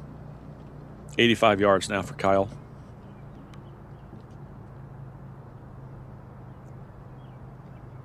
Bailey's ball is going to be just above his feet. Great camera angle here. Shout out to Bo Atwood and the entire camera crew here for CGN.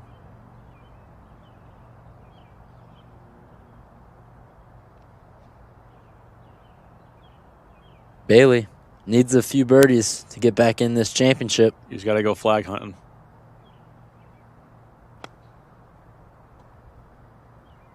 He holed a wedge this morning. Can you do it again? Not his best effort there. Got a little steep along and left of the flag. Yeah, made birdie on this hole in the first round. Par yesterday. Now, Drew Brockwell, who trails by 1. He's in the bunker. You can see it there on a little bit of an upslope. That is where his drive went. He went to drive the green, the only player in this threesome that chose driver off the tee. He got a little aggressive. And even though it's in the bunker, you can still say he's rewarded now with a good opportunity to go up and down. For guys that are this talented, you gotta kind of expect that at this point. Yeah, these bunkers are in great condition. I mean, I'd have to ask him after the round, but he was either purposely trying to hit it in that bunker or knew, hey, if I hit it in that bunker, it's going to be a fairly simple bunker shot, so I'm okay missing it there if it wasn't going to get onto the green.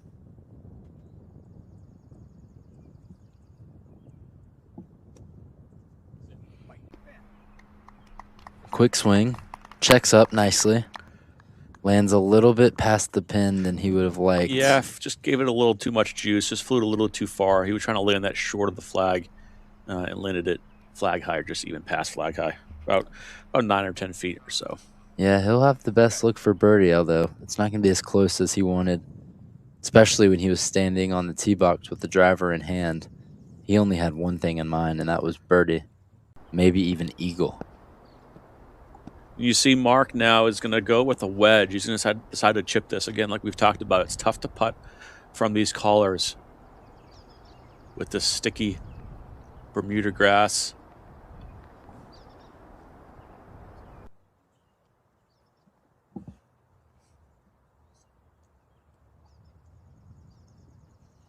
Doesn't look like that primary cutter rough's going to interfere with his backswing or the strike of the golf ball at all here, but he is going to just pitch this to get this over the Bermuda collar. We've seen Lawrence put himself in some tricky situations today, which is uncharacteristic from his all-world round of a 63 yesterday, but he's managed it well.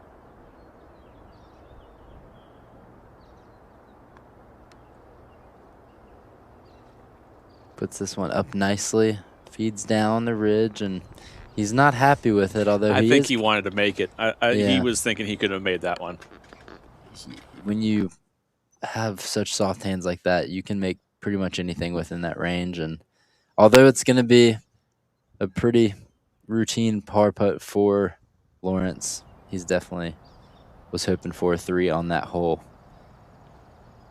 Because like we said, that's where his round really got started yesterday. In the late hours of the afternoon, we had just come out of weather delay. He birdied 12, birdied 13, made a great par on 14. and then birdied his last hole of the day, 15, before they had to call it because of darkness. That was what he did yesterday. That was a 63. Today, though, has been a little bit of a different story, and it's kept guys like Kyle Bailey in it. Yeah, this is a tough two-putt. It looks like upwards of 40, 45 feet. Got a little bit of a ridge to deal with about halfway through the putt. Never had it up high enough there. Yeah, Bailey had a good start to his round, birdieing the 2nd and 5th hole, but kind of stalled out after that. He bogeyed the long par 4 8th, and it's been all pars other than that. Still 1 under though for the day. Had the, probably, you could say, most emphatic shot of the day earlier this morning when he holed out for eagle on 17. So never count Kyle Bailey out of it. Never know. You truly never know. As this right here is Drew Brockwell. Another putt to tie the lead.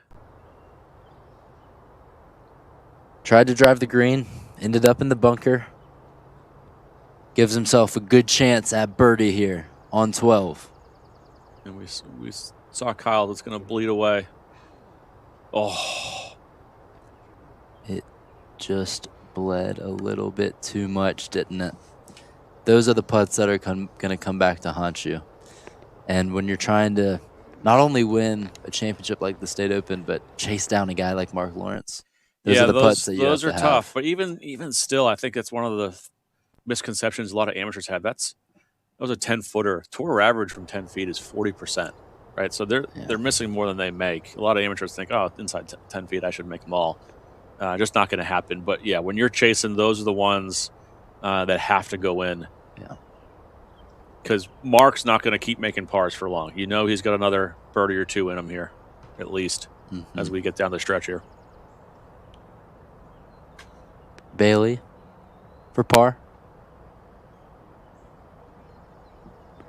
Was not a confident stroke. Came out of it right away. And that's going to drop him to 6 under for the tournament and a tie for 4th with Gus Lascola and Jay Woodson. That's going to be frustrating for Kyle, who is just a couple strokes back from the lead earlier in this round. Now even par for the day.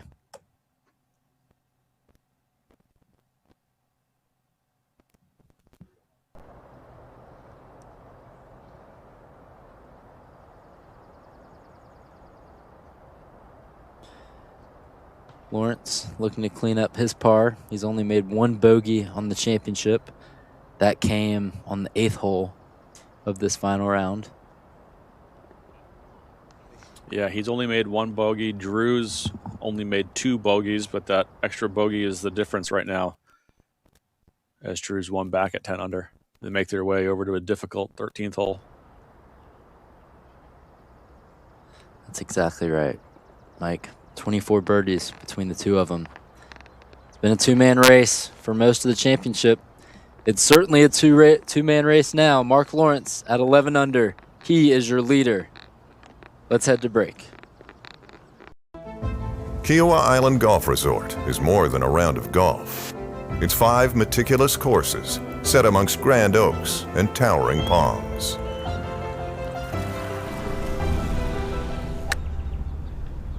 A dance with Di, Player, Nicholas, and Fazio that challenges your mind and love for the game, where ocean breezes are both ally and foe, where the tradition of golf meets the thrill of sport.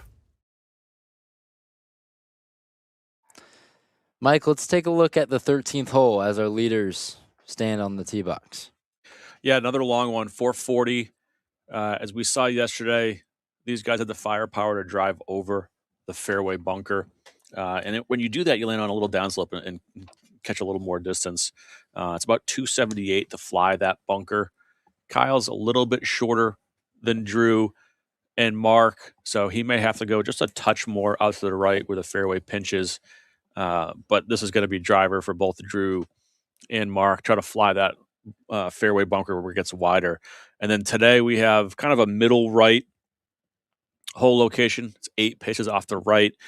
We did see that false edge catch both Talon and Drew yesterday. So if you do come up a little bit short, that ball can start coming down off the green into a difficult area to chip from. We saw Talon have some issues with that yesterday. You really want to hit this one second shot past the flag, kind of get it more towards the flat of the green. For those that are also watching the Open Championship right now, congratulations to Ryan Fox, your 2026 Open Champion Golfer of the Year. And now all eyes turn to the Virginia State Open. Poor Sam Burns. He just can't seem to do it, can he? Shot a 72 final round today to finish in 3rd place. He is just finishing so close to getting his first major.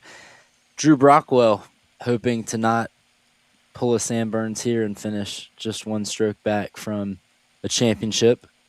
He is looking for his first state open title, and you know it'd mean a lot from the Richmond guy. Lives nearby, went to St. Christopher's, Richmond High School, went on to have a great golf career at Virginia Tech.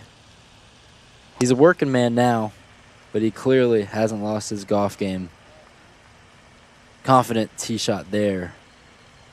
Quick tee pickup, yep. He'll find the fairway, and he knows that a birdie is going to have to be in his future if he wants to catch up to Lawrence, who is on the tee now. Solo leader, 11 under par. Brockwell is at 10. Next closest is 6 under par. A few guys tied at that number, so it's been a 2-man race here. And with only 6 holes to play, it's going to most likely stay that way up until that final putt. Lawrence has been strong all week long. If one thing has left him today, it's been the driver. He's missed a couple fairways. Not going to happen this time, though. Right? 2 beautiful drives there. Yeah, right there in the center. 2 long hitters as well. So when they're in the middle of the fairway and hitting it 300-plus yards, it kind of shows you why they're both double digits under par here. Just got a bomb emoji texted to us from Brian Jackson. That's when you know it was a huge drive. Thanks for that, Brian. Here's Kyle Bailey. Just dropped a stroke. He's even par for the day. Looks like he pulled that a little bit. Is it going to fade back?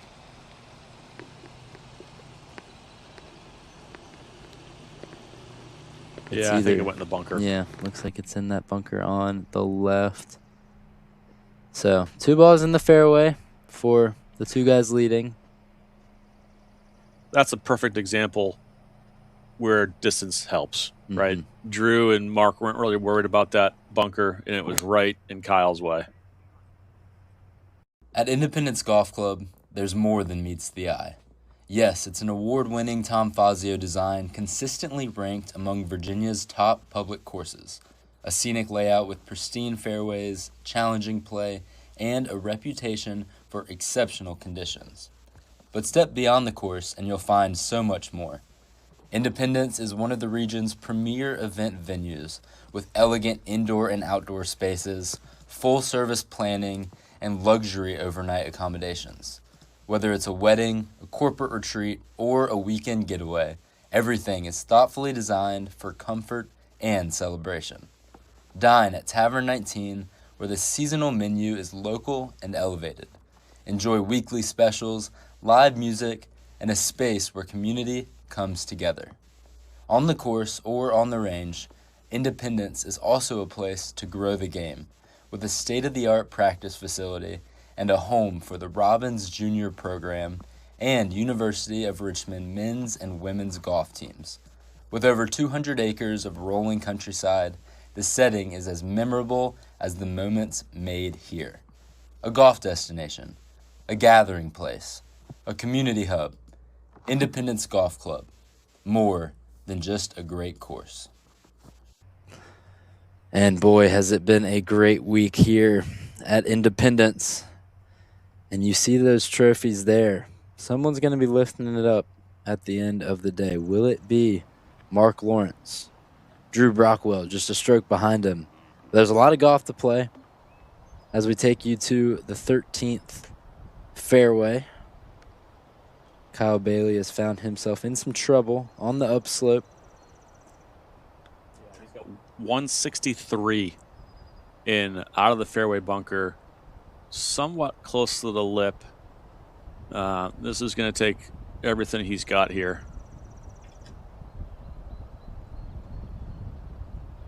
Slight upslope, which is going to help get over the lip. Coming off that bogey on the 12th hole. Wants to make sure he doesn't lose his round right here because he played so well this morning. He made that eagle on 17. It got him into the final group. He's had back-to-back 67s for his first 2 rounds, but right now even par, so he has some work to do if he wants to match his efforts from Friday and Saturday. Drew's got 123. He's going to be staring right at it now.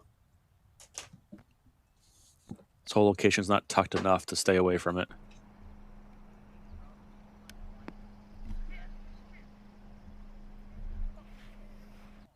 That had to have been a missed club there. Yeah, he's not happy with it as he looks back, wondering what went wrong on that shot.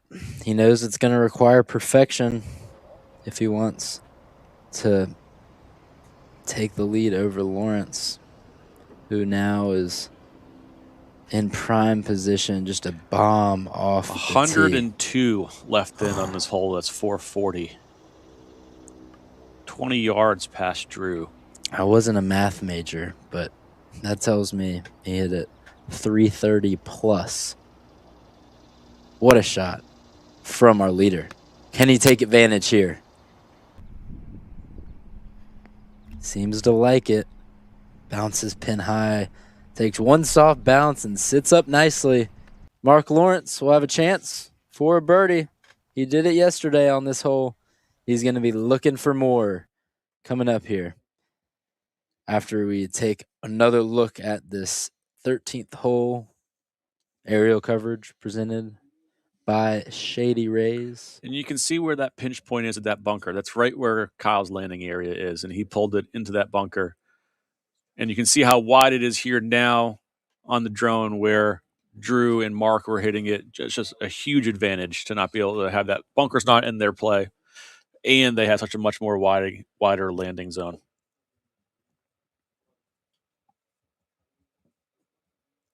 It's a penalty area that kind of runs down the right side of the green and encroaches on the right side of the hole and encroaches on the front right of the green.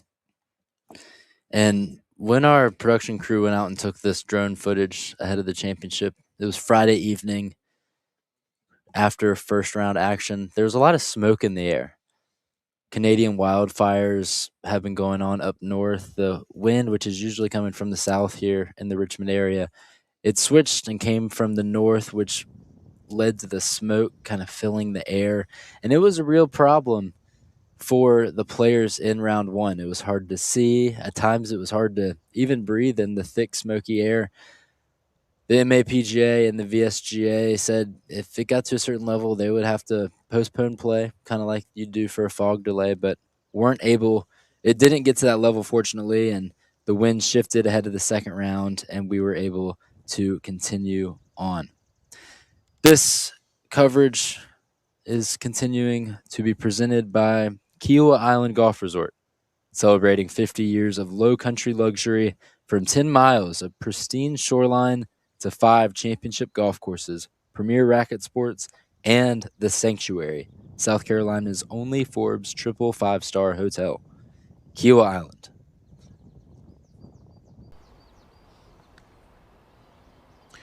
Drew will be first to play here.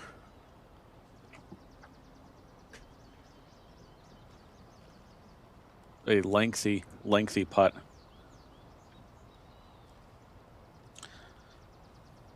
It's going to be going back downhill, breaking right to left.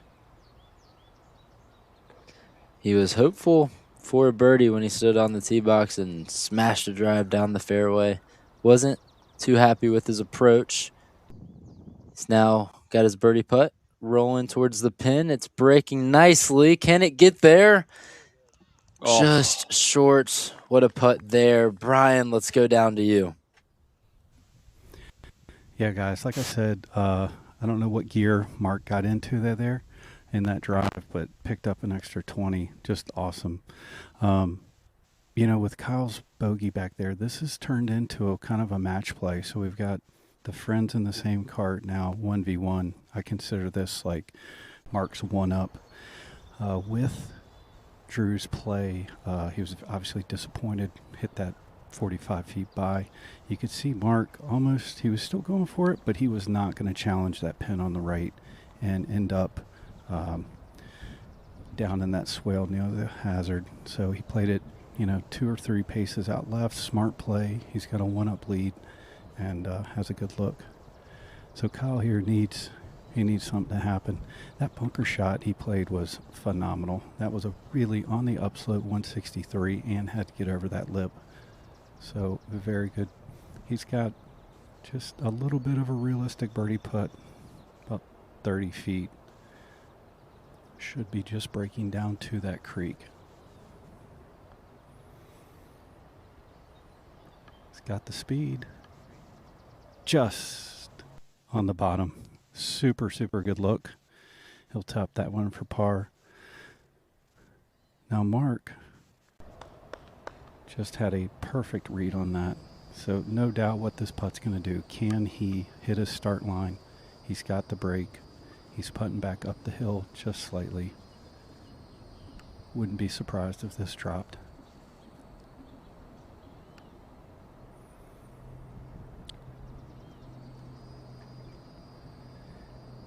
Mark does use the line on the ball. Helps him out, finds his aim point, commits to that line. Arm locks that putter in. This is a good look. For birdie.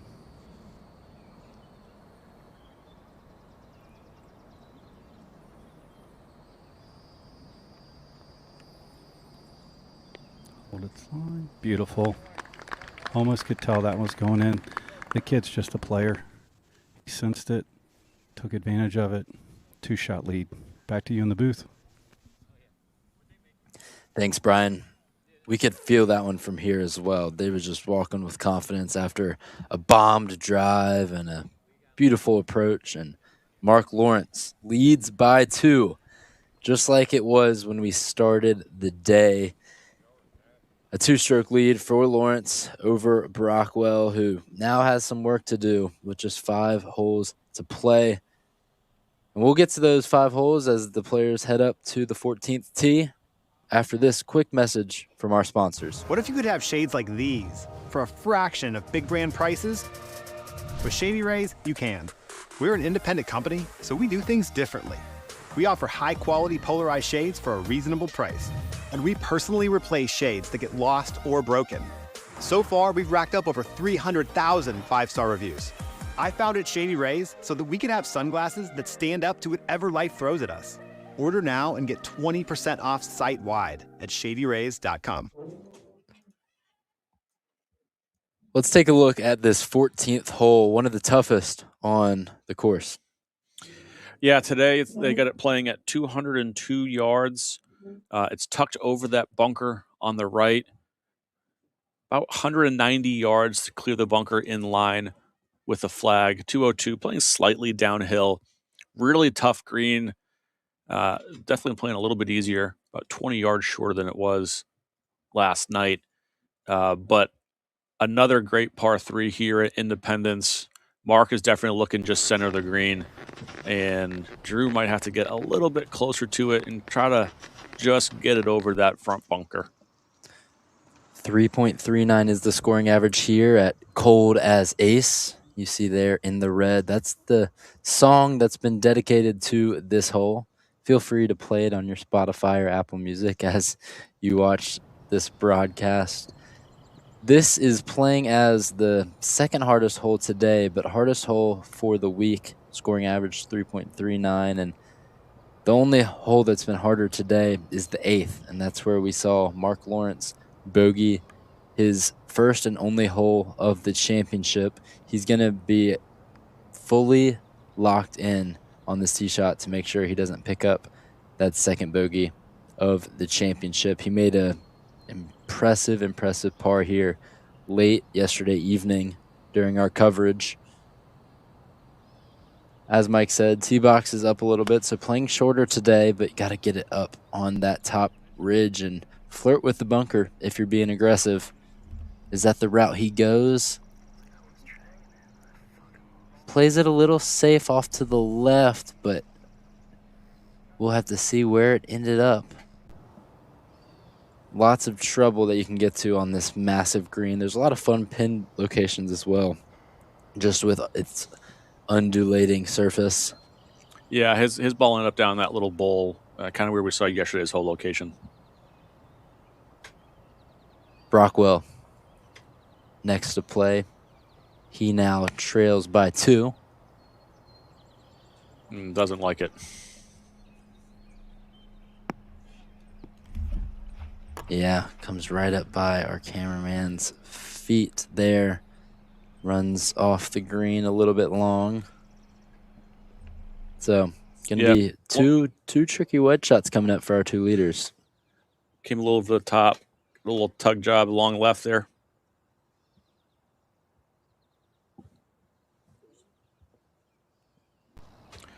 It's going to be a couple tricky putts and tricky up and downs here. Here's Kyle Bailey, who started his round with 2 birdies through the first 5 holes, but has since dropped a couple strokes. He's back to even par for the day. 6 under for the championship, which has him in a tie for 3rd with Gus Lascola and Jay Woodson.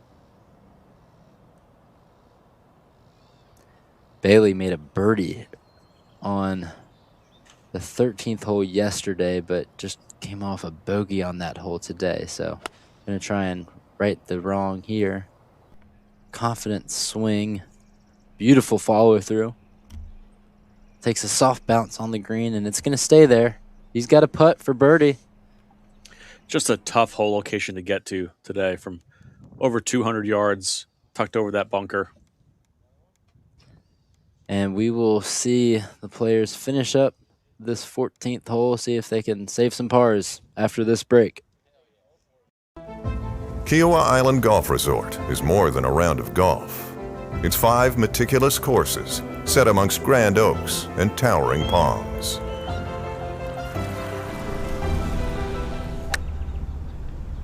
A dance with Di, Player, Nicholas, and Fazio that challenges your mind and love for the game, where ocean breezes are both ally and foe, where the tradition of golf meets the thrill of. Thank you to our sponsors, and thank you to everyone who's helped put this championship together here at Independence Golf Club. It's become synonymous with state open golf in the state of Virginia, hosting many championships over the years. Hosted the Women's State Open in June. Larkin Gross was the State Open champ here last year. And there's just a lot to be proud of if you're the VSGA and the MAPGA and Independence Golf Club. Really enjoyed our time here this week. It's not just a beautiful golf course like you see. It's a beautiful clubhouse, a great restaurant inside, Tavern 19. Some of the coolest merch I've seen in a long time with the patriotic logo of the feathered pin and the U.S. flag.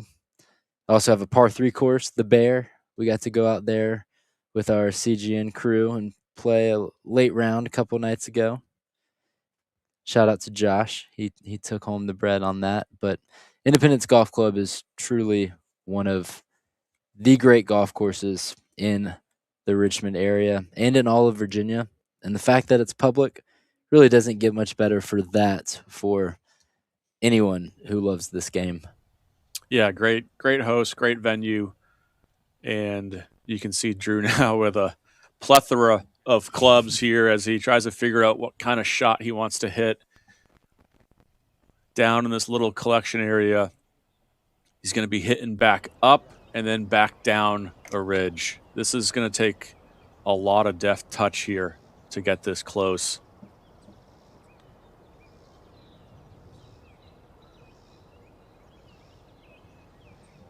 You can see this ridge now. He's going to hit up onto the playing surface, and then it's going to roll back down this tier into one of these 3 little collection areas on this green.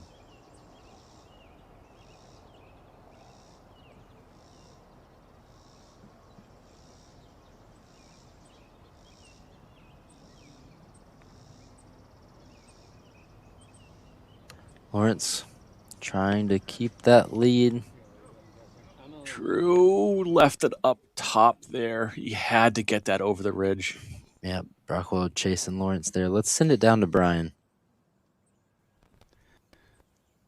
Yeah, that chip shot is into the green, so you got to hit ball first.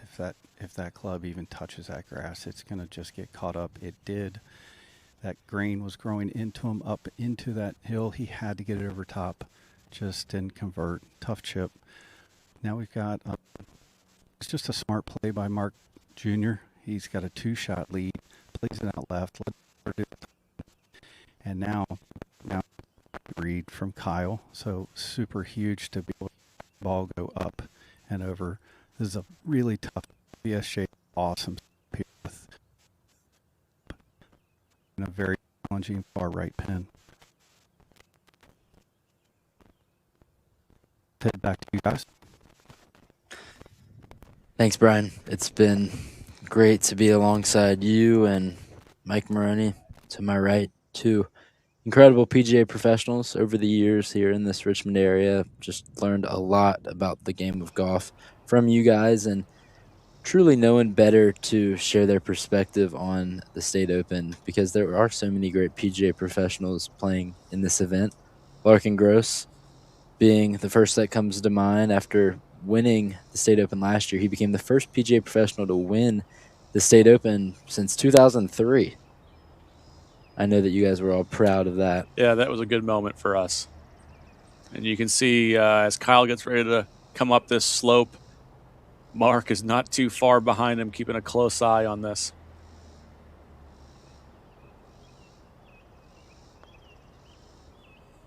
Takes a big whack at it to get it over that ridge. Good speed. Yeah, really well judged, both line and speed. That's about as good as you can do with a putt from that distance. You know, championships are typically decided on the course's toughest holes. You've seen it over the years here at Independence Golf Club. You see it at every level of golf. And this 14th hole, par 3, playing the toughest on the week, this is the perfect hole that can decide championships. Can you make a strong par? Can you roll in a deep birdie putt like Mark Lawrence is trying here? This could be a swing in this championship. Lawrence, we'll see what he has to say about that. Gets it up over the ridge. He got to watch Bailey's. Did it help him? Yes, it did. What a putt. Center of the cup the whole way. Throw that hand in the air, Lawrence. That is an incredible 2. Only the 3rd birdie of the day here at the 14th, and it gives you a 3-stroke lead. Wow. That one is... That could be the deciding putt right there, especially now with Drew facing a tough par putt. That was a tremendous birdie. He now just birdied the 2 hardest holes in this tournament. They give assists in basketball and hockey and, you know, some other sports. They don't do that in golf, but I might have to give an assist to Kyle Bailey on that because he gave Lawrence an incredible read. And this putt just as important for Brockwell, trying to save par, and he can't do it. That's going to be a 2-stroke swing. Our leader, Mark Lawrence, by 4, his largest lead of the day, his largest lead of the championship. And with 4 holes to play. He's got to be feeling pretty good about where he stands now. Yeah, I mean, just a couple holes ago, we were talking about Drew having putts to tie the lead, and now he finds himself 4 back. And we were just talking about it. The hardest holes on a golf course tend to shape the champion.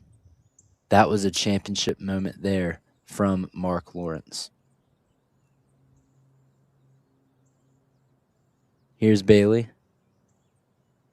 Doesn't make that par putt. That's the second short par putt that he has missed in the last few holes, and he's kind of losing a grip of his round, now over par for the day. He birdied the 2nd and 5th hole, and that put him within just 2 of the lead. At that point, he was feeling about as confident as anyone on the course, but since then has really stalled out, going 3 over since that moment. And he is now dropped to a tie for 5th. Excuse me, solo 5th at 5 under par. Jay Woodson and Gus Lascola now tied at 3rd. They're at 6 under par.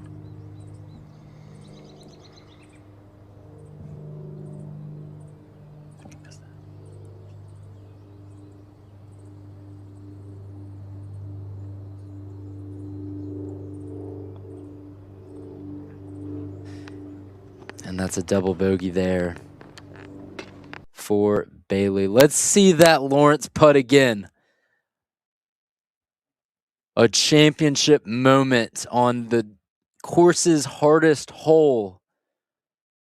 A look at birdie, comes over the ridge and watch it fall down. Perfect the whole way. Mark Lawrence jumps out to an emphatic 4-stroke lead. There he is with Brian Jackson. Who knows what Brian showed him on that piece of paper? Only 2 men know. Brian with the thumbs up. We'd like to thank Brian. We'd like to thank all of the official partners of the 3 Open Championships in Virginia, as they are critical to the success of these championships and allow us to support local communities through our tournament beneficiaries. We'll have to hear from Brian in a moment to see what he just exchanged there with Mark. They head to the 15th hole. This is a picturesque par 4. You see that native area. That's not really in play. However, those 2 big bunkers are. Yeah, and yesterday we saw Mark lay back with a 3-wood to keep this first bunker out of play. I would have to assume he's going to do the same thing today with a 4-shot lead. Drew did hit driver and fit it in between the 2 fairway bunkers. Being down 4, I would assume he would also be doing the same thing here today.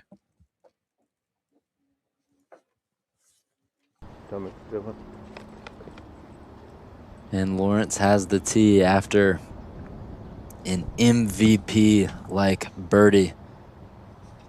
You know he's feeling confident. However, the driver hasn't been his best weapon today.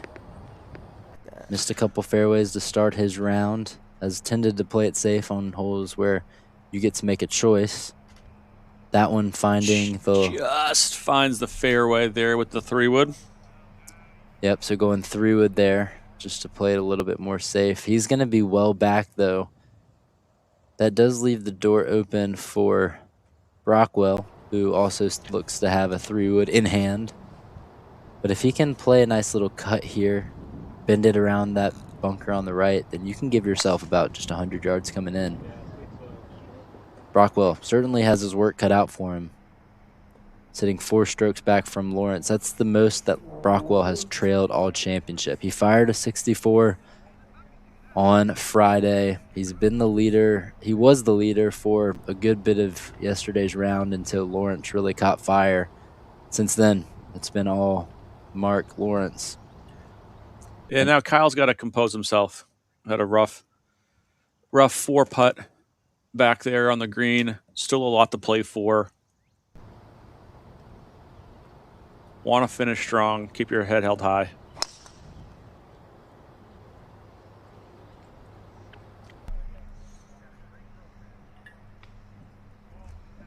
And that is well executed there. He's going to have...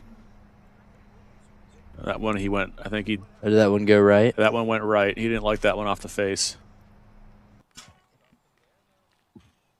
It looked like for a second he was going to do that cut that we were talking about. But, yeah, lost control of it. And we got, fortunately, a lot of spectators helping to try and find that ball. But we're going to go and head to break and see if we can find it. Golf in Virginia? Then it's time to join the VSGA. We love using the VIP card to save on rounds around the state. VSGA events keep me pushing my game. If you love the game, You'll love the community. Join the VSGA. For 100 years, the Middle Atlantic PGA has been more than a section. It's been a community.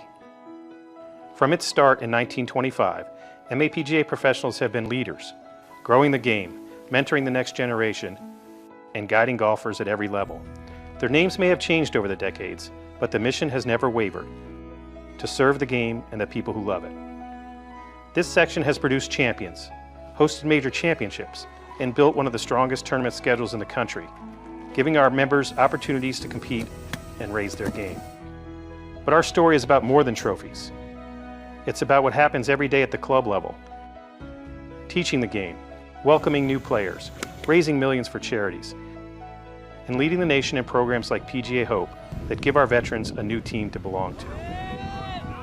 Today, more than 1,200 MAPGA members and associates across Maryland, Virginia, DC, and beyond carry that tradition forward, creating new experiences, developing the next wave of players, and building a stronger, more inclusive game for everyone. This centennial isn't just about looking back. It's about celebrating where we're going. Here's to 100 years of leadership, mentorship, and impact, and to the next generation of Middle Atlantic PGA professionals who will write the next chapter.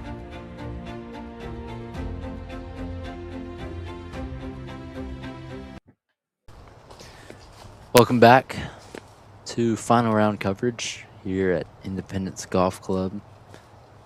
No, that is not barefoot. That is Kyle Bailey in the woods looking for his ball. Seems to have found it, though.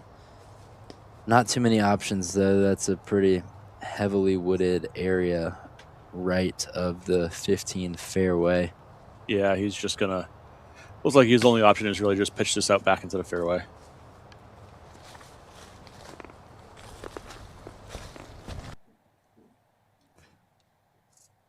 Just coming off that double bogey on the previous hole. Dropped him to 2 over for the day.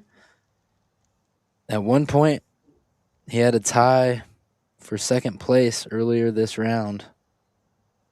Now he's sitting at T5. Or excuse me, T3. Mark now from 148 up the hill. Safe, smart play towards the front of the green. When you have the lead by 4, you're more than happy to have a green in regulation, no matter how far that putt can be. This is when he was on Fuego yesterday evening. It was the last hole that these guys played. We had 2 weather delays yesterday. Not to put that word in the atmosphere, as you can see, there are some dark clouds in the background. Storms are approaching. We're going to hope we can get this final round in. But because of multiple weather delays yesterday due to lightning in the area, we had to take a couple hours off where the players were just in the clubhouse letting the storms pass over. We didn't get to finish the second round. So this is where Drew Brockwell, who just hit that shot right on the green, this is where his second round ended yesterday alongside Mark Lawrence and Talon Dingledine. They headed in the clubhouse as play got stopped due to darkness and finished up their rounds this morning. So after this, we'll head to the 16th hole, and that's where they started their day today. So even though it's hole 15, this is their 18th hole that they've played today. Same with Kyle Bailey. He was in the second to last group, and they did not get to finish as well. So we had his group, as well as Owen Love and Grady Williams, start on the 16th tee. This Bailey's third. It's a smooth stroke, isn't it? But he seems to have lost it a little bit. Just flag yeah. high, just a little pull, not too bad. He's not happy. He's frustrated now. As we wrap up this hour of coverage, we want to thank Kiawah Island, celebrating 50 years of low country luxury. From 10 miles of pristine shoreline to 5 championship golf courses, premier racket sports, and the Sanctuary, South Carolina's only Forbes triple 5-star hotel, Kiawah Island. Play here and match shots with the greatest in the game. Play here and discover a golf experience like no other.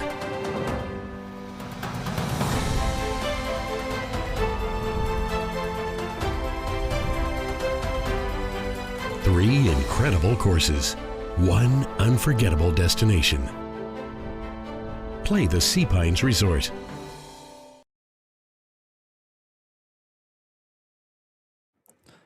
Back here at Independence Golf Club, aerial coverage presented by Shady Rays. You can see that smoke in the air from Friday evening. It's cleared up as you see that beautiful shot from the crew. It's been a great day of golf. 85 degrees, mostly cloudy, some storms in the distance. Rain is expected to start in 45 minutes, so we're hopeful that we're able to get this in just in time. I'm sure that those dark clouds are only going to make the players play faster because they have experienced enough weather delays for the week, having to come in not once but twice yesterday afternoon. And most of the golfers and most of the just people here at Independence had to stay up pretty late last night because of that. The rounds didn't finish up until even after 8:30. Here's Brockwell. This is Mark. Oh, excuse me, Lawrence. Yeah, Mark's got a lengthy putt here. At this point in the proceedings, let's make as many stress-free pars as possible coming to the house. Don't give away anything. Well, that's stress-free in my book. A good birdie roll there. Not even needing to make it just because of that 4-stroke lead. However, to give Mark something to play for, he could break his own tournament low. Like we've said, he won this state open back in 2020. He shot an 11 under. However, his tournament low for the state open came in 2021 when he shot 16 under and finished in second place to Evan Beck. Here's Brockwell. This for birdie as well. Good run. Same miss as Lawrence, just inside his mark. They're going to figure out if he wants to finish or not, as it looks like their balls might be in the exact same spot almost for their par putt coming back. They're good friends, although they have been going up against each other in this two-man fight for the last 18-plus holes. They're both Virginia Tech Hokies. They were teammates there for 2 years, both from this Richmond area. It's been a real treat to get to watch them play together over the entire CGN coverage of the State Open. Kyle still got a little more work here. Yeah, that was his par putt after a wayward drive off the tee.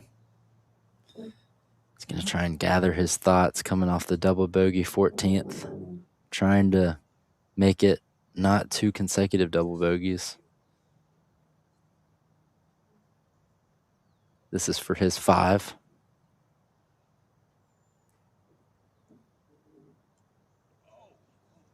You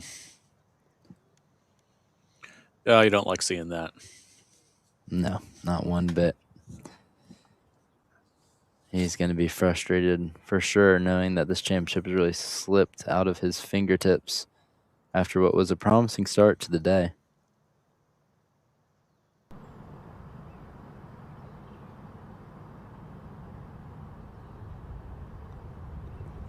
Here's Brockwell's par. Well done. Lawrence will do the same. It's a 4-shot lead for Lawrence. You see him there on your screen. He has played as solid golf as you could ask for over the last 3 days. He shot an opening round 67, 3 birdies. Then yesterday and this morning, as he finished up his second round, he had 7 birdies en route to shooting a 63. Picked up his first bogey today, though, but other than that 8th hole, he has had near perfection. He is at 13 under par. Let's head to break. Kiowa Island Golf Resort is more than a round of golf. It's 5 meticulous courses set amongst grand oaks and towering palms.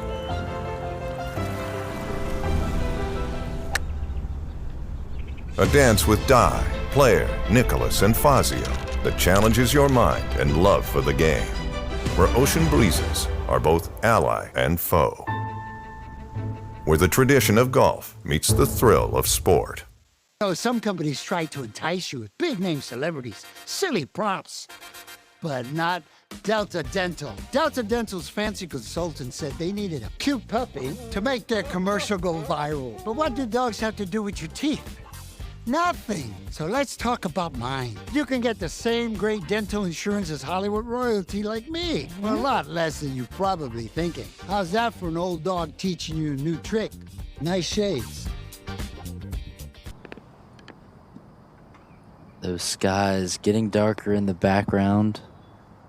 We only have 3 holes to play, though. Our champion, Mark Lawrence, not taking his time, but why would you when you're playing as well as he is now? Yeah, we didn't get to see this hole on coverage last night because of the suspension of play. Mark pulling, it's 460 yards, but Mark taking a 3-wood just to give himself the landing area in the wide part of the fairway, not bring that bunker into play. And the fairway can really narrow up as it bends slightly to the right. Drew this morning did hit driver, and he's got driver in his hand again. So he's going to try to hammer this over that bunker. Both Drew and Mark making par here this morning. He likes it. Lost his tee shot right this morning after the restart.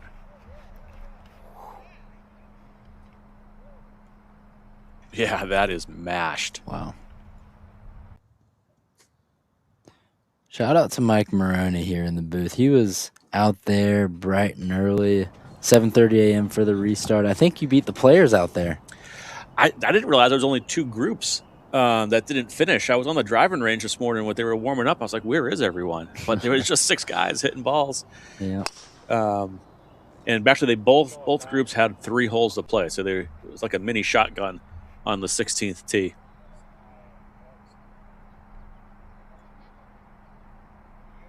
Good drive after a couple of rough holes for Kyle. Yeah, back-to-back double bogeys. He's going to try and finish strong. And you can see this aerial coverage presented by Shady Rays here. Mark kind of hit it in between those 2 bunkers in the fat of the fairway, and Drew just said, I'm taking them over into the tight part of the fairway. I'm curious to see if we get these yardages from Brian, the difference in yardage that Mark has versus Drew coming into this screen.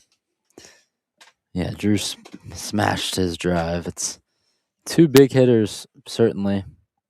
However, one of them having to play a little bit more aggressive. Brockwell trails by 4. Gonna And need something. Mark hasn't really forced the issue at all this weekend. Yeah. Off the tee box. He's kind of played his game. He knows this course well, and what suits him. But I'm sure at plenty of cash games, Mark's pounded driver over that bunker to try to have a flip wedge in. But today is not the day to do that.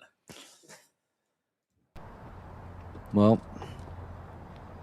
he didn't need a cash game today. There will be both of these players, Drew and Mark, Drew is an amateur, so he'll be taking home a gift card. Mark is a pro, so he'll be taking home some cash. Drew can buy his girlfriend some more Lululemon in the Independence Golf Shop. That is what he told us yesterday, isn't it? So, to give context there, after this Lawrence approach. Yeah, so Mark laid way back. He's got 176 into this flag. It's a tremendous golf shot. 3-wood off the tee doesn't matter for Lawrence. Nope. He Up is on that fire. top shelf. It's a great shot. Yeah, so if you're an amateur playing in this event, Mike, you can explain this better than me, but you can't take home cash prizes from Correct. the purse, but you can take home gift cards. Yep. Gifts, golf shop credit to here, the golf shop here at Independence. And then so there was 64 people that made the cut. 34 were amateurs, 30 were professionals. Those 30 professionals are going to get a check direct deposited, which is always nice. And if an amateur were to win the tournament, the low pro would still take home the first place prize. So again, still a lot to play for these guys. There's money involved for the professionals. You know, you got a lot of Player of the Year points available for both the professionals and the amateurs. We're going to crown a champion, a low pro, a low am, and then again, the top 20 get exempt into next year's championship. And all the way down the fairway stands Brockwell. You know, never He say has never. 109. 109. That is just mashed. What a drive there. Let's see if he can capitalize. We saw Bailey hole out from this distance earlier today in the end of his second round. Can Brockwell do the same here? Set. Oh, and it lands right by the pin, but has a lot of zip on it. Too much spin, came down off that little ridge. Spins back down. You know, I mean, now Mark coming in from 176 didn't have to worry about any backspin on his shot and was able to keep it up on top of that shelf. But Drew from only 109 hitting a wedge with a lot more spin, had to control it and just unfortunately wasn't able to there. We're hoping these storms hold off. They're approaching us. We're trying to hopefully get lucky and get this last 2.5 holes done here of this championship. Yeah, the VSGA and MAPGA are going to do everything they can to get this in. But at the end of the day, player safety is the priority. And we have a lot of spectators out there as well. There are Drew Brockwell and Mark Lawrence walking up to their balls on the 16 green. Let's head to Brian, who's right down there with him. Yeah, guys, as Mike said, the gallery's growing here. It's awesome to support Virginia golf and what the MAPGA and VSGA puts on every year for this state open. It's just awesome to see the support of the community. Mark's just putting on a clinic now. You give a seasoned pro a 4-shot lead, he's going to make you do something. He's not going to make any mistakes. He's going to lay back. He's going to hit the center of the green. He's going to two-putt, and he's going to make you do something special. You never want to give up a shot. You make the person that's chasing you earn it. So Drew absolutely bombed that one. That was 109, as Mike said. Just a bit unlucky. A couple more paces up that would have stayed on the shelf, but he's got to look. He's unfortunately got to try to make something happen now. You know, feel for Kyle. He's played an unbelievable golf tournament. We've all been there. Swing has just gotten away from him, and then frustration on the green. These indie greens can make anybody a little crazy. So we've all been there. So Kyle's got about a 60-footer, just trying to snuggle this up so he just doesn't have one of those 4 to 6 footers that has plagued him over the last 3 holes. So he's got to come up, should turn a little bit left, but this is all speed. This is for birdie.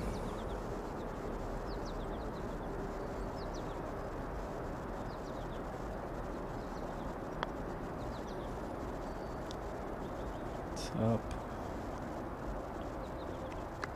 Pretty good. Got it within the range. I'll throw a mark on that. Next will be Drew.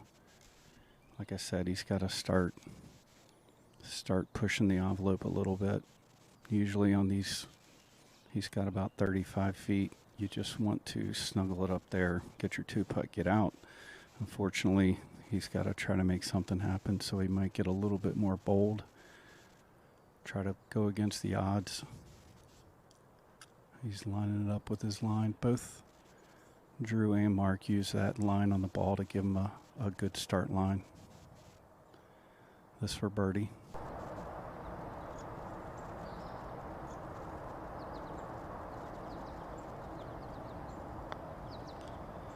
Up and over. Oh, right in the heart. Good lead. And now we get the seasoned pro Mark Lawrence. Kind of smells a victory. This would be nice. No, Mark, he wants this birdie, but speed's going to be the ultimate here. This sucker should just drop in the front edge, if anything. For birdie. Should just move slightly to the left. Yep, cozy it down. Disappointed, but not very much. Easy tap in for 2 holes to play, 4-shot lead. He'll take it. Kyle's just going to finish up. Tap this in.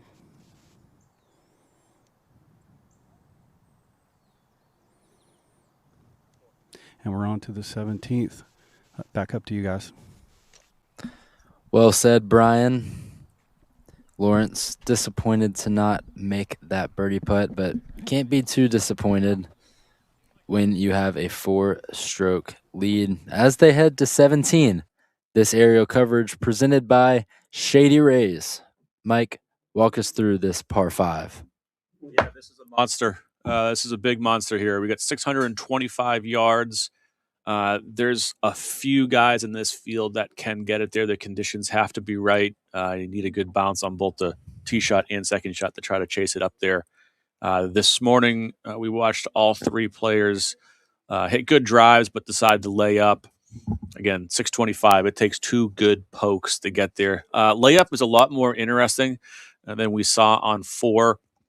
The fairway does end, and there's a large section of rough that bisects and a fairway bunker. So you got to pay a lot more attention to the yardage and the line that you're taking when you're laying up. Mark Lawrence made a birdie here at around 8 a.m. this morning. Kyle Bailey made an eagle when he holed out. You can see that weather looming in the distance. This shot coming to you from the 18th green. You see the driving range in the distance to the right, 18th fairway to the left, and some dark clouds in the background that you can also see here from the 17th tee. The intersection between the 13th hole and the 17th. The 13th off to the right. That was a crucial hole where Mark Lawrence really started to run away with it. His birdie got him to 2 up and now currently sits at 4. So that tee box right there to his right might give him some good memories of when this round really started picking up, and he took his lead from 1 to now 4. And he's on the 17th tee.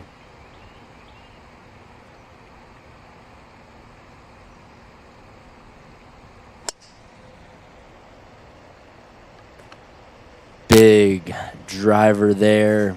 It's headed left. Bounces into the rough. So great camera angle there by our crew, but not the ideal drive, but also not too much trouble. No, again, it's just going to now force his hand to be a 3-shot hole. He kept it out of those trees left. That's a big area of concern for players. It's you'd rather miss this fairway on the right if you're going to. It's a lot more of a cleaner line. As Drew hit one down the right earlier, so it might be down the right as well.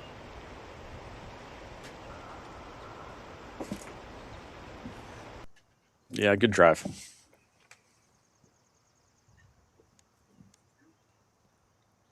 Players now on their 20th hole or excuse me, this would be their 19th hole of the day.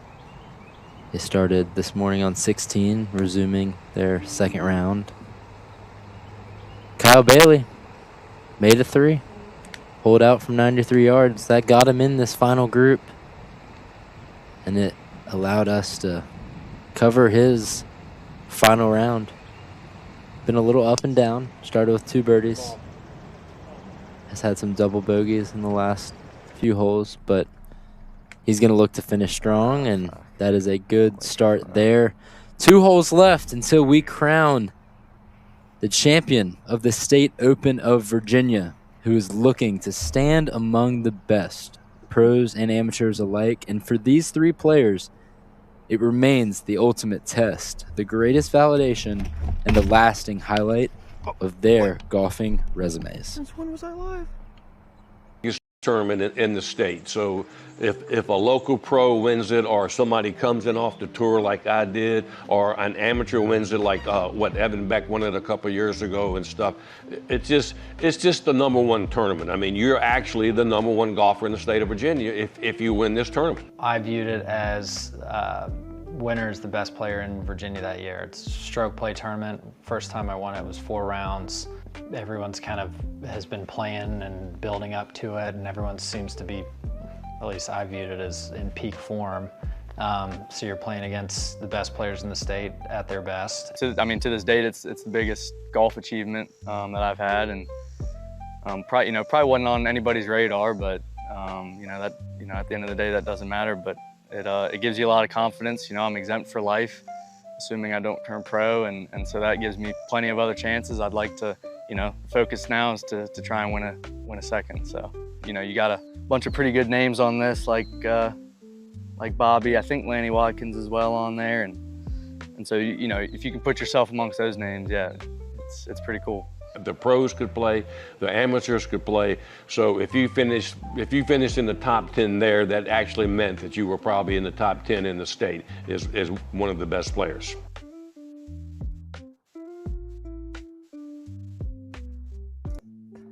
Bobby Watkins, Laney Watkins, Vinny Giles, just a few of the many golfing legends here in Virginia's history. Mark Lawrence looking to add his name to that by becoming a 2-time State Open champion.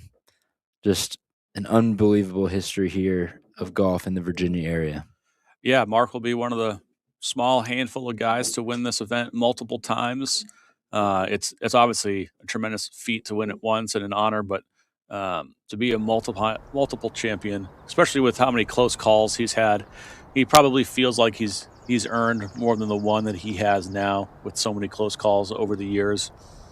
And so we see him here now getting ready to hit. He's a long ways out. I think he's so far out. He's 342 yards away. He's got to hit a wood just to lay up.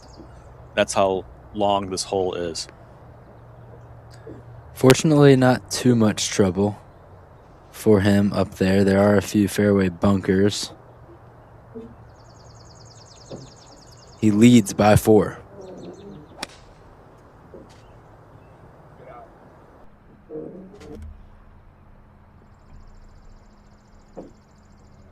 Yeah, good strike. That's really all you want to do there, dab right? in the middle. Yeah, just punch out with your 3-wood, get it up there near the green, and have a good look for your 3rd shot. Kyle now taking an iron to lay up. Hopefully he can find that yardage that he holed out from earlier. I'm sure that's exactly where he's aiming on this 2nd shot.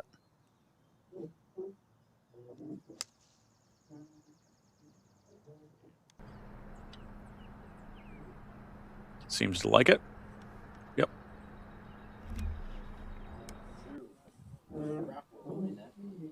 Great shot there by Kyle. Drew Brockwell will be next. He is in the right rough.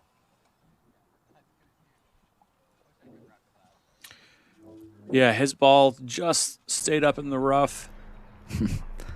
Look at Kyle exchanging words with some of the people out supporting. Everyone here is so is so friendly and so familiar with each other.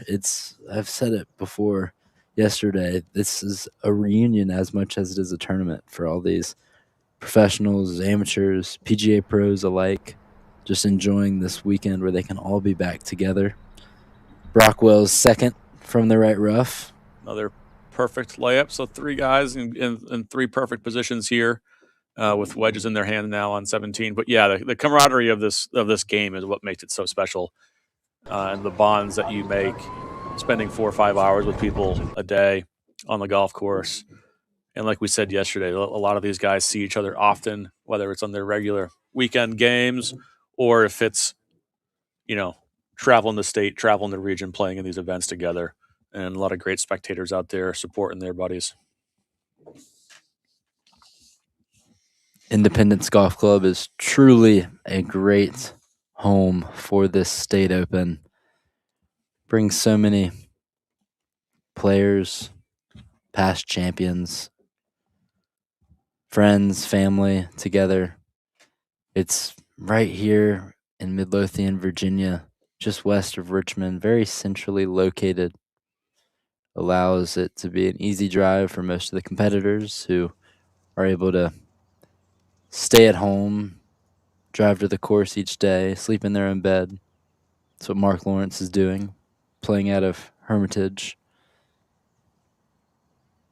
He even works with Brian Jackson out of the Hermitage Club, and very cool to have Brian on our team this week as we watch Lawrence try and finish this thing off.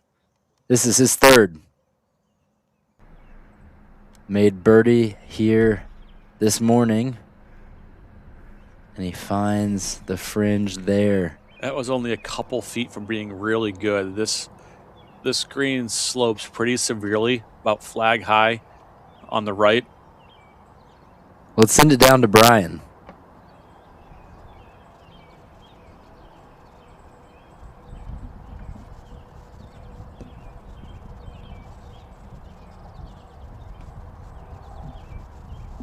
Hey guys, yep, we've got Mark just blocked it a little bit, got a little bit of a good kick just to stay out of that bunker. Kyle's got 110 here, just trying to get it in the house.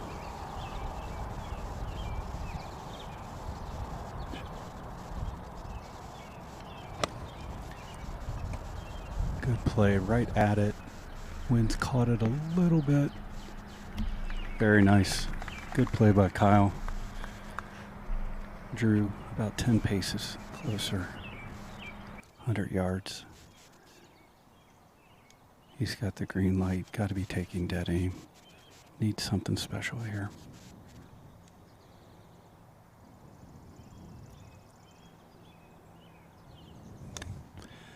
Back up to you guys in the booth. Thanks, Brian. Yeah. Great shot there from Brockwell. Spins back and gives himself a great look for birdie. He could cut the lead to 3. It's not over until it's over. However, it is the end of the championship for our penultimate group. Justin LaRue in the clubhouse at 2 under for the championship. 2 over 72 in this third round. Scott Shingler shot a 1 under par 69 today to finish in a tie for 4th at 5 under. And Jay Woodson, the 4-time champion, is in solo 3rd after a 67 third and final round. He is at 6 under for the championship, and with everyone else in the clubhouse that's up near that mark, that solidifies Jay's spot as the 3rd place finisher. Also in a tie for 4th at 5 under, Gus Lascola and George Duangmene. George finished with a birdie of his own on 18. Yeah, a couple of good rounds today. Delmar Lascola with 65s, Duangmene with a 66. few other 67s. Charlie Hansen from the back of the pack shot 66 today, getting himself into a T17 and get some top 20 exemption into next year. So not only did he make himself a lot of money as a pro, but he's also can avoid qualifying next year, and he's in. Yeah, and it looks like Steve Delmar with his 65 today has locked up his low PGA professional honors. Obviously, Mark Lawrence, a touring professional and member of PGA Tours America, he'll be the low professional. And Drew Brockwell will be low amateur as long as nothing crazy happens. Gus Lascola is the closest amateur to Drew. He's in the clubhouse at 5 under. Here is Lawrence putting from the fringe. This one's going to swing a lot and should be pretty fast.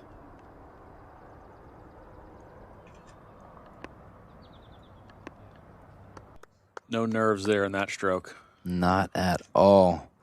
He was looking to copy what he did this morning, making a good birdie putt, but he's going to mark that there and have a pretty short par putt. Kyle Bailey and Drew Brockwell still with a look at birdie.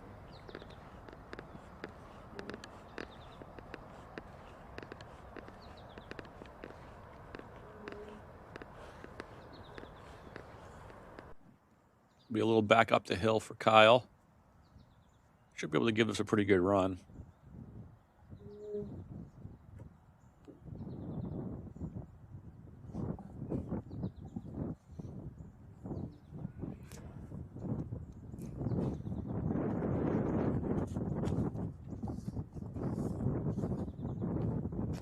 Kyle Bailey of Keswick Club. He's a frequent VSGA team event winner. Won the 2018 VSGA 4-ball match play with Jeff Long on the 21st hole. Won the VSGA multi-format team championship last year with Will Collins and helped Keswick win the 2025 VSGA club championship. He has had a good championship in his own right. Not able to make birdie there, but still good memories on this hole from earlier today. Holing out for eagle and getting himself into this final group for the final round. Lots of good to take away from this week for Kyle. Drew's got about 2 feet, 3 feet here left for his birdie. And get this, to double digits under par. Yeah, get back to 10 under par and cut the lead to 3. Look at that tap-in birdie. Well done, Drew.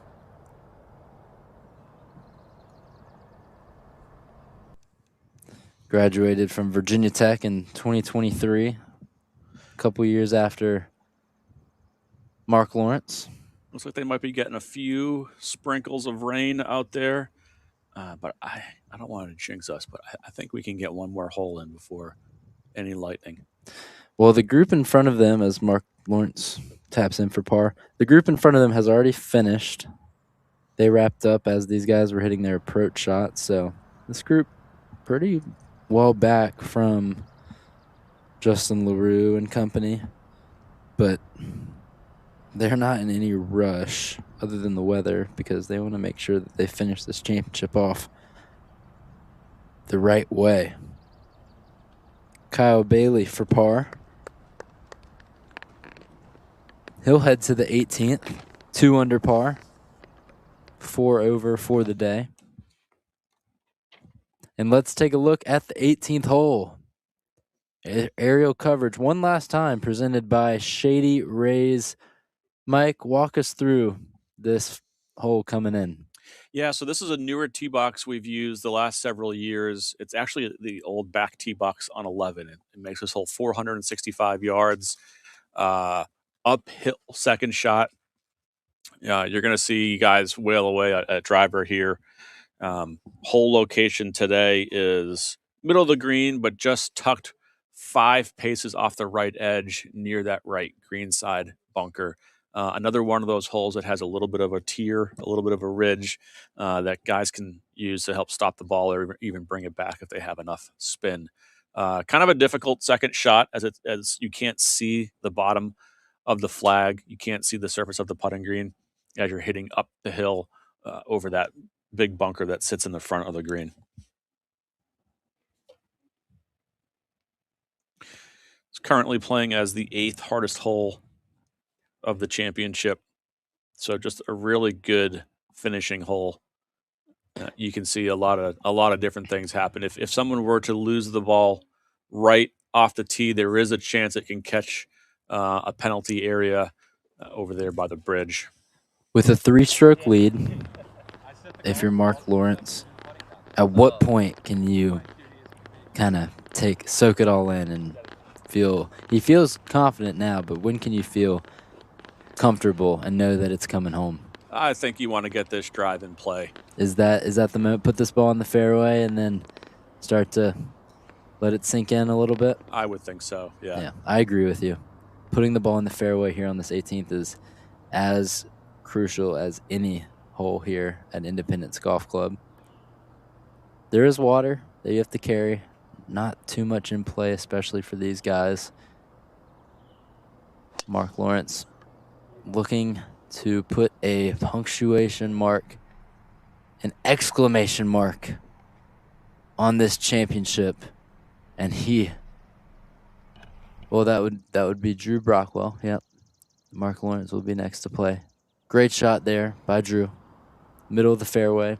He'll be pin hunting as he trails by 3. To Mark Lawrence, who's now on the tee, looking to put an exclamation mark on his championship. One final look at the fairway. Takes the driver back. Confident swing, high finish. And that's going to be a quick tee pickup for Mark. He's starting to feel pretty good now, isn't he? That is a great, great shot. 2 balls in the fairway from our 2 guys leading, and the 2 guys that have brought so many fireworks over these last couple days. 2 Virginia Tech Hokies. They're so familiar with each other that they decided to match. They went with the khaki shorts, white shirt, white hat. Kyle Bailey also rocking a white hat. Blue shirt, khaki shorts. And this drive gets away from him. We saw this happen on 15 as well when he lost it out to the right. Yeah, it's just steep, quick, heely, low heel cut there. That's going to leave him a lengthy shot out of the rough up this hill here. Those players will head to their tee shots. Mark Lawrence leads by 3. He is at 13 under par. Drew Brockwell, 3 back at 10 under par. Jay Woodson is your clubhouse leader at 6 under after a final round 67. In a tie for 4th, Gus Lascola and George Duangmene and Scott Shingler, all at 5 under par. Gus Lascola with the low round of the day, shooting a 65. In a tie for 7th, Steve Delmar, the low PGA pro. Kyle Kaler Steger and Reeve Fellner at 3 under par. Grady Williams, Justin LaRue, and Kyle Bailey at 2 under in a tie for 10th. And our 13th and final player under par for this championship, Mikey Moyers. Another great championship. Another great week here at Independence Golf Club.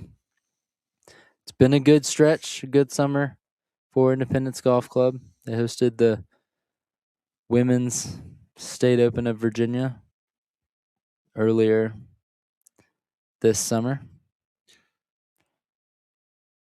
So it was a great test of golf. I wish I was longer. I might not be sitting here if I hit the ball longer. We can see Kyle's ball now, sitting down in this rough.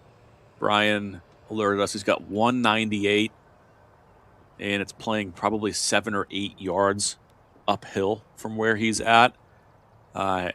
This is going to be hard just to get this to the putting surface. Was it that ball sitting down like that? The green perched up so high. It was a different feeling for Kyle on this hole this morning as he wrapped up his second round, having just come off an eagle on 17, sitting just what at the time was 3 back from the lead at 6 under for the championship, knowing that he had secured a spot in the final grouping. It started to unravel for him on this back 9. A couple double bogeys, lost control of the driver. Yeah, that was tough lie. Let's head up the fairway. Mark Lawrence will be first to play. Only 134 for Mark. From this area of the fairway, it might only play 5 or 6 yards up the hill. Not as severe as where Kyle was, but this is just going to be a smooth wedge right on the middle of the green. Made birdie here in the first round. And let it all soak in, Mark Lawrence. He'll have a look at birdie. And our leader at 13 under par is not backing down easy. But look at Drew Brockwell. There's not many people that can out-hit Mark Lawrence on the tee, but a smash drive from Brockwell puts him in good position, asking for it to go right a little bit, wanting to put this one as close as possible. It's going to be... Come feedback a little bit. It's going to be just outside of Lawrence's ball, it appears, but another birdie putt for them. And our final group will head up to the 18 green. Once Kyle Bailey hits this third shot, he's going to walk it off, really take his time, make sure that he finishes well. As my fellow Bostonians would say, this is OVA. O-V-A. OVA. The fat lady has sung, you're saying. I'd say it was over once Mark Lawrence put that ball in the fairway off the tee, but others watching could say this has been over for a few holes now. Lawrence, that is, birdied the 13th hole, which is the second hardest of the day. He birdied the 14th par 3, which is playing harder than any hole on the golf course. If you can go back-to-back birdies there, that's going to gain you multiple strokes on the field. That's what he did, and it allowed him to gain multiple strokes over Drew Brockwell, who's really been the only player that's held a threat to his lead. Yeah, and you wonder how the mindset might have changed if of a couple of those, 1 or 2 of those putts that Drew had to tie, if he made those and actually got back into a tie for the lead, if it would change his mindset or change, make Mark a little bit more nervous. Certainly. But yeah, this was won on 13 and 14 today. Mark started the day started the final round with a 2-stroke lead over Brockwell and a 4-stroke lead over Bailey, who hits a great third shot there. He'll have a chance to save par. So even though Bailey was within reach, Brockwell was certainly the player that was going to provide the most pressure to Lawrence. He didn't have his hottest start. He definitely didn't have as hot of a start as he did on Friday. Brockwell birdied 5 consecutive holes in the front 9 and shot a 64 to take the outright lead. Today, a different story, though. Brockwell was even par through 6, which is a stretch where he would have liked to have been at least 1 or 2 under par. And that just gave Lawrence the comfortable multiple stroke lead throughout this final round. It was cut to 1, though, after Drew Brockwell hit his shot of the championship on the 9th hole, the par 3, and had a kick-in birdie. The lead went down to just 1 after Lawrence made his first and only bogey of the championship on the 8th hole. That's when we started to look at each other, Mike, and say, we might be in for a real showdown here. Mark Lawrence said, not today. That's when he birdied 13 and 14, and he's led by at least 3 strokes ever since. Yeah, and he did what he needed to do today, kind of what we talked about at the beginning of the round. Just put up a red number today, get a couple under par for the day, and make someone do something special behind you. And he's 3 under on the day. It would have been quite a round of golf for Drew to go out and overtake him. Brockwell for birdie. Trying to end his championship on a bang. It's a good roll there, not quite the read he needed. He's going to go ahead and mark. A couple par putts coming up from Bailey and Drew, but that's going to open up. Drew's going to finish this up. Okay. Get out of the way. Yep. Let the champion have his moment. Well done, Drew Brockwell. An incredible championship out of the young man from Richmond. He finishes at 10 under par in solo second, 4 strokes clear of third place, the 4-time champ, Jay Woodson. But now the stage is set for Mark Lawrence. One for good measure. Mark your territory. Mark Lawrence, your 2026 State Open of Virginia champion, his second State Open title. What a round and what a week from Richmond's own Mark Lawrence of Hermitage Country Club. He put on a show for all of us today. That is a 66 final round. He started the week with a 67, and yesterday was the best round of the tournament, a 7 under 63. Kyle Bailey finishes here. He ties 14 under, ties Larkin Gross's 3-round total at par on the par 70 routing from last year. Kyle Bailey finishes in a tie for 10th at 2 under for the tournament.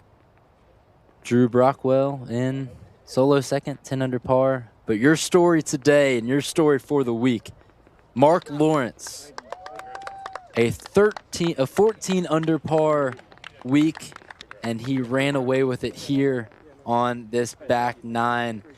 An incredible professional performance from your champion.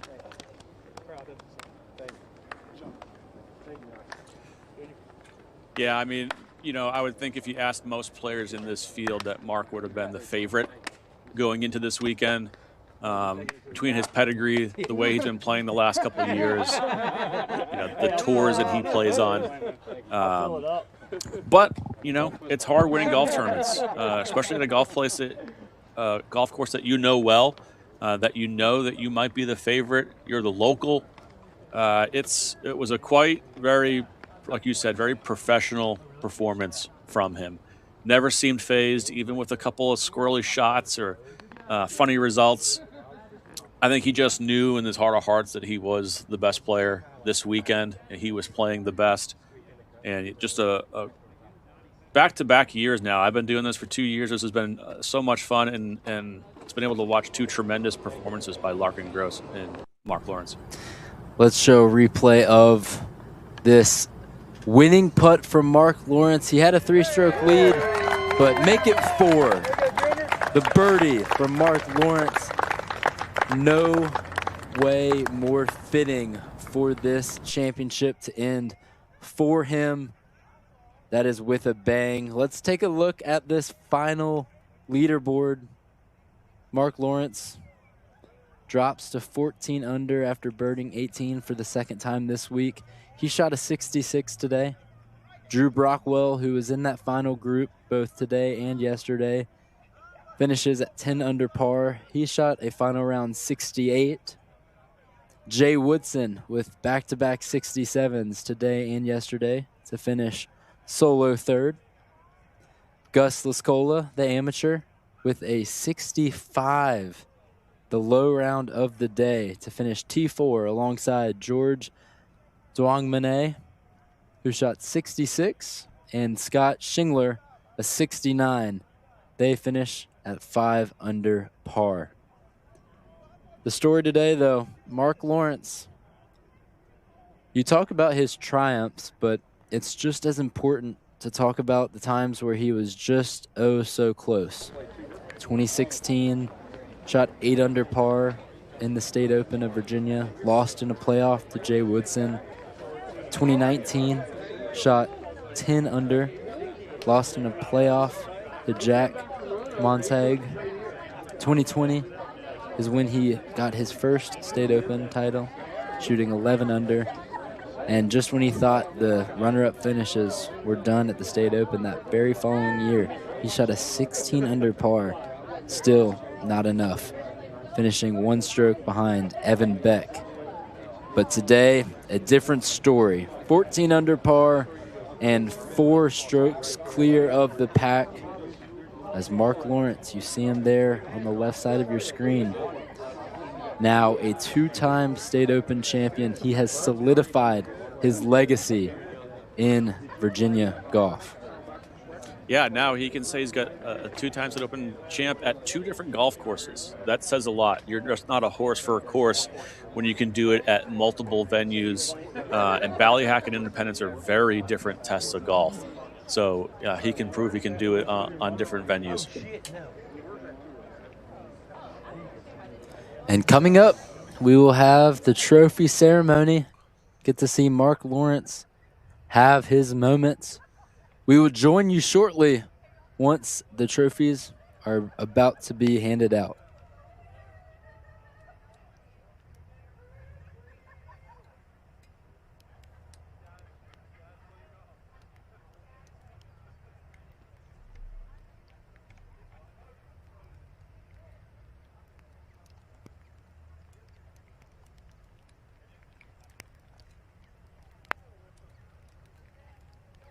Yeah, it is starting to rain a little harder right now.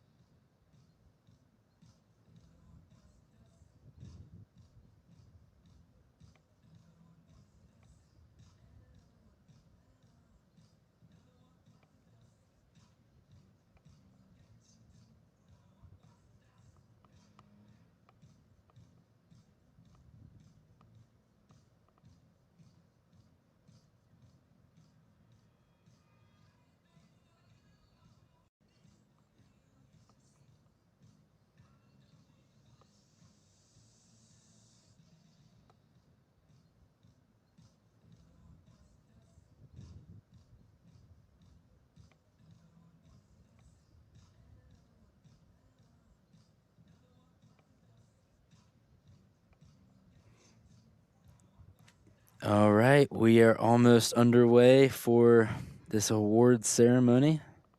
Mark Lawrence can have his moment. Lift up the trophy of the State Open of Virginia for the second time. First time at Independence Golf Club, and we'll throw it now to the clubhouse for the award ceremony.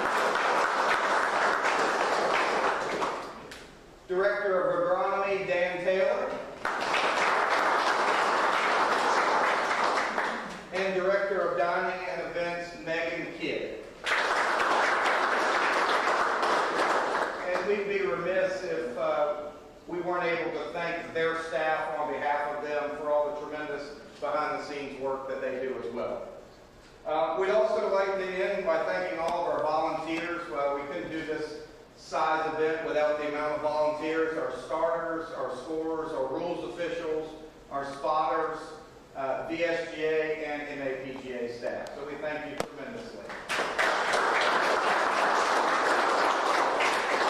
Now the moment we've been waiting for, on to the awards. I'd like to ask Craig from the VSGA to come forward and handle this presentation. Thanks, Craig. Thanks, Matt. My name is Craig Grondal. I'm president of the Virginia State Golf Association. It's my pleasure to handle the awards today.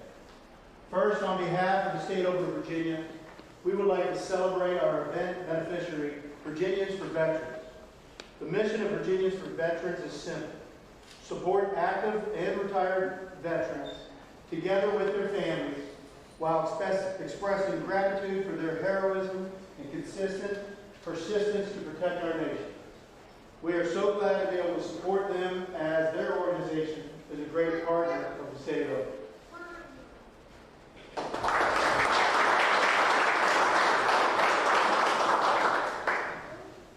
The Fritz Sauter Trophy is awarded annually give a round of applause to Mr. Drew Brockwell with a score of 200, 10 under par.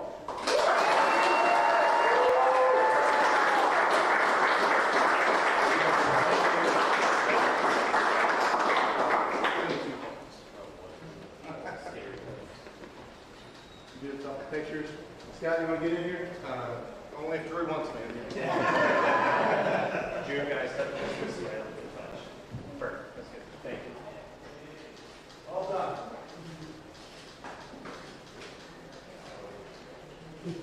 Great plan.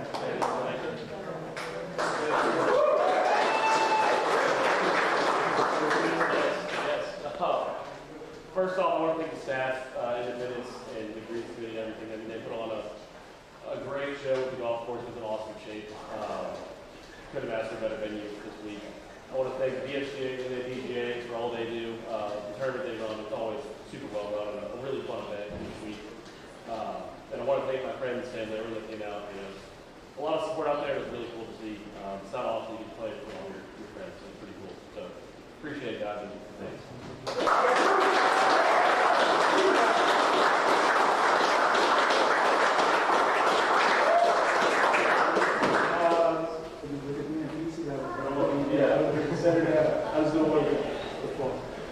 I'm going to go off script for a second and thank the players for their pace of play today. They were all under time par, and if we weren't, you'd see what we would have dealt with. We would now like to recognize the 2026 State Open of Virginia with a score of 196, 14 under par, Mr. Mark Lawrence Jr.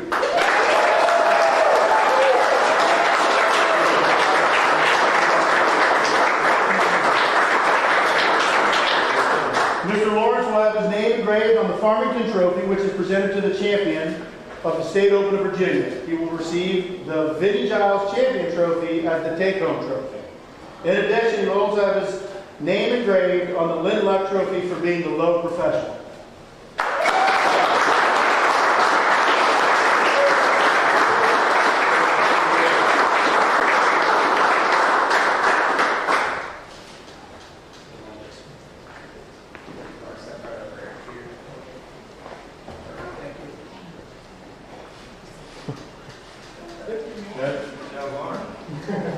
Yeah, go ahead. Feel free to say it.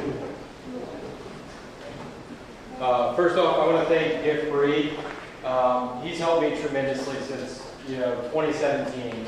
I wouldn't be here without all of his support.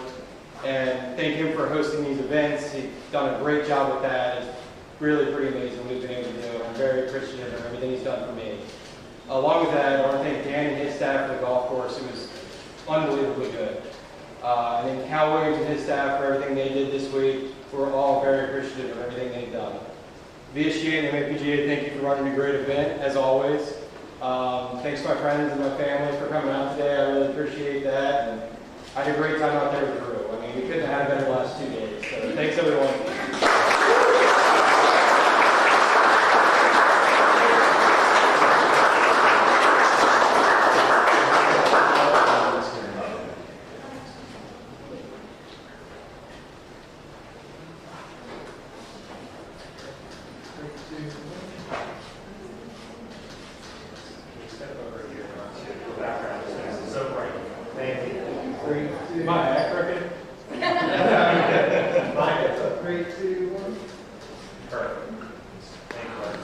Well, thank you, everyone. Once again, congratulations to Drew Brockwell, our low amateur, and Mark Lawrence Jr., our champion. We hope to see you at next year's championship. Please travel safely.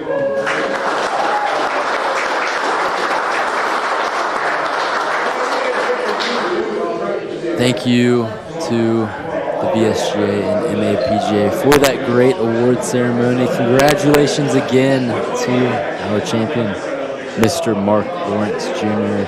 You see him there with the Vinnie Giles Champions Trophy.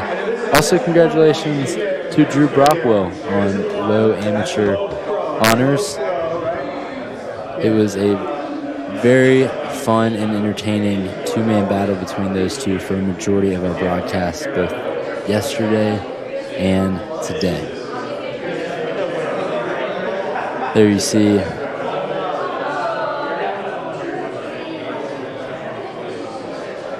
There you go. All the Hokies getting together. All the Virginia Tech teammates getting together. Yeah, like we said, we had a bunch of them in this field today. There's Virginia Tech Hokies, former teammates getting together with some hardware.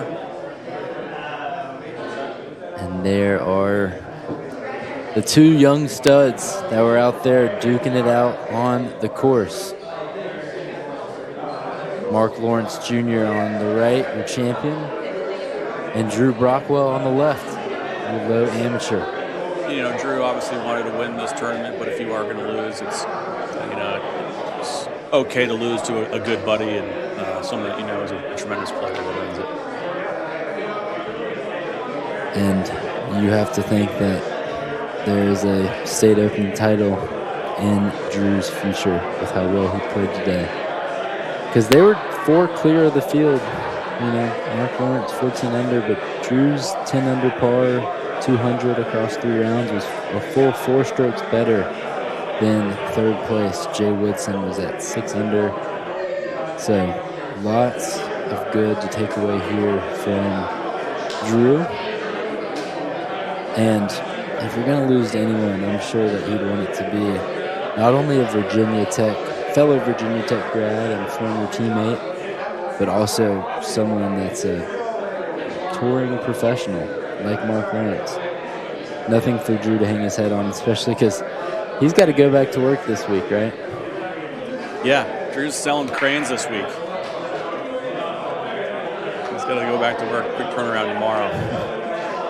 It is a crazy, crazy life that they live, and you just have to tip your cap to people that can be so talented in golf and still carry on a full career like Drew Brockwell does. He's going to go in the office tomorrow, maybe Tuesday if he decides to take the day off, and he's going to get to talk about an incredible 3 days that he's had out here at Independence Golf Club. Yeah, we didn't talk about that. Drew, you know, where a lot of the amateurs were high school or college kids, Drew's an amateur that's working professionally. So he doesn't get to spend as much time, like a lot of the PGA club professionals, doesn't spend that much time playing and practicing as some of the others that he's competing against. Definitely not as much as Mark Lawrence, our champion. Let's take a look at his winning putt one last time. This for birdie on the 18th. What a way to cap it off. No better way for our champion to get to 14 under par, 4 strokes clear of the field, and claim his second state open title, his first at Independence Golf Club. You see it there, 14 under. We'll get it done. Drew Brockwell, your low amateur at 10 under. This was the State Open of Virginia, co-hosted by the Virginia State Golf Association and the Middle Atlantic PGA. We'd like to thank them as well as all of our official partners and the incredible CGN crew at the top there. Bobby Goldstein, your executive producer, Doug Rios Sabalos, our producer, and Cameron Marcilialo, our director. It's been a lot of fun with this crew in the booth. Also next to me here, Sophia Aguirre, and our camera ops who are out there battling the elements. Josh Seal, Raven Gasser, AJ Bonacci, Jeremy Mitchell, Bo Atwood, and Charlie Weber. I'm Taff Gant alongside Mike Maroney. It has been a pleasure bringing you all this State Open of Virginia championship. Thanks for spending your Sunday with us. Also, shout out to Brian Jackson out on the course. Congratulations to Mark Lawrence, your 2026 State Open of Virginia champion.